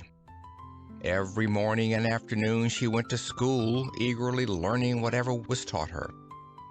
She hardly ever saw Peter there, for he did not come very often. The mild teacher would only say from time to time, "It seems to me Peter is not here again. School would do him good, but I guess there is too much snow for him to get through." But when Heidi came home towards evening, Peter generally paid her a visit. After a few days, the sun came out for a short time at noon, and the next morning the whole Alp glistened and shone like crystal. When Peter was jumping as usual into the snow that morning, he fell against something hard, and before he could stop himself, he flew a little way down the mountain. When he had gained his feet at last, he stamped upon the ground with all his might. It really was frozen as hard as stone. Peter could hardly believe it, and quickly running up and swallowing his milk and putting his bread in his pocket, he announced, "I must go to school today." "Yes, go and learn nicely," answered his mother. Then, sitting down on his sled, the boy coasted down the mountain like a shot. Not being able to stop his course when he reached the village, he coasted down further and further till he arrived in the plain where the sled stopped itself. It was already late for school, so the boy took his time and only arrived in the village when Heidi came home for dinner. "We've got it," announced the boy on entering. "What, General?" asked the uncle. "The snow," Peter replied. "Oh, now I can go up to grandmother," Heidi rejoiced. "But Peter, why didn't you come to school? You could coast down today," she continued reproachfully. "I went too far on my sled, and then it was too late," Peter replied. "I call that deserting," said the uncle. "People who do that must have their ears pulled. Do you hear?" The boy was frightened, for there was no one in the world whom he respected more than the uncle. "A general like you ought to be doubly ashamed to do so," the uncle went on. "What would you do with the goats if they did not obey you any more?" "Beat them," was the reply. "If you knew of a boy that was behaving like a disobedient goat and had to be spanked, what would you say?" "Serves him right." "So now you know it, Goat General. If you miss school again when you ought to be there, you can come to me and get your due." Now at last Peter understood what the uncle had meant. More kindly, the old man then turned to Peter and said, "Come to the table now and eat with us. Then you can go up with Heidi, and when you bring her back at night, you can get your supper here." This unexpected change delighted Peter. Not losing any time, he soon disposed of his full plate. Heidi, who had given the boy most of her dinner, was already putting on Clara's new coat. Then together they climbed up, Heidi chatting all the time. But Peter did not say a single word. He was preoccupied and had not even listened to Heidi's tales. Before they entered the hut, the boy said stubbornly, "I think I had rather go to school than get a beating from the uncle." Heidi promptly confirmed him in his resolution. When they went into the room, Peter's mother was alone at the table mending. The grandmother was nowhere to be seen. Brigida now told Heidi that the grandmother was obliged to stay in bed on those cold days, as she did not feel very strong. That was something new for Heidi. Quickly running to the old woman's chamber, she found her lying in a narrow bed wrapped up in her gray shawl and thin blanket. "Thank heaven!" the grandmother exclaimed when she heard her darling's step. All autumn and winter long a secret fear had been gnawing at her heart, that Heidi would be sent for by the strange gentleman of whom Peter had told her so much. Heidi had approached the bed, asking anxiously, "Are you very sick, grandmother?" "No, no, child," the old woman reassured her. "The frost has just gone into my limbs a little." "Are you going to be well again as soon as the warm weather comes?" inquired Heidi. Yes, and if God wills, even sooner. I want to go back to my spinning wheel, and I nearly tried it today. I'll get up tomorrow, though," the grandmother said confidently, for she had noticed how frightened Heidi was. The last speech made the child feel more happy. Then, looking wonderingly at the grandmother, she said, "In Frankfurt, people put on a shawl when they go out. Why are you putting it on in bed, grandmother?" "I put it on to keep me warm, Heidi." I am glad to have it, for my blanket is very thin. But, Grandmother, your bed is slanting down at the head where it ought to be high. No bed ought to be like that. I know, child, I can feel it well. So saying, the old woman tried to change her position on the pillow that lay under her like a thin board. My pillow never was very thick, and sleeping on it all these years has made it flat. Oh dear, if I'd only asked Clara to give me the bed I had in Frankfurt, Heidi lamented. It had 3 big pillows on it. I could hardly sleep because I kept sliding down from them all the time. Could you sleep with them, Grandmother? Of course, because that would keep me warm. I could breathe so much easier, too, said the grandmother, trying to find a higher place to lie on. But I must not talk about it any more, for I have to be thankful for many things.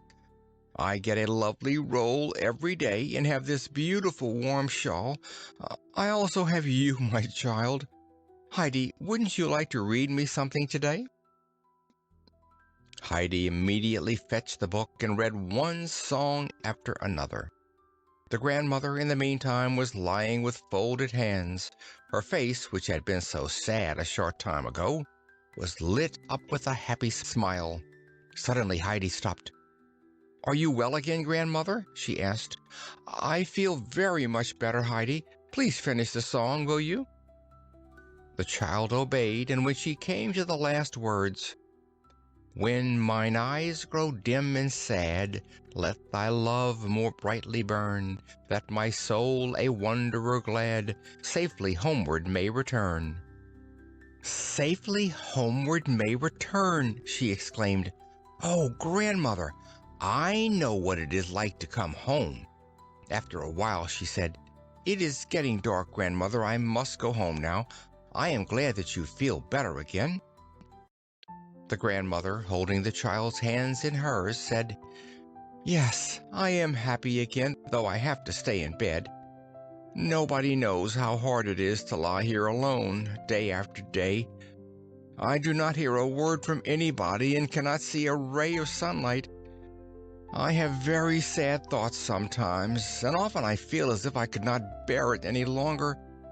But then I hear those blessed songs you have read to me, and it makes me feel as if a light were shining into my heart, giving me the purest joy.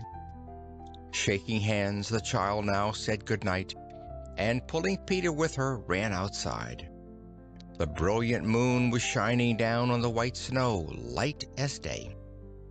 The 2 children were already flying down the Alp like birds soaring through the air. After Heidi had gone to bed that night, she lay awake a little while, thinking over everything the grandmother had said, especially about the joy the songs had given her. If only the poor grandmother could hear those comforting words every day! Heidi knew that it might be a week or 2 again before she could repeat her visit. The child became very sad when she thought how uncomfortable and lonely the old woman would be. Was there no way for help? Suddenly, Heidi had an idea, and it thrilled her so that she felt as if she could not wait till morning come to put her plan in execution. But in her excitement she had forgotten her evening prayer, so sitting up in bed, she prayed fervently to God. Then falling back into the fragrant hay, she soon slept peacefully and soundly till the bright morning came. End of Chapter 18. Chapter 19. Winter Still Continues. Peter arrived punctually at school next day. He had brought his lunch with him in a bag, for all the children that came from far away ate in school, while the others went home. In the evening, Peter, as usual, paid his visit to Heidi. The minute he opened the door, she ran up to him, saying, Peter, I have to tell you something. Say it, he replied. You must learn to read now, said the child. I have done it already. Yes, Peter, but I don't mean it that way, Heidi eagerly proceeded. You must learn it so that you really know how afterwards. I can't, Peter remarked. Nobody believes you about that anymore, and I won't either, Heidi said resolutely. When I was in Frankfurt, Grandmama told me it wasn't true and that I shouldn't believe you. Peter's astonishment was great. I'll teach you, for I know how. When you have learnt it, you must read 1 or 2 songs to Grandmother every day. I shan't, grumbled the boy. This obstinate refusal made Heidi very angry. With flaming eyes, she planted herself before the boy and said, I'll tell you what will happen if you don't want to learn. Your mother has often said that she'll send you to Frankfurt. Clara showed me the terrible large boys' school there, and you'll have to go. You must stay there till you are a man, Peter. You mustn't think that there is only one teacher there, and such a kind one as we have here. No, indeed. There are whole rows of them, and when they are out walking they have high black hats on their heads. I saw them myself when I was out driving. Cold shivers ran down Peter's back. Yes, you'll have to go there, and when they find out that you can't read or even spell, they'll laugh at you. I'll do it, said Peter, half angry and half frightened. Oh, I am glad. Let us start right away, said Heidi joyfully, pulling Peter over to the table. Among the things that Clara had sent, Heidi had found a little book with the ABC and some rhymes. She had chosen this for the lessons. Peter, having to spell the first rhyme, found great difficulty, so Heidi said, I'll read it to you and then you'll be able to do it better. Listen. If A, B, C you do not know, before the school board you must go. I won't go, said Peter stubbornly. Where? Before the court. Hurry up and learn the 3 letters, then you won't have to. Peter, beginning again, repeated the 3 letters till Heidi said, Now you know them. Having observed the good result of the first rhyme, she began to read again. D, E, F you then must read, or of misfortune take good heed. If H, I, J, K are forgot, adversity is on the spot. Who over L and M doth stumble, must pay a penance and feel humble. There's trouble coming, if you knew you'd quickly learn N-O-P-Q. If you shall halt on R-S-T, you'll suffer for it speedily. Heidi, stopping, looked at Peter, who was so frightened by all these threats and mysterious horrors that he sat as still as a mouse. Heidi's tender heart was touched, and she said comfortingly, Don't be afraid, Peter. If you come to me every day, you'll soon learn all the letters, and then those things won't happen. But come every day, even when it snows. Promise. Peter did so and departed. Obeying Heidi's instructions, he came daily to her for his lesson. Sometimes the grandfather would sit in the room smoking his pipe. Often the corners of his mouth would twitch as if he could hardly keep from laughing. He generally invited Peter to stay to supper afterwards, which liberally rewarded the boy for all his great exertions.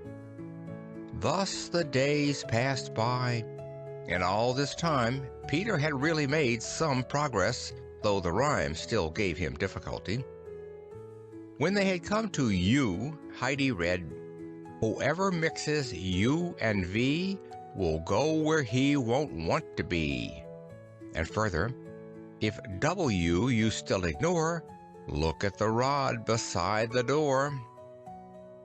Often Peter would growl and object to these measures, but nevertheless he kept on learning and soon had but 3 letters left. The next few days the following rhymes with their threats made Peter more eager than ever. If you the letter X forget, for you no supper will be set. If you still hesitate with Y, for shame you'll run away and cry. When Heidi read the last, and he who makes his Z with blots must journey to the Hottentots. Peter sneered. Nobody even knows where they are. I am sure Grandfather does, Heidi retorted, jumping up. Just wait 1 minute and I shall ask him. He is over with the parson. And with that she had opened the door. Wait! Shrieked Peter in great alarm, for he saw himself already transported to those dreadful people. What is the matter with you? Said Heidi, standing still. Nothing, but stay here. I'll learn, he blubbered. But Heidi, wanting to know something about the Hottentots herself, could only be kept back by piteous screams from Peter. So at last they settled down again, and before it was time to go, Peter knew the last letter and had even begun to read syllables. From this day on, he progressed more quickly. It was 3 weeks since Heidi had paid her last visit to the grandmother, for much snow had fallen since. One evening, Peter, coming home, said triumphantly, I can do it. What is it you can do, Peter? Asked his mother eagerly. Read. What? Is it possible? Did you hear it, grandmother? Exclaimed Brigida. The grandmother also was curious to learn how this had happened.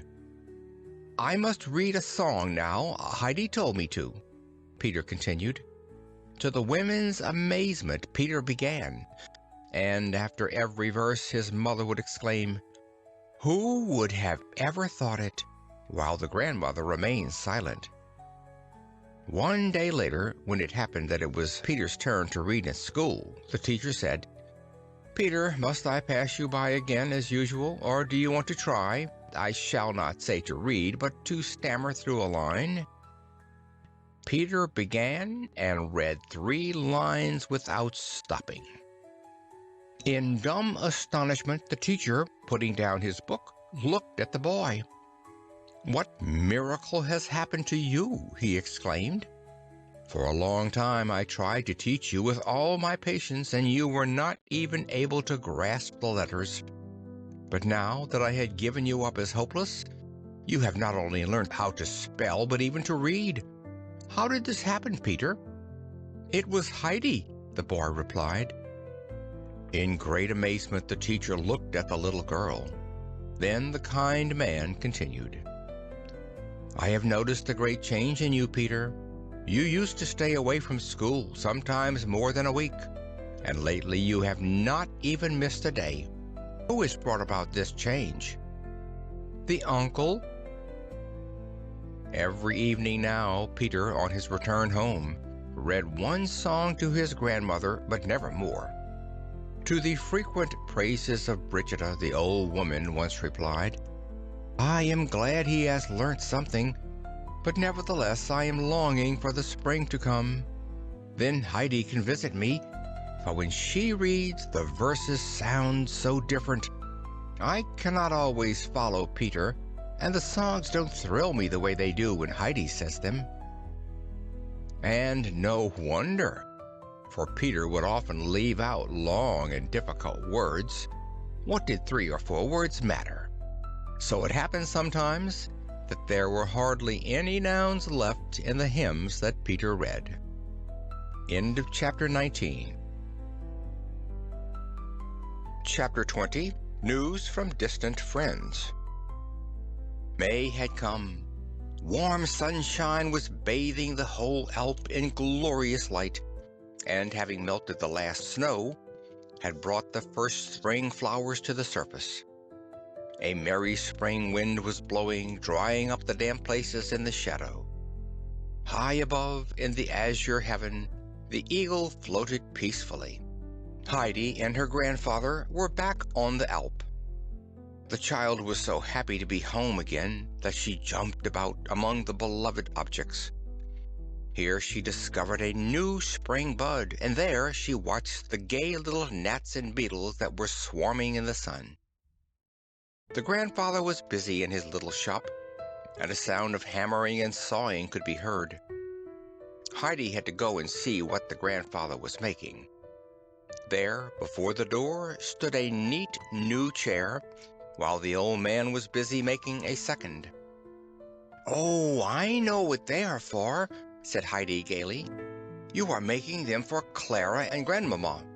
Oh, but we need a third. Or do you think that Miss Rottenmeier won't come, perhaps?" "I really don't know," said Grandfather, "but it is safer to have a chair for her if she should come." Heidi, thoughtfully looking at the backless chairs, remarked, "Grandfather, I don't think she would sit down on those." "Then we must invite her to sit down on the beautiful green lounge of grass," quietly answered the old man. While Heidi was still wondering what the grandfather had meant, Peter arrived, whistling and calling. As usual, Heidi was soon surrounded by the goats, who also seemed happy to be back on the Alp. Peter, angrily pushing the goats aside, marched up to Heidi, thrusting a letter into her hand. "Did you get a letter for me on the pasture?" Heidi said, astonished. "No." "Where did it come from?" "From my bag." The letter had been given to Peter the previous evening. Putting it in his lunch bag, the boy had forgotten it there till he opened the bag for his dinner. Heidi immediately recognized Clara's handwriting, and bounding over to her grandfather, exclaimed, "A letter has come from Clara. Wouldn't you like me to read it to you, Grandfather?" Heidi immediately read to her two listeners as follows. "Dear Heidi, we are all packed up and shall travel in 2 or 3 days. Papa is leaving too, but not with us, for he has to go to Paris first. The dear doctor visits us now every day, and as soon as he opens the door, he calls, 'Away to the Alp,' for he can hardly wait for us to go. If you only knew how he enjoyed being with you last fall. He came nearly every day this winter to tell us all about you and the grandfather and the mountains and the flowers he saw. He said that it was so quiet in the pure, delicious air, away from towns and streets, that everybody has to get well there. He is much better himself since his visit, and seems younger and happier. Oh, how I look forward to it all. The doctor's advice is that I shall go to Ragaz first for about 6 weeks. Then I can go to live in the village, and from there I shall come to see you every fine day. Grandmama, who is coming with me, is looking forward to the trip too. And just think, Miss Rottenmeier does not want to go. When Grandmama urges her, she always declines politely. I think Sebastian must have given her such a terrible description of the high rocks and fearful abysses that she is afraid. I think he told her that it was not safe for anybody, and that only goats could climb such dreadful heights. She used to be so eager to go to Switzerland, but now neither Tinette nor she wants to take the risk. I can hardly wait to see you again. Goodbye, dear Heidi. With much love from Grandmama. I am your true friend, Clara." When Peter heard this, he swung his rod to right and left. Furiously driving the goats before him, he bounded down the hill. Heidi visited the grandmother next day, for she had to tell her the good news. Sitting up in her corner, the old woman was spinning as usual. Her face looked sad, for Peter had already announced the near visit of Heidi's friends, and she dreaded the result. After having poured out her full heart, Heidi looked at the old woman. "What is it, grandmother?" said the child. "Are you not glad?" "Oh, yes, Heidi, I am glad because you are happy." "But, grandmother, you seem so anxious. Do you still think Miss Rottenmeier is coming?" "Oh, no, it is nothing. Give me your hand. I want to be sure that you are still here." "I suppose it will be for the best, even if I shall not live to see the day." "Oh, but then I would not care about this coming," said the child. The grandmother had hardly slept all night for thinking of Clara's coming. Would they take Heidi away from her now that she was well and strong? But for the sake of the child, she resolved to be brave. "Heidi," she said, please read me the song that begins with, God will see to it. Heidi immediately did as she was told. She knew nearly all the grandmother's favorite hymns by now and always found them quickly. That does me good, child, the old woman said. Already the expression of her face seemed happier and less troubled. Please read it a few times over, child, she entreated. Thus evening came, and when Heidi wandered homewards, one twinkling star after another appeared in the sky. Heidi stood still every few minutes, looking up to the firmament in wonder. When she arrived home, her grandfather also was looking up to the stars, muttering to himself, "What a wonderful month! One day clearer than the other. The herbs will be fine and strong this year." The blossom month had passed, and June, with the long, long days, had come. Quantities of flowers were blooming everywhere, filling the air with perfume. The month was nearing its end when one morning Heidi came running out of the hut, where she had already completed her duties. Suddenly she screamed so loud that the grandfather hurriedly came out to see what had happened. "Grandfather, come here, look, look!" A strange procession was winding up the Alm. First marched two men carrying an open sedan chair with a young girl in it, wrapped up in many shawls. Then came a stately lady on horseback, who, talking with a young guide beside her, looked eagerly right and left. Then an empty rolling chair, carried by a young fellow, was followed by a porter who had so many covers, shawls, and furs piled up on his basket that they towered high above his head. "They are coming! They are coming!" cried Heidi in her joy. And soon the party had arrived at the top. Great was the happiness of the children at seeing each other again. When Grandmamma had descended from her horse, she tenderly greeted Heidi first, and then turned to the uncle who had approached the group. The two met like two old friends they had heard so much about each other. After the first words were exchanged, the grandmother exclaimed, "My dear uncle, what a wonderful residence you have! Who would have ever thought it? Kings could envy you here. Oh, how well my Heidi is looking, just like a little rose," she continued, drawing the child closely to her side and patting her cheeks. "What glory everywhere! Clara, what do you say to it all?" Clara, looking about her rapturously, cried, "Oh, how wonderful! How glorious! I have never dreamt it could be as beautiful as that. Oh, Grandmamma, I wish I could stay here." The uncle had busied himself in the meantime with getting Clara's rolling chair for her. Then, going up to the girl, he gently lifted her into her seat. Putting some covers over her knees, he tucked her feet in warmly. It seemed as if the grandfather had done nothing else all his life than nurse lame people. "My dear uncle," said the grandmamma, surprised, "please tell me where you learned that, for I shall send all the nurses I know here immediately." The uncle smiled faintly when he replied, "It comes more from care than study." His face became sad. Before his eyes had risen bygone times, for that was the way he used to care for his poor wounded captain, whom he had found in Sicily after a violent battle. He alone had been allowed to nurse him till his death, and now he would take just as good care of poor lame Clara. When Clara had looked a long time at the cloudless sky above and all the rocky crags, she said longingly, "I wish I could walk round the hut to the fir trees, if I could only see all the things you told me so much about."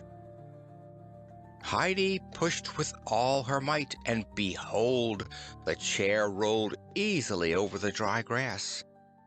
When they had come into the little grove, Clara could not see her fill of those splendid trees that must have stood there so many, many years. Although the people had changed and vanished, they had remained the same, ever looking down into the valley. When they passed the empty goat shed, Clara said pitifully, "Oh, Grandmamma, if I could only wait up here for Schwanli and Barley, I'm afraid I shan't see Peter and his goats if we have to go away so soon again." "Dear child, enjoy now what you can," said the Grandmamma who had followed. "Oh, what wonderful flowers!" exclaimed Clara again. "Whole bushes of exquisite red blossoms. Oh, if I could only pick some of those bluebells!" Heidi, immediately gathering a large bunch, put them in Clara's lap. "Clara, this is really nothing in comparison with the many flowers in the pasture. You must come up once and see them. There are so many that the ground seems golden with them. If you ever sit down among them, you will feel as if you could never get up any more. It is so beautiful." "Oh, Grandmamma, do you think I can ever go up there?" Clara asked with a wild longing in her eyes. "If I could only walk with you, Heidi, and climb round everywhere." "I'll push you," Heidi said for comfort. To show how easy it was, she pushed the chair at such a rate that it would have tumbled down the mountain if the grandfather had not stopped it at the last moment. It was time for dinner now. The table was spread near the bench, and soon everybody sat down. The grandmother was so overcome by the view and the delicious wind that fanned her cheek that she remarked, "What a wondrous place this is! I've never seen its like. But what do I see?" she continued. "I think you are actually eating your second piece of cheese, Clara." "Oh, Grandmamma, it tastes better than all the things we get in Roggat's," replied the child, eagerly eating the savory dish. "Don't stop. Our mountain wind helps along where the cooking is faulty," contentedly said the old man. During the meal, the uncle and the Grandmamma had soon got into a lively conversation. They seemed to agree on many things and understood each other like old friends. A little later, the Grandmamma looked over to the west. "We must soon start, Clara, for the sun is already low. Our guides will be here shortly." Clara's face had become sad, and she entreated, "Oh, please let us stay here another hour or so. We haven't even seen the hut yet. I wish the day were twice as long." The Grandmamma assented to Clara's wish to go inside. When the rolling chair was found too broad for the door, the uncle quietly lifted Clara in his strong arms and carried her in. Grandmamma was eagerly looking about her, glad to see everything so neat. Then, going up the little ladder to the hayloft, she discovered Heidi's bed. "Is that your bed, Heidi? What a delicious perfume! It must be a healthy place to sleep," she said, looking out through the window. The grandfather with Clara was coming up too, with Heidi following. Clara was perfectly entranced. What a lovely place to sleep! Oh, Heidi, you can look right up to the sky from your bed. What a good smell! You can hear the fir trees roar here, can't you? Oh, I never saw a more delightful bedroom." The uncle, looking at the old lady, said now, "I have an idea that it would give Clara new strength to stay up here with us a little while. Of course, I only mean if you did not object. You have brought so many wraps that we can easily make a soft bed for Clara here. My dear lady, you can easily leave the care to me. I'll undertake it gladly." The children screamed for joy, and Grandmamma's face was beaming.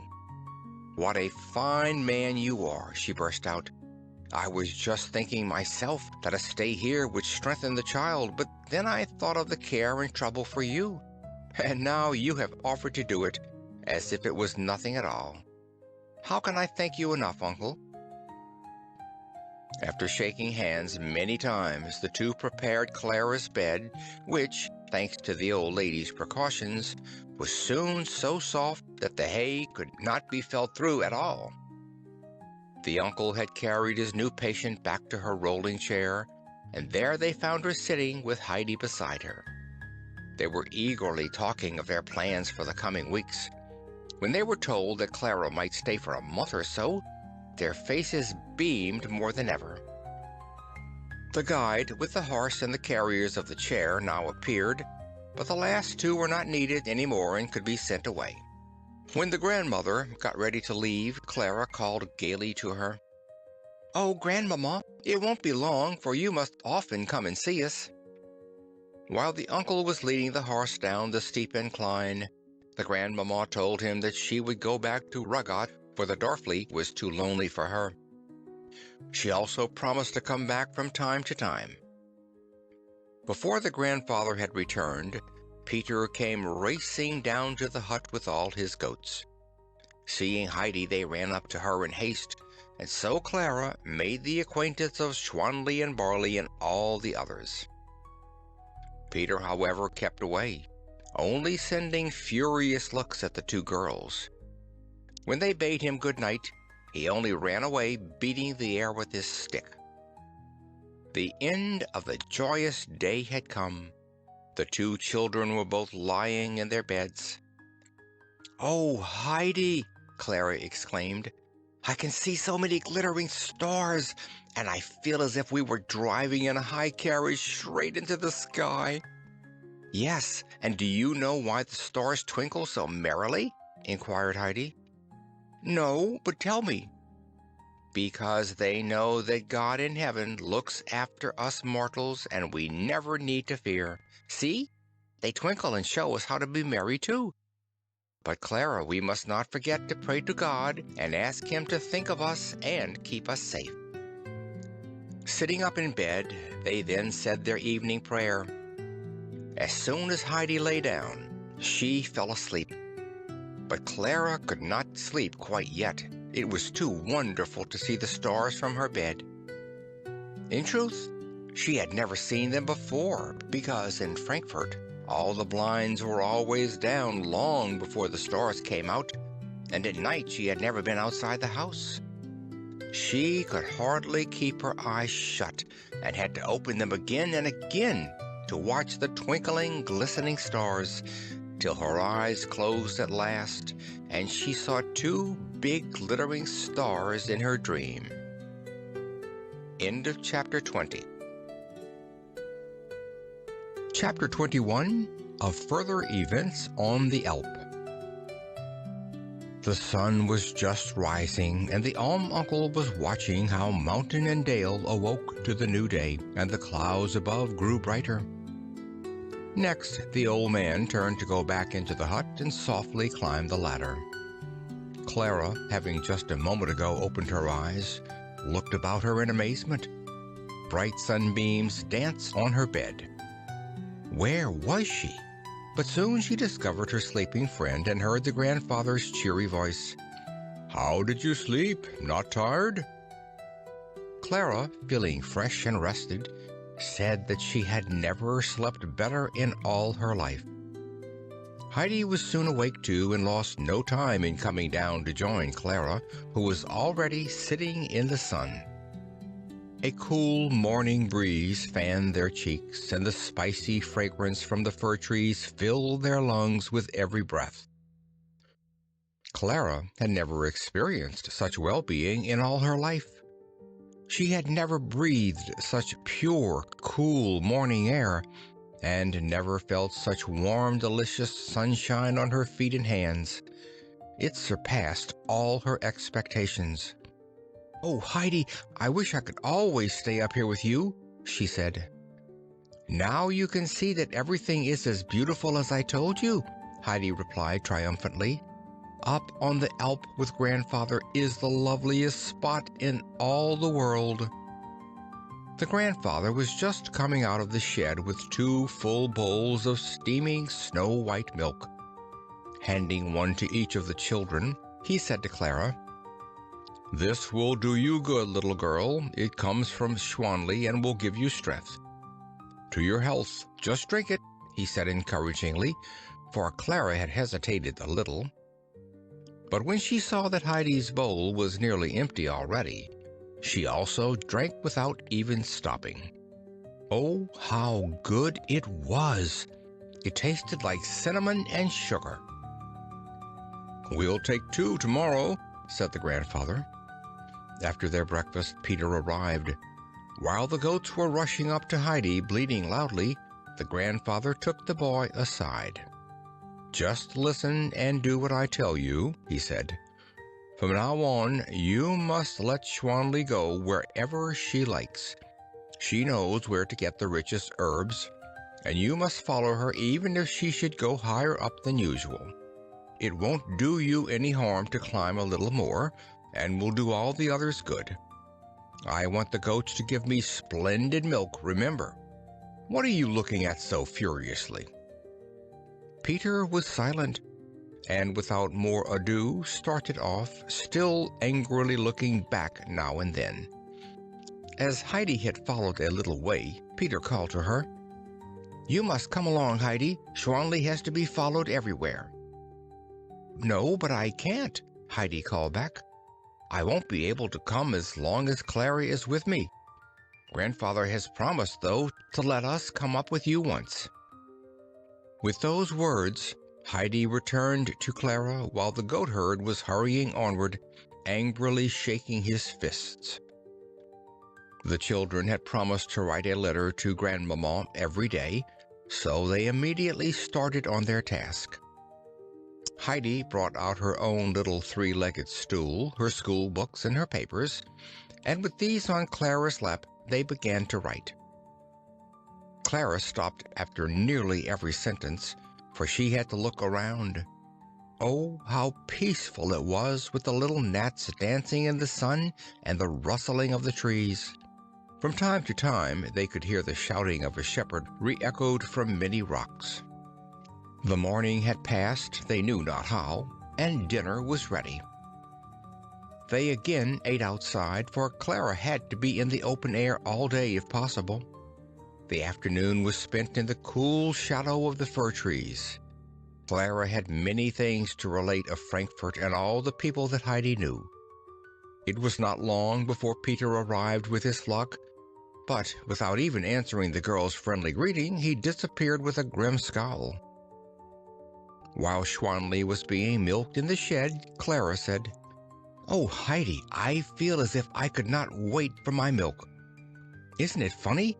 All my life I have only eaten because I had to. Everything always tasted to me like cod liver oil, and I have often wished that I should never have to eat.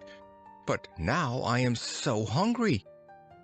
"Oh, yes, I know," Heidi replied. She had to think of the days in Frankfurt when her food seemed to stick in her throat. When at last the full bowls were brought by the old man, Clara, seizing hers, eagerly drank the contents in one draught and even finished before Heidi. "Please, may I have a little more?" she asked, holding out the bowl. Nodding, much pleased, the grandfather soon refilled it.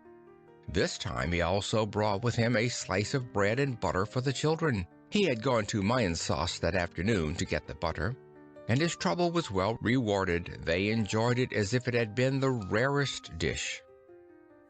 This evening Clara fell asleep the moment she lay down. 2 or 3 days passed in this pleasant way. The next brought a surprise. 2 strong porters came up the Alp, each carrying on his back a fresh white bed. They also brought a letter from Grandmamma in which she thanked the children for their faithful writing and told them that the beds were meant for them. When they went to sleep that night, they found their new beds in exactly the same position as their former ones had been. Clara's rapture in her new life grew greater every day, and she could not write enough of the grandfather's kindly care and of Heidi's entertaining stories. She told her Grandmamma that her first thought in the morning always was, "Thank God I am still in the alm hut." Grandmamma was highly pleased at those reports, and put her projected visit off a little while, for she had found the ride pretty tiring. The grandfather took excellent care of his little patient, and no day passed on which he did not climb around to find the most savory herbs for Schwanli. The little goat thrived so that everybody could see it in the way her eyes were flashing. It was the 3rd week of Clara's stay. Every morning, after the grandfather had carried her down, he said to her, "Would my Clara try to stand a little?" Clara always sighed, "Oh, it hurts me so." But though she would cling to him, he made her stand a little longer every day. This summer was the finest that had been for years. Day after day the sun shone on a cloudless sky, and at night it would pour its purple, rosy light down on the rocks and snowfields till everything seemed to glow like fire.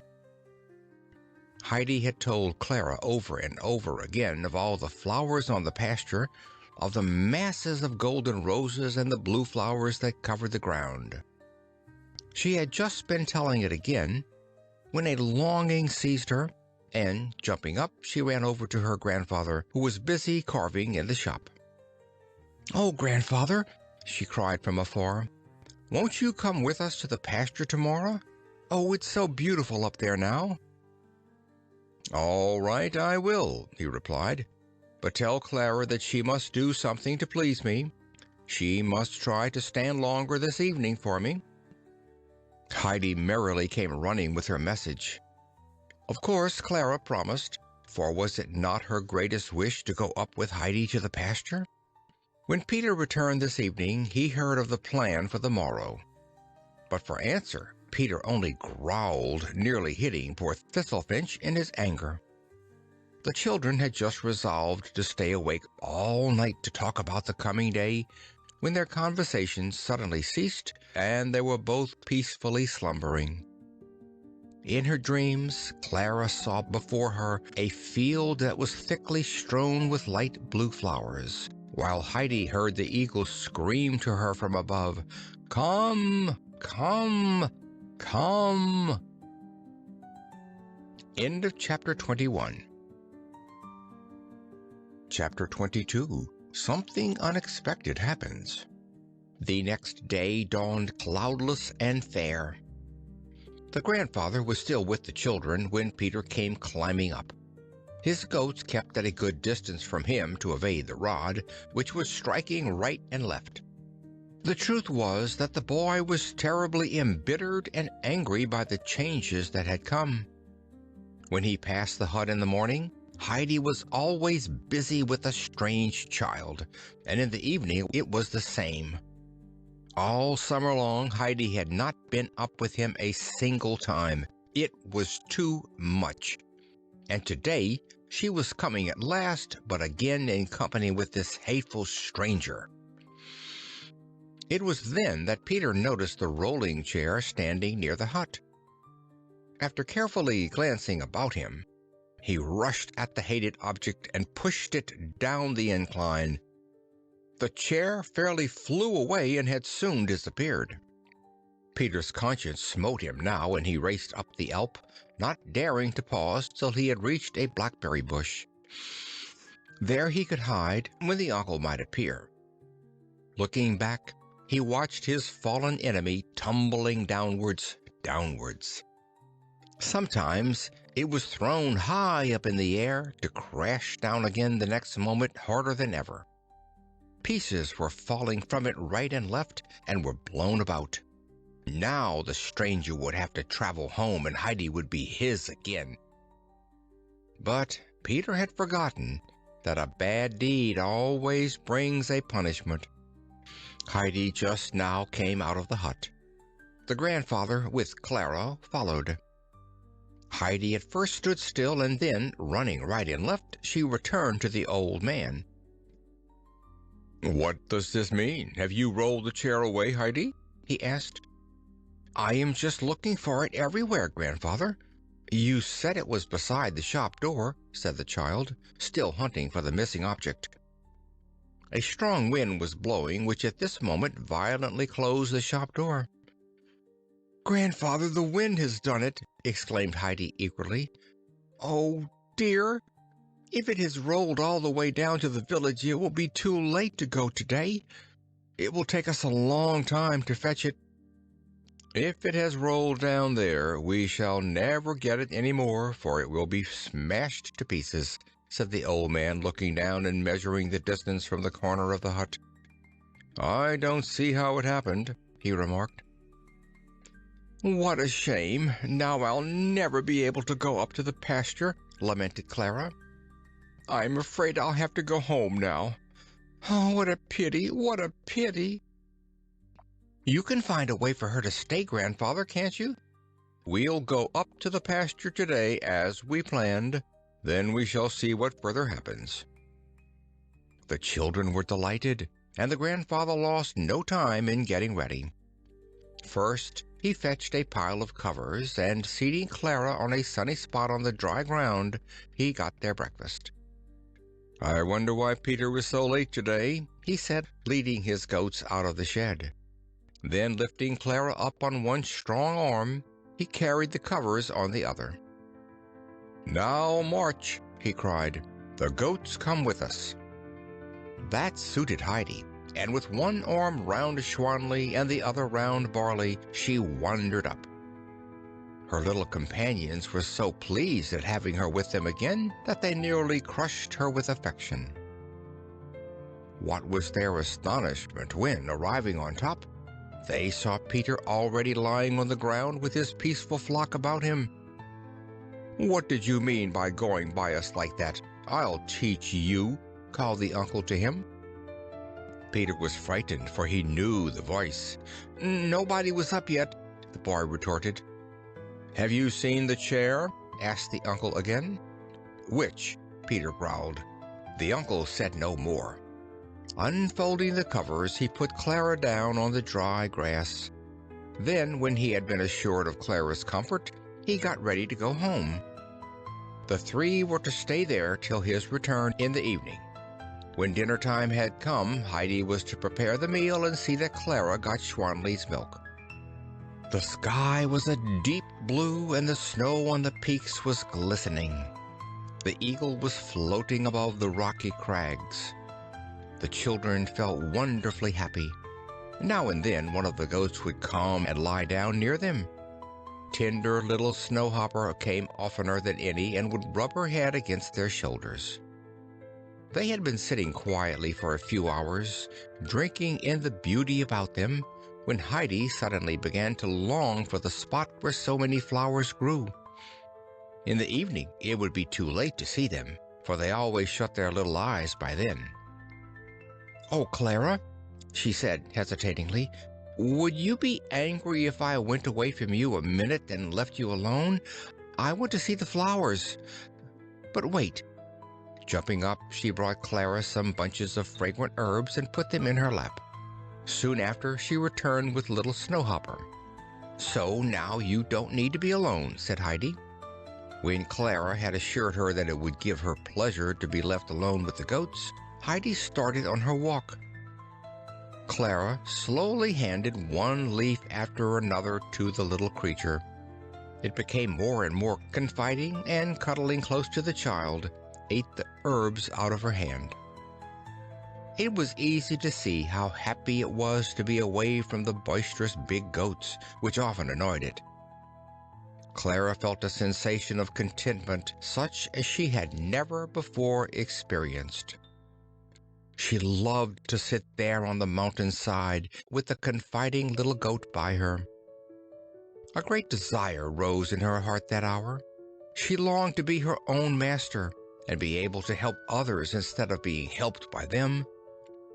Many other thoughts and ideas rushed through her mind. How would it be to live up here in continual sunshine? The world seemed so joyous and wonderful all of a sudden. Premonitions of future undreamt of happiness made her heart beat. Suddenly she threw both arms around the little goat and said, "Oh, little Snowhopper, how beautiful it is up here! If I could always stay with you!" Heidi, in the meantime, had reached the spot where, as she had expected, the whole ground was covered with yellow rock roses. Near together in patches, the bluebells were nodding gently in the breeze. But all the perfume that filled the air came from the modest little brown flowers that hid their heads between the golden flower cups. Heidi stood enraptured, drawing in the perfumed air. Suddenly she turned and ran back to Clara, shouting to her from far, "Oh, you must come, Clara. It is so lovely there. In the evening it won't be so fine any more. Don't you think I could carry you?" "But Heidi," Clara said, "of course you can't. You are much smaller than I am. Oh, I wish I could walk." Heidi meditated a little. Peter was still lying on the ground. He had been staring down for hours, unable to believe what he saw before him. He had destroyed the chair to get rid of the stranger, and there she was again, sitting right beside his playmate. Heidi now called to him to come down, but as a reply he only grumbled, "Shan't come." "But you must come quickly, for I want you to help me. Quickly," urged the child. "Don't want to," sounded the reply. Heidi hurried up the mountain now and shouted angrily to the boy, "Peter, if you don't come this minute, I shall do something that you won't like." Those words scared Peter, for his conscience was not all clear. His deed had rejoiced him till this moment, when Heidi seemed to talk as if she knew it all. What if the grandfather should hear about it? Trembling with fear, Peter obeyed. "I shall only come if you promise not to do what you said," insisted the boy. No, I won't. Don't be afraid," said Heidi compassionately. "Just come along. It isn't so hard." Peter, on approaching Clara, was told to help raise the lame child from the ground on one side, while Heidi helped on the other. This went easily enough, but difficulty soon followed. Clara was not able to stand alone, and how could they get any further? "You must take me round the neck," said Heidi, who had seen what poor guides they made. The boy, who had never offered his arm to anybody in his life, had to be shown how first before further efforts could be made. But it was too hard. Clara tried to set her foot forward, but got discouraged. "Press your feet on the ground more, and I am sure it will hurt you less," suggested Heidi. "Do you think so?" said Clara timidly. But obeying, she ventured a firmer step, and soon another, uttering a little cry as she went. "Oh, it really has hurt me less," she said joyfully. "Try it again," Heidi urged her. Clara did, and took another step, and then another, and another still. Suddenly she cried aloud, "Oh, Heidi, I can do it! Oh, really, I can! Just look, I can take steps one after another." Heidi rapturously exclaimed, "Oh, Clara, can you really? Can you walk? Oh, can you take steps now? Oh, if only Grandfather would come! Now you can walk, Clara, now you can walk!" she kept on saying joyfully. Clara held on tight to the children, but with every new step she became more firm. "Now you can come up here every day," cried Heidi. "Now we can walk wherever we want to, and you don't have to be pushed in a chair anymore. Now you'll be able to walk all your life. Oh, what joy!" Clara's greatest wish, to be able to be well like other people, had been fulfilled at last. It was not very far to the flowering field. Soon they reached it and sat down among the wealth of bloom. It was the first time that Clara had ever rested on the dry, warm earth. All about them the flowers nodded and exhaled their perfume. It was a scene of exquisite beauty. The two children could hardly grasp this happiness that had come to them. It filled their hearts brimming full and made them silent. Peter also lay motionless, for he had gone to sleep. Thus the hours flew, and the day was long past noon. Suddenly all the goats arrived, for they had been seeking the children. They did not like to graze in the flowers, and were glad when Peter awoke with their loud bleating. The poor boy was mightily bewildered, for he had dreamt that the rolling chair with the red cushions stood again before his eyes. On awakening he had seen the golden nails, but soon he discovered that they were nothing but flowers. Remembering his deed, he obeyed Heidi's instructions willingly. When they came back to their former place, Heidi lost no time in setting out the dinner. The bag was very full today, and Heidi hurried to fulfill her promise to Peter, who with bad conscience had understood her threat differently. She made 3 heaps of good things, and when Clara and she were through, there was still a lot left for the boy. It was too bad that all this treat did not give him the usual satisfaction, for something seemed to stick in his throat. Soon after their belated dinner, the grandfather was seen climbing up the Alp. Heidi ran to meet him, confusedly telling him of the great event. The old man's face shone at the news. Going over to Clara, he said, "So you have risked it. Now we have won." Then, picking her up, he put one arm around her waist and the other he stretched out as support, and with his help, she marched more firmly than ever. Heidi jumped and bounded gaily by their side. In all this excitement, the grandfather did not lose his judgment, and before long lifted Clara on his arm to carry her home. He knew that too much exertion would be dangerous, and rest was needed for the tired girl. Peter, arriving in the village late that day, saw a large disputing crowd. They were all standing about an interesting object, and everybody pushed and fought for a chance to get nearer. It was no other than the chair. "I saw it when they carried it up," Peter heard the baker say. "I bet it was worth at least 500 francs. I should just like to know how it has happened." "The wind might have blown it down," remarked Barbara, who was staring open-mouthed at the beautiful velvet cushions. "The uncle said so himself." "It is a good thing if nobody else has done it," continued the baker. "When the gentleman from Frankfurt hears what has happened, he'll surely find out all about it, and I should pity the culprit. I am glad I haven't been up on the Alp for so long, else they might suspect me as they would anybody who happened to be up there at the time." Many more opinions were uttered, but Peter had heard enough. He quietly slipped away and went home. What if they should find out he had done it? A policeman might arrive any time now, and they might take him away to prison. Peter's hair stood up on end at this alarming thought.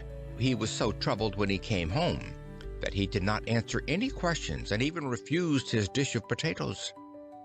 Hurriedly creeping into bed, he groaned. "I am sure Peter has been eating sorrel again, and that makes him groan so," said his mother.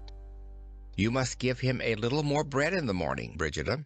Take a piece of mine," said the compassionate grandmother.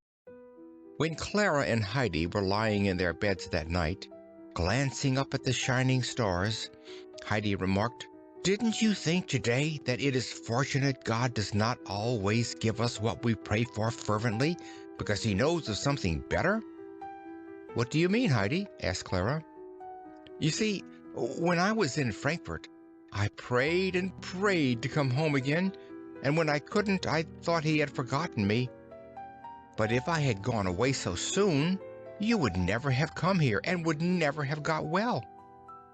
Clara, becoming thoughtful, said, "But, Heidi, then we could not pray for anything anymore, because we would feel that he always knows of something better." "But, Clara, we must pray to God every day to show we don't forget that all gifts come from him. Grandmama has told me that God forgets us if we forget him.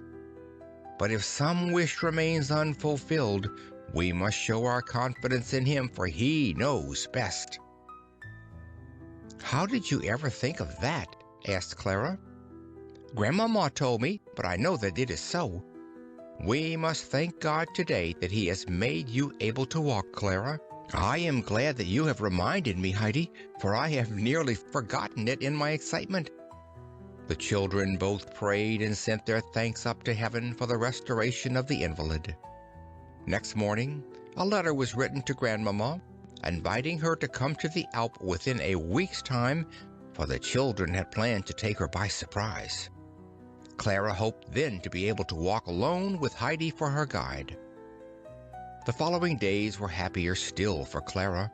Every morning she awoke with her heart singing over and over again, "Now I am well. Now I can walk like other people." She progressed and took longer walks every day.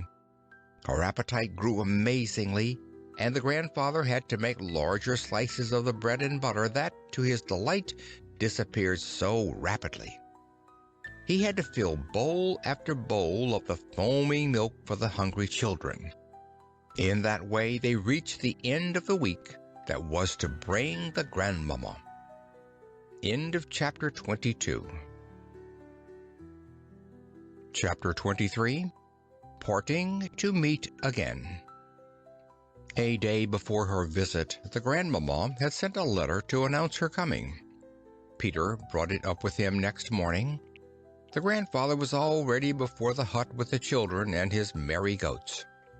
His face looked proud as he contemplated the rosy faces of the girls and the shining hair of his two goats. Peter, approaching, neared the uncle slowly. As soon as he had delivered the letter, he sprang back shyly, looking about him as if he were afraid.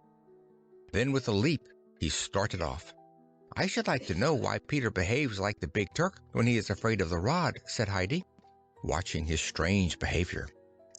"Maybe Peter fears a rod that he deserves," said the old man. All the way, Peter was tormented with fear. He could not help thinking of the policeman who was coming from Frankfurt to fetch him to prison. It was a busy morning for Heidi, who put the hut in order for the expected visitor. The time went by quickly, and soon everything was ready to welcome the good grandmama. The grandfather also returned from a walk on which he had gathered a glorious bunch of deep blue gentians. The children, who were sitting on the bench, exclaimed for joy when they saw the glowing flowers. Heidi, getting up from time to spy down the path, suddenly discovered Grandmama sitting on a white horse and accompanied by two men. One of them carried plenty of wraps, for without those the lady did not dare to pay such a visit. The party came nearer and soon reached the top. "What do I see? Clara, what is this? Why are you not sitting in your chair? How is this possible?" cried the grandmama in alarm, dismounting hastily. Before she had quite reached the children, she threw her arms up in great excitement. "Clara, is that really you? You have red, round cheeks, my child. I hardly know you anymore." Grandmama was going to rush at her grandchild when Heidi slipped from the bench, and Clara, taking her arm, they quietly took a little walk. The grandmama was rooted to the spot from fear. What was this?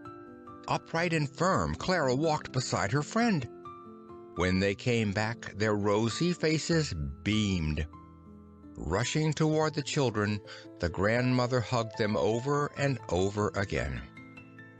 Looking over the bench, she beheld the uncle, who sat there smiling. Taking Clara's arm in hers, she walked over to him, continually venting her delight. When she reached the old man, she took both his hands in hers and said, "My dear, dear uncle, what have we to thank you for? This is your work, your care and nursing." "But our Lord Sunshine and Mountain Air," interrupted the uncle, smiling. Then Clara called, "Yes, and also Schwanli's good, delicious milk. Grandmama, you ought to see how much goat milk I can drink now. Oh, it is so good." "Indeed, I can see that from your cheeks," said the grandmama, smiling. "No, I hardly recognize you anymore. You have become broad and round. I never dreamt that you could get so stout and tall. Oh, Clara, is it really true? I cannot look at you enough. But now I must telegraph your father to come. I shan't tell him anything about you, for it will be the greatest joy of all his life. My dear uncle, how are we going to manage it? Have you sent the men away?" "I have, but I can easily send the goat herd." So they decided that Peter should take the message. The uncle immediately whistled so loud that it resounded from all sides. Soon Peter arrived, white with fear, for he thought his doom had come. But he only received a paper that was to be carried to the post office of the village. Relieved for the moment, Peter set out. Now all the happy friends sat down round the table, and Grandmamma was told how the miracle had happened. Often the talk was interrupted by exclamations of surprise from Grandmamma, who still believed it was all a dream. How could this be her pale, weak little Clara? The children were in a constant state of joy to see how their surprise had worked. Meanwhile, Mr. Seismann, having finished his business in Paris, was also preparing a surprise. Without writing his mother, he traveled to Ragatz on a sunny summer morning. He had arrived on this very day some hours after his mother's departure, and now, taking a carriage, he drove to Mayenfeld. The long ascent to the Alp from there seemed very weary and far to the traveler. When would he reach the goatherd's hut? There were many little roads branching off in several directions, and sometimes Mr. Seismann doubted if he had taken the right path. But not a soul was near, and no sound could be heard except the rustling of the wind and the hum of little insects. A merry little bird was singing on a larch tree, but nothing more. Standing still and cooling his brow, he saw a boy running down the hill at topmost speed. Mr. Seismann called to him, but with no success, for the boy kept at a shy distance. "Now, my boy, can't you tell me if I am on the right path to the hut where Heidi lives and the people from Frankfurt are staying?" A dull sound of terror was the only reply. Peter shot off and rushed head over heels down the mountainside, turning wild somersaults on his perilous way. His course resembled the course his enemy had taken some days ago. "What a funny, bashful mountaineer," Mr. Seismann remarked to himself, thinking that the appearance of a stranger had upset this simple son of the Alps. After watching the downward course of the boy a little while, he soon proceeded on his way. In spite of the greatest effort, Peter could not stop himself and kept rolling on. But his fright and terror was still more terrible than his bumps and blows. This stranger was the policeman, that was a certain fact. At last, being thrown against a bush, he clutched it wildly. "Good, here's another one," a voice near Peter said. "I wonder who is going to be pushed down tomorrow, looking like a half-open potato bag." The village baker was making fun of him. For a little rest after his weary work, he had quietly watched the boy. Peter regained his feet and slunk away. How did the baker know the chair had been pushed? He longed to go home to bed and hide, for there alone he felt safe. But he had to go up to the goats, and the uncle had clearly told him to come back as quickly as he could. Groaning, he limped away up to the Alp. How could he run now with this fear in all his poor sore limbs? Mr. Seismann had reached the hut soon after meeting Peter and felt reassured. Climbing further with renewed courage, he at last saw his goal before him, but not without long and weary exertion. He saw the alm hut above him and the swaying fir trees. Mr. Seismann eagerly hurried to encounter his beloved child. They had seen him long ago from the hut, and a treat was prepared for him that he never suspected. As he made the last steps, he saw two forms coming towards him. A tall girl with light hair and rosy face was leaning on Heidi, whose dark eyes sparkled with keen delight. Mr. Seismann stopped short, staring at this vision. Suddenly big tears rushed from his eyes, for this shape before him recalled sweet memories. Clara's mother had looked exactly like this fair maiden. Mr. Seismann at this moment did not know if he was awake or dreaming. "Papa, don't you know me any more?" Clara called with beaming eyes. Have I changed so much?" Mr. Heisman rushed up to her, folding her in his arms. "Yes, you have changed. How is it possible? Is it really true? Is it really you, Clara?" asked the overjoyed father, embracing her again and again, and then gazing at her as she stood tall and firm by his side. His mother joined them now, for she wanted to see the happiness of her son. "What do you say to this, my son? Isn't our surprise finer than yours?" she greeted him. "But come over to our benefactor now, I mean the uncle." "Yes, indeed. I also must greet our little Heidi," said the gentleman, shaking Heidi's hand. "Well, always fresh and happy on the mountain? I guess I don't need to ask, for no alpine rose can look more blooming. Ah, child, what joy this is to me."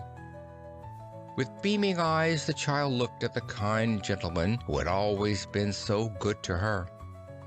Her heart throbbed in sympathy with his joy. While the two men who had at last approached each other were conversing, Grandmamma walked over to the grove. There, under the fir trees, another surprise awaited her. A beautiful bunch of wondrously blue gentians stood as if they had grown there. "How exquisite! How wonderful! What a sight!" she exclaimed, clapping her hands. "Heidi, come here. Have you brought me those? Oh, they are beautiful." The children had joined her, Heidi assuring her that it was another person's deed. "Oh, Grandmamma, up on the pasture it looks just like that," Clara remarked. "Just guess who brought you the flowers." At that moment a rustle was heard, and they saw Peter, who was trying to sneak up behind the trees to avoid the hut. Immediately the old lady called to him, for she thought that Peter himself had picked the flowers for her. He must be creeping away out of sheer modesty, the kind lady thought. To give him his reward, she called, "Come here, my boy, don't be afraid." Petrified with fear, Peter stood still. What had gone before had robbed him of his courage. He thought now that all was over with him. With his hair standing up on end and his pale face distorted by anguish, he approached. "Come straight to me, my boy," the old lady encouraged him. "Now tell me, boy, if you have done that." In his anxiety, Peter did not see the Grandmamma's finger that pointed to the flowers. He only saw the uncle standing near the hut, looking at him penetratingly, and beside him the policeman, the greatest horror for him in the world. Trembling in every limb, Peter answered, "Yes." "Well, but what are you so frightened about?" Because it is broken and can never be mended again," Peter said, his knees tottering under him. The Grandmamma now walked over to the hut. "My dear uncle," she asked kindly, "is this poor lad out of his mind?" "Not at all," was the reply. "Only the boy was the wind which blew away the wheelchair. He is expecting the punishment he well deserves." Grandmamma was very much surprised, for she vowed that Peter looked far from wicked. Why should he have destroyed the chair? The uncle told her that he had noticed many signs of anger in the boy since Clara's advent on the Alp. He reassured her that he had suspected the boy from the beginning. "My dear uncle," the old lady said with animation, "we must not punish him further. We must be just. It was very hard on him when Clara robbed him of Heidi, who is and was his greatest treasure. When he had to sit alone day after day, it roused him to a passion which drove him to this wicked deed. It was rather foolish, but we all get so when we get angry." The lady walked over to the boy again, who was still quivering with fear. Sitting down on the bench, she began. "Come, Peter, I'll tell you something. Stop trembling and listen. You pushed the chair down to destroy it. You knew very well that it was wicked and deserved punishment. You tried very hard to conceal it, did you not? But if somebody thinks that nobody knows about a wicked deed, he is wrong. God always knows. As soon as he finds that a man is trying to conceal an evil he has done, he wakens a little watchman in his heart who keeps on pricking the person with a thorn till all his rest is gone. He keeps on calling to the evildoer, "Now you'll be found out. Now your punishment is near." His joy has flown, for fear and terror take its place. Have you not just had such an experience, Peter? Peter nodded, all contrite. He certainly had experienced this. "You have made a mistake," the grandmamma continued, "by thinking that you could hurt Clara by destroying her chair. It so happened that what you have done has been the greatest good for her. She would probably never have tried to walk if her chair had been there.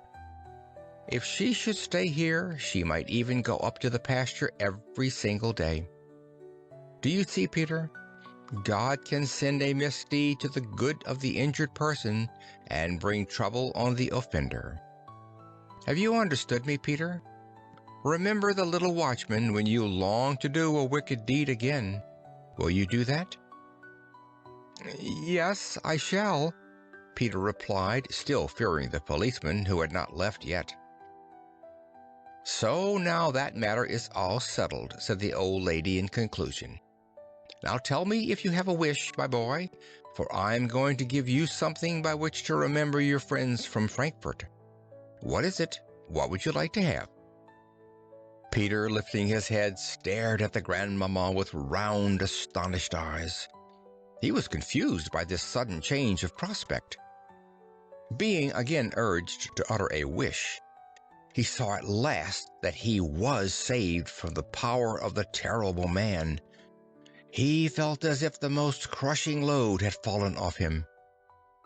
He knew now that it was better to confess at once when something had gone wrong, so he said, "I have also lost the paper." Reflecting a while, the grandmamma understood and said, "That is right. Always confess what is wrong, then it can be settled. And now, what would you like to have?"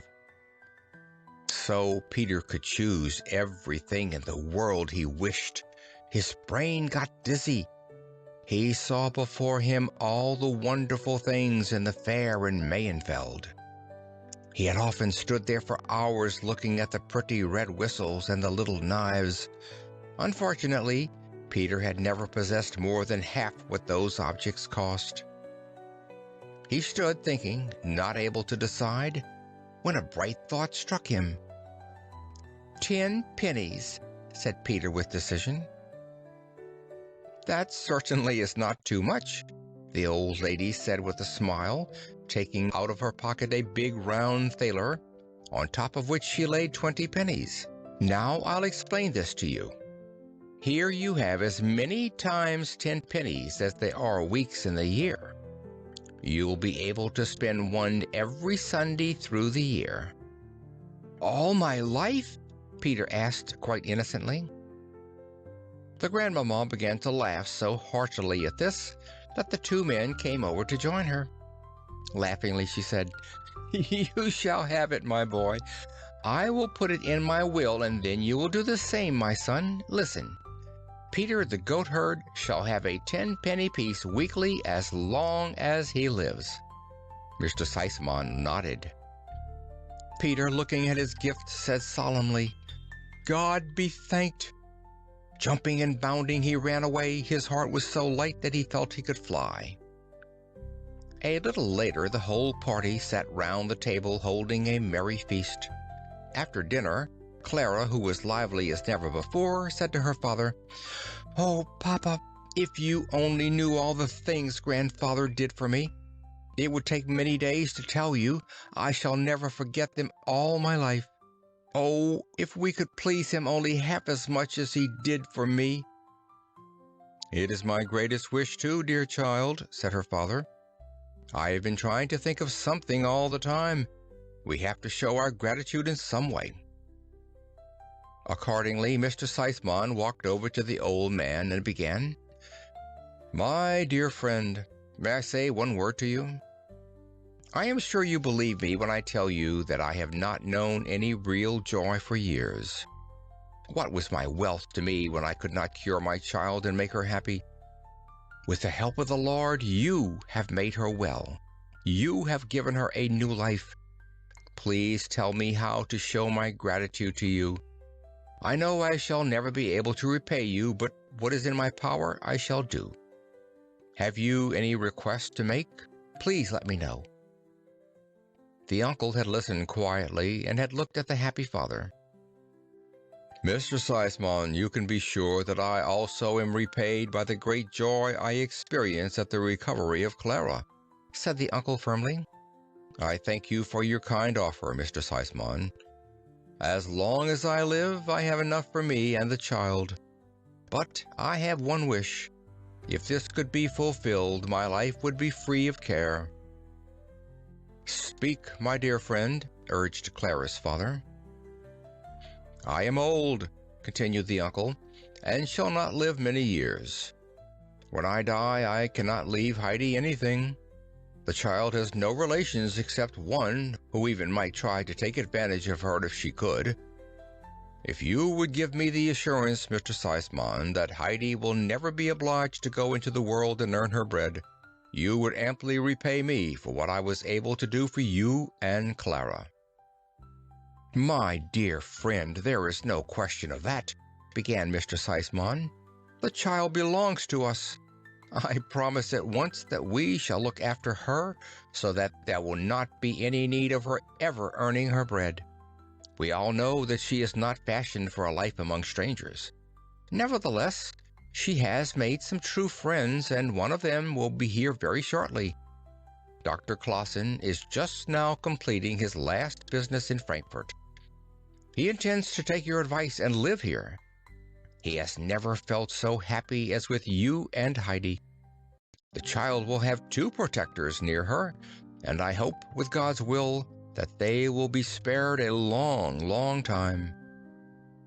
And may it be God's will, added the grandmamma, who with Heidi had joined them, shaking the uncle tenderly by the hand. Putting her arms around the child, she said, Heidi, I want to know if you also have a wish. Yes, indeed I have, said Heidi, pleased. Tell me what it is, child. I should like to have my bed from Frankfurt with the 3 high pillows and the thick, warm cover. Then grandmother will be able to keep warm and won't have to wear her shawl in bed. Oh, I'll be so happy when she won't have to lie with her head lower than her heels, hardly able to breathe. Heidi had said all this in one breath. She was so eager. Oh dear, I had nearly forgotten what I meant to do. I am so glad you have reminded me, Heidi. If God sends us happiness, we must think of those who have many privations. I shall telegraph immediately for the bed. And if Miss Rottenmeier sends it off at once, it can be here in 2 days. I hope the poor blind grandmother will sleep better when it comes. Heidi, in her happiness, could hardly wait to bring the old woman the good news. Soon it was resolved that everybody should visit the grandmother, who had been left alone so long. Before starting, however, Mr. Seismon revealed his plans. He proposed to travel through Switzerland with his mother and Clara. He would spend the night in the village so as to fetch Clara from the Alm next morning for the journey. From there they would go first to Ragatz and then further. The telegram was to be mailed that night. Clara's feelings were divided, for she was sorry to leave the Alp, but the prospect of the trip delighted her. When everything was settled, they all went down, the uncle carrying Clara, who could not have risked the lengthy walk. All the way down, Heidi told the old lady of her friends in the hut, the cold they had to bear in winter, and the little food they had. Brigida was just hanging up Peter's shirt to dry when the whole company arrived. Rushing into the house, she called to her mother. Now they are all going away. Uncle is going too, carrying the lame child. Oh, must it really be? Sighed the grandmother. Have you seen whether they took Heidi away? Oh, if she only could give me her hand once more. Oh, I long to hear her voice once more. The same moment the door was flung open and Heidi held her tight. Grandmother, just think, my bed with the 3 pillows and the thick cover is coming from Frankfurt. Grandmama has said that it will be here in 2 days. Heidi thought that grandmother would be beside herself with joy, but the old woman, smiling sadly, said, "Oh, what a good lady she must be. I know I ought to be glad she is taking you with her, Heidi, but I don't think I shall survive it long." "But nobody has said so," the grandmamma, who had overheard these words, said kindly. Pressing the old woman's hand, she continued, "It is out of the question. Heidi will stay with you and make you happy. To see Heidi again, we will come up every year to the Alm, for we have many reasons to thank the Lord there." Immediately the face of the grandmother lighted up and she cried tears of joy. "Oh, what wonderful things God is doing for me," said the grandmother, deeply touched. "How good people are to trouble themselves about such a poor old woman as I. Nothing in this world strengthens the belief in a good Father in heaven more than this mercy and kindness shown to a poor, useless little woman like me." "My dear grandmother," said Mr. Seismann, "before God in heaven, we are all equally miserable and poor. Woe to us if he should forget us. But now we must say goodbye. Next year we shall come to see you just as soon as we come up the Alp. We shall never forget you." With that, Mr. Seismann took her hand. It was some time before she was allowed to leave, however, because the grandmother thanked her over and over again and invoked all heaven's blessings on her and her house. Mr. Seismann and his mother went on down while Clara was carried up to spend her last night in the hut. Next morning, Clara shed hot tears at parting from the beloved place where such gladness had been hers. Heidi consoled her with plans for the coming summer that was to be even more happy than this one had been.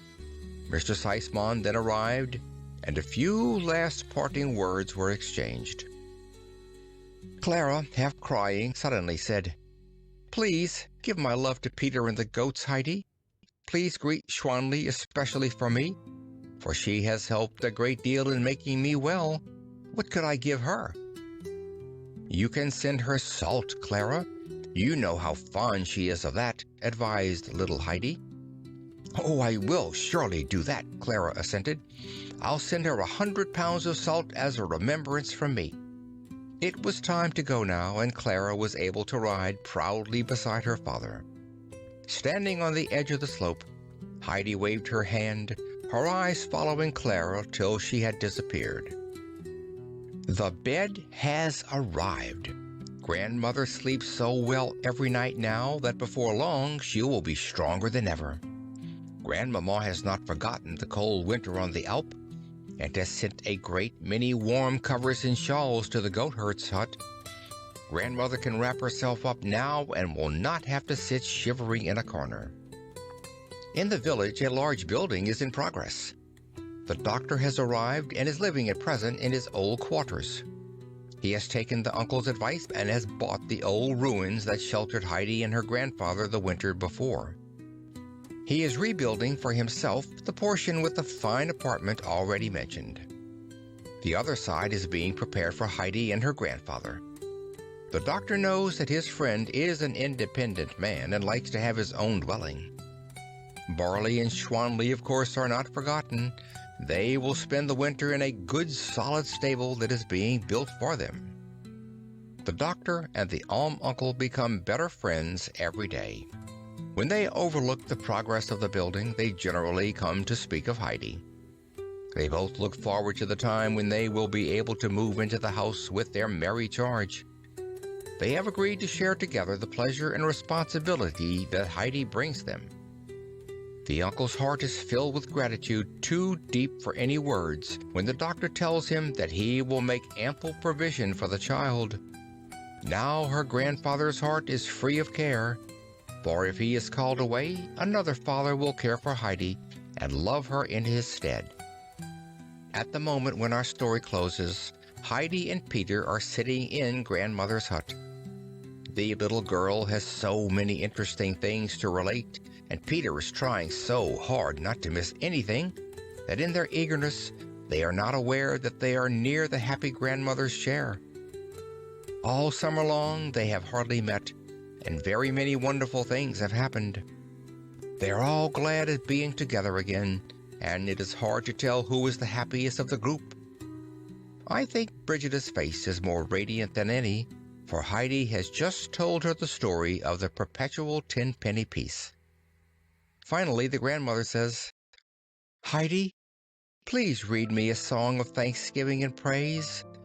I feel that I must praise and thank the Lord for the blessings He has brought to us all." End of chapter 23. End of Heidi by Johanna Spyri, translated by Elizabeth P. Stark. This recording by Phil Chenevert. We hope you enjoyed tonight's sleep audiobook. If you liked this audiobook and want to listen to more, please check out our channel at Sleep Audiobooks. And if you prefer to listen to each story individually, they will also be uploaded to our secondary channel at Sleep Chapters.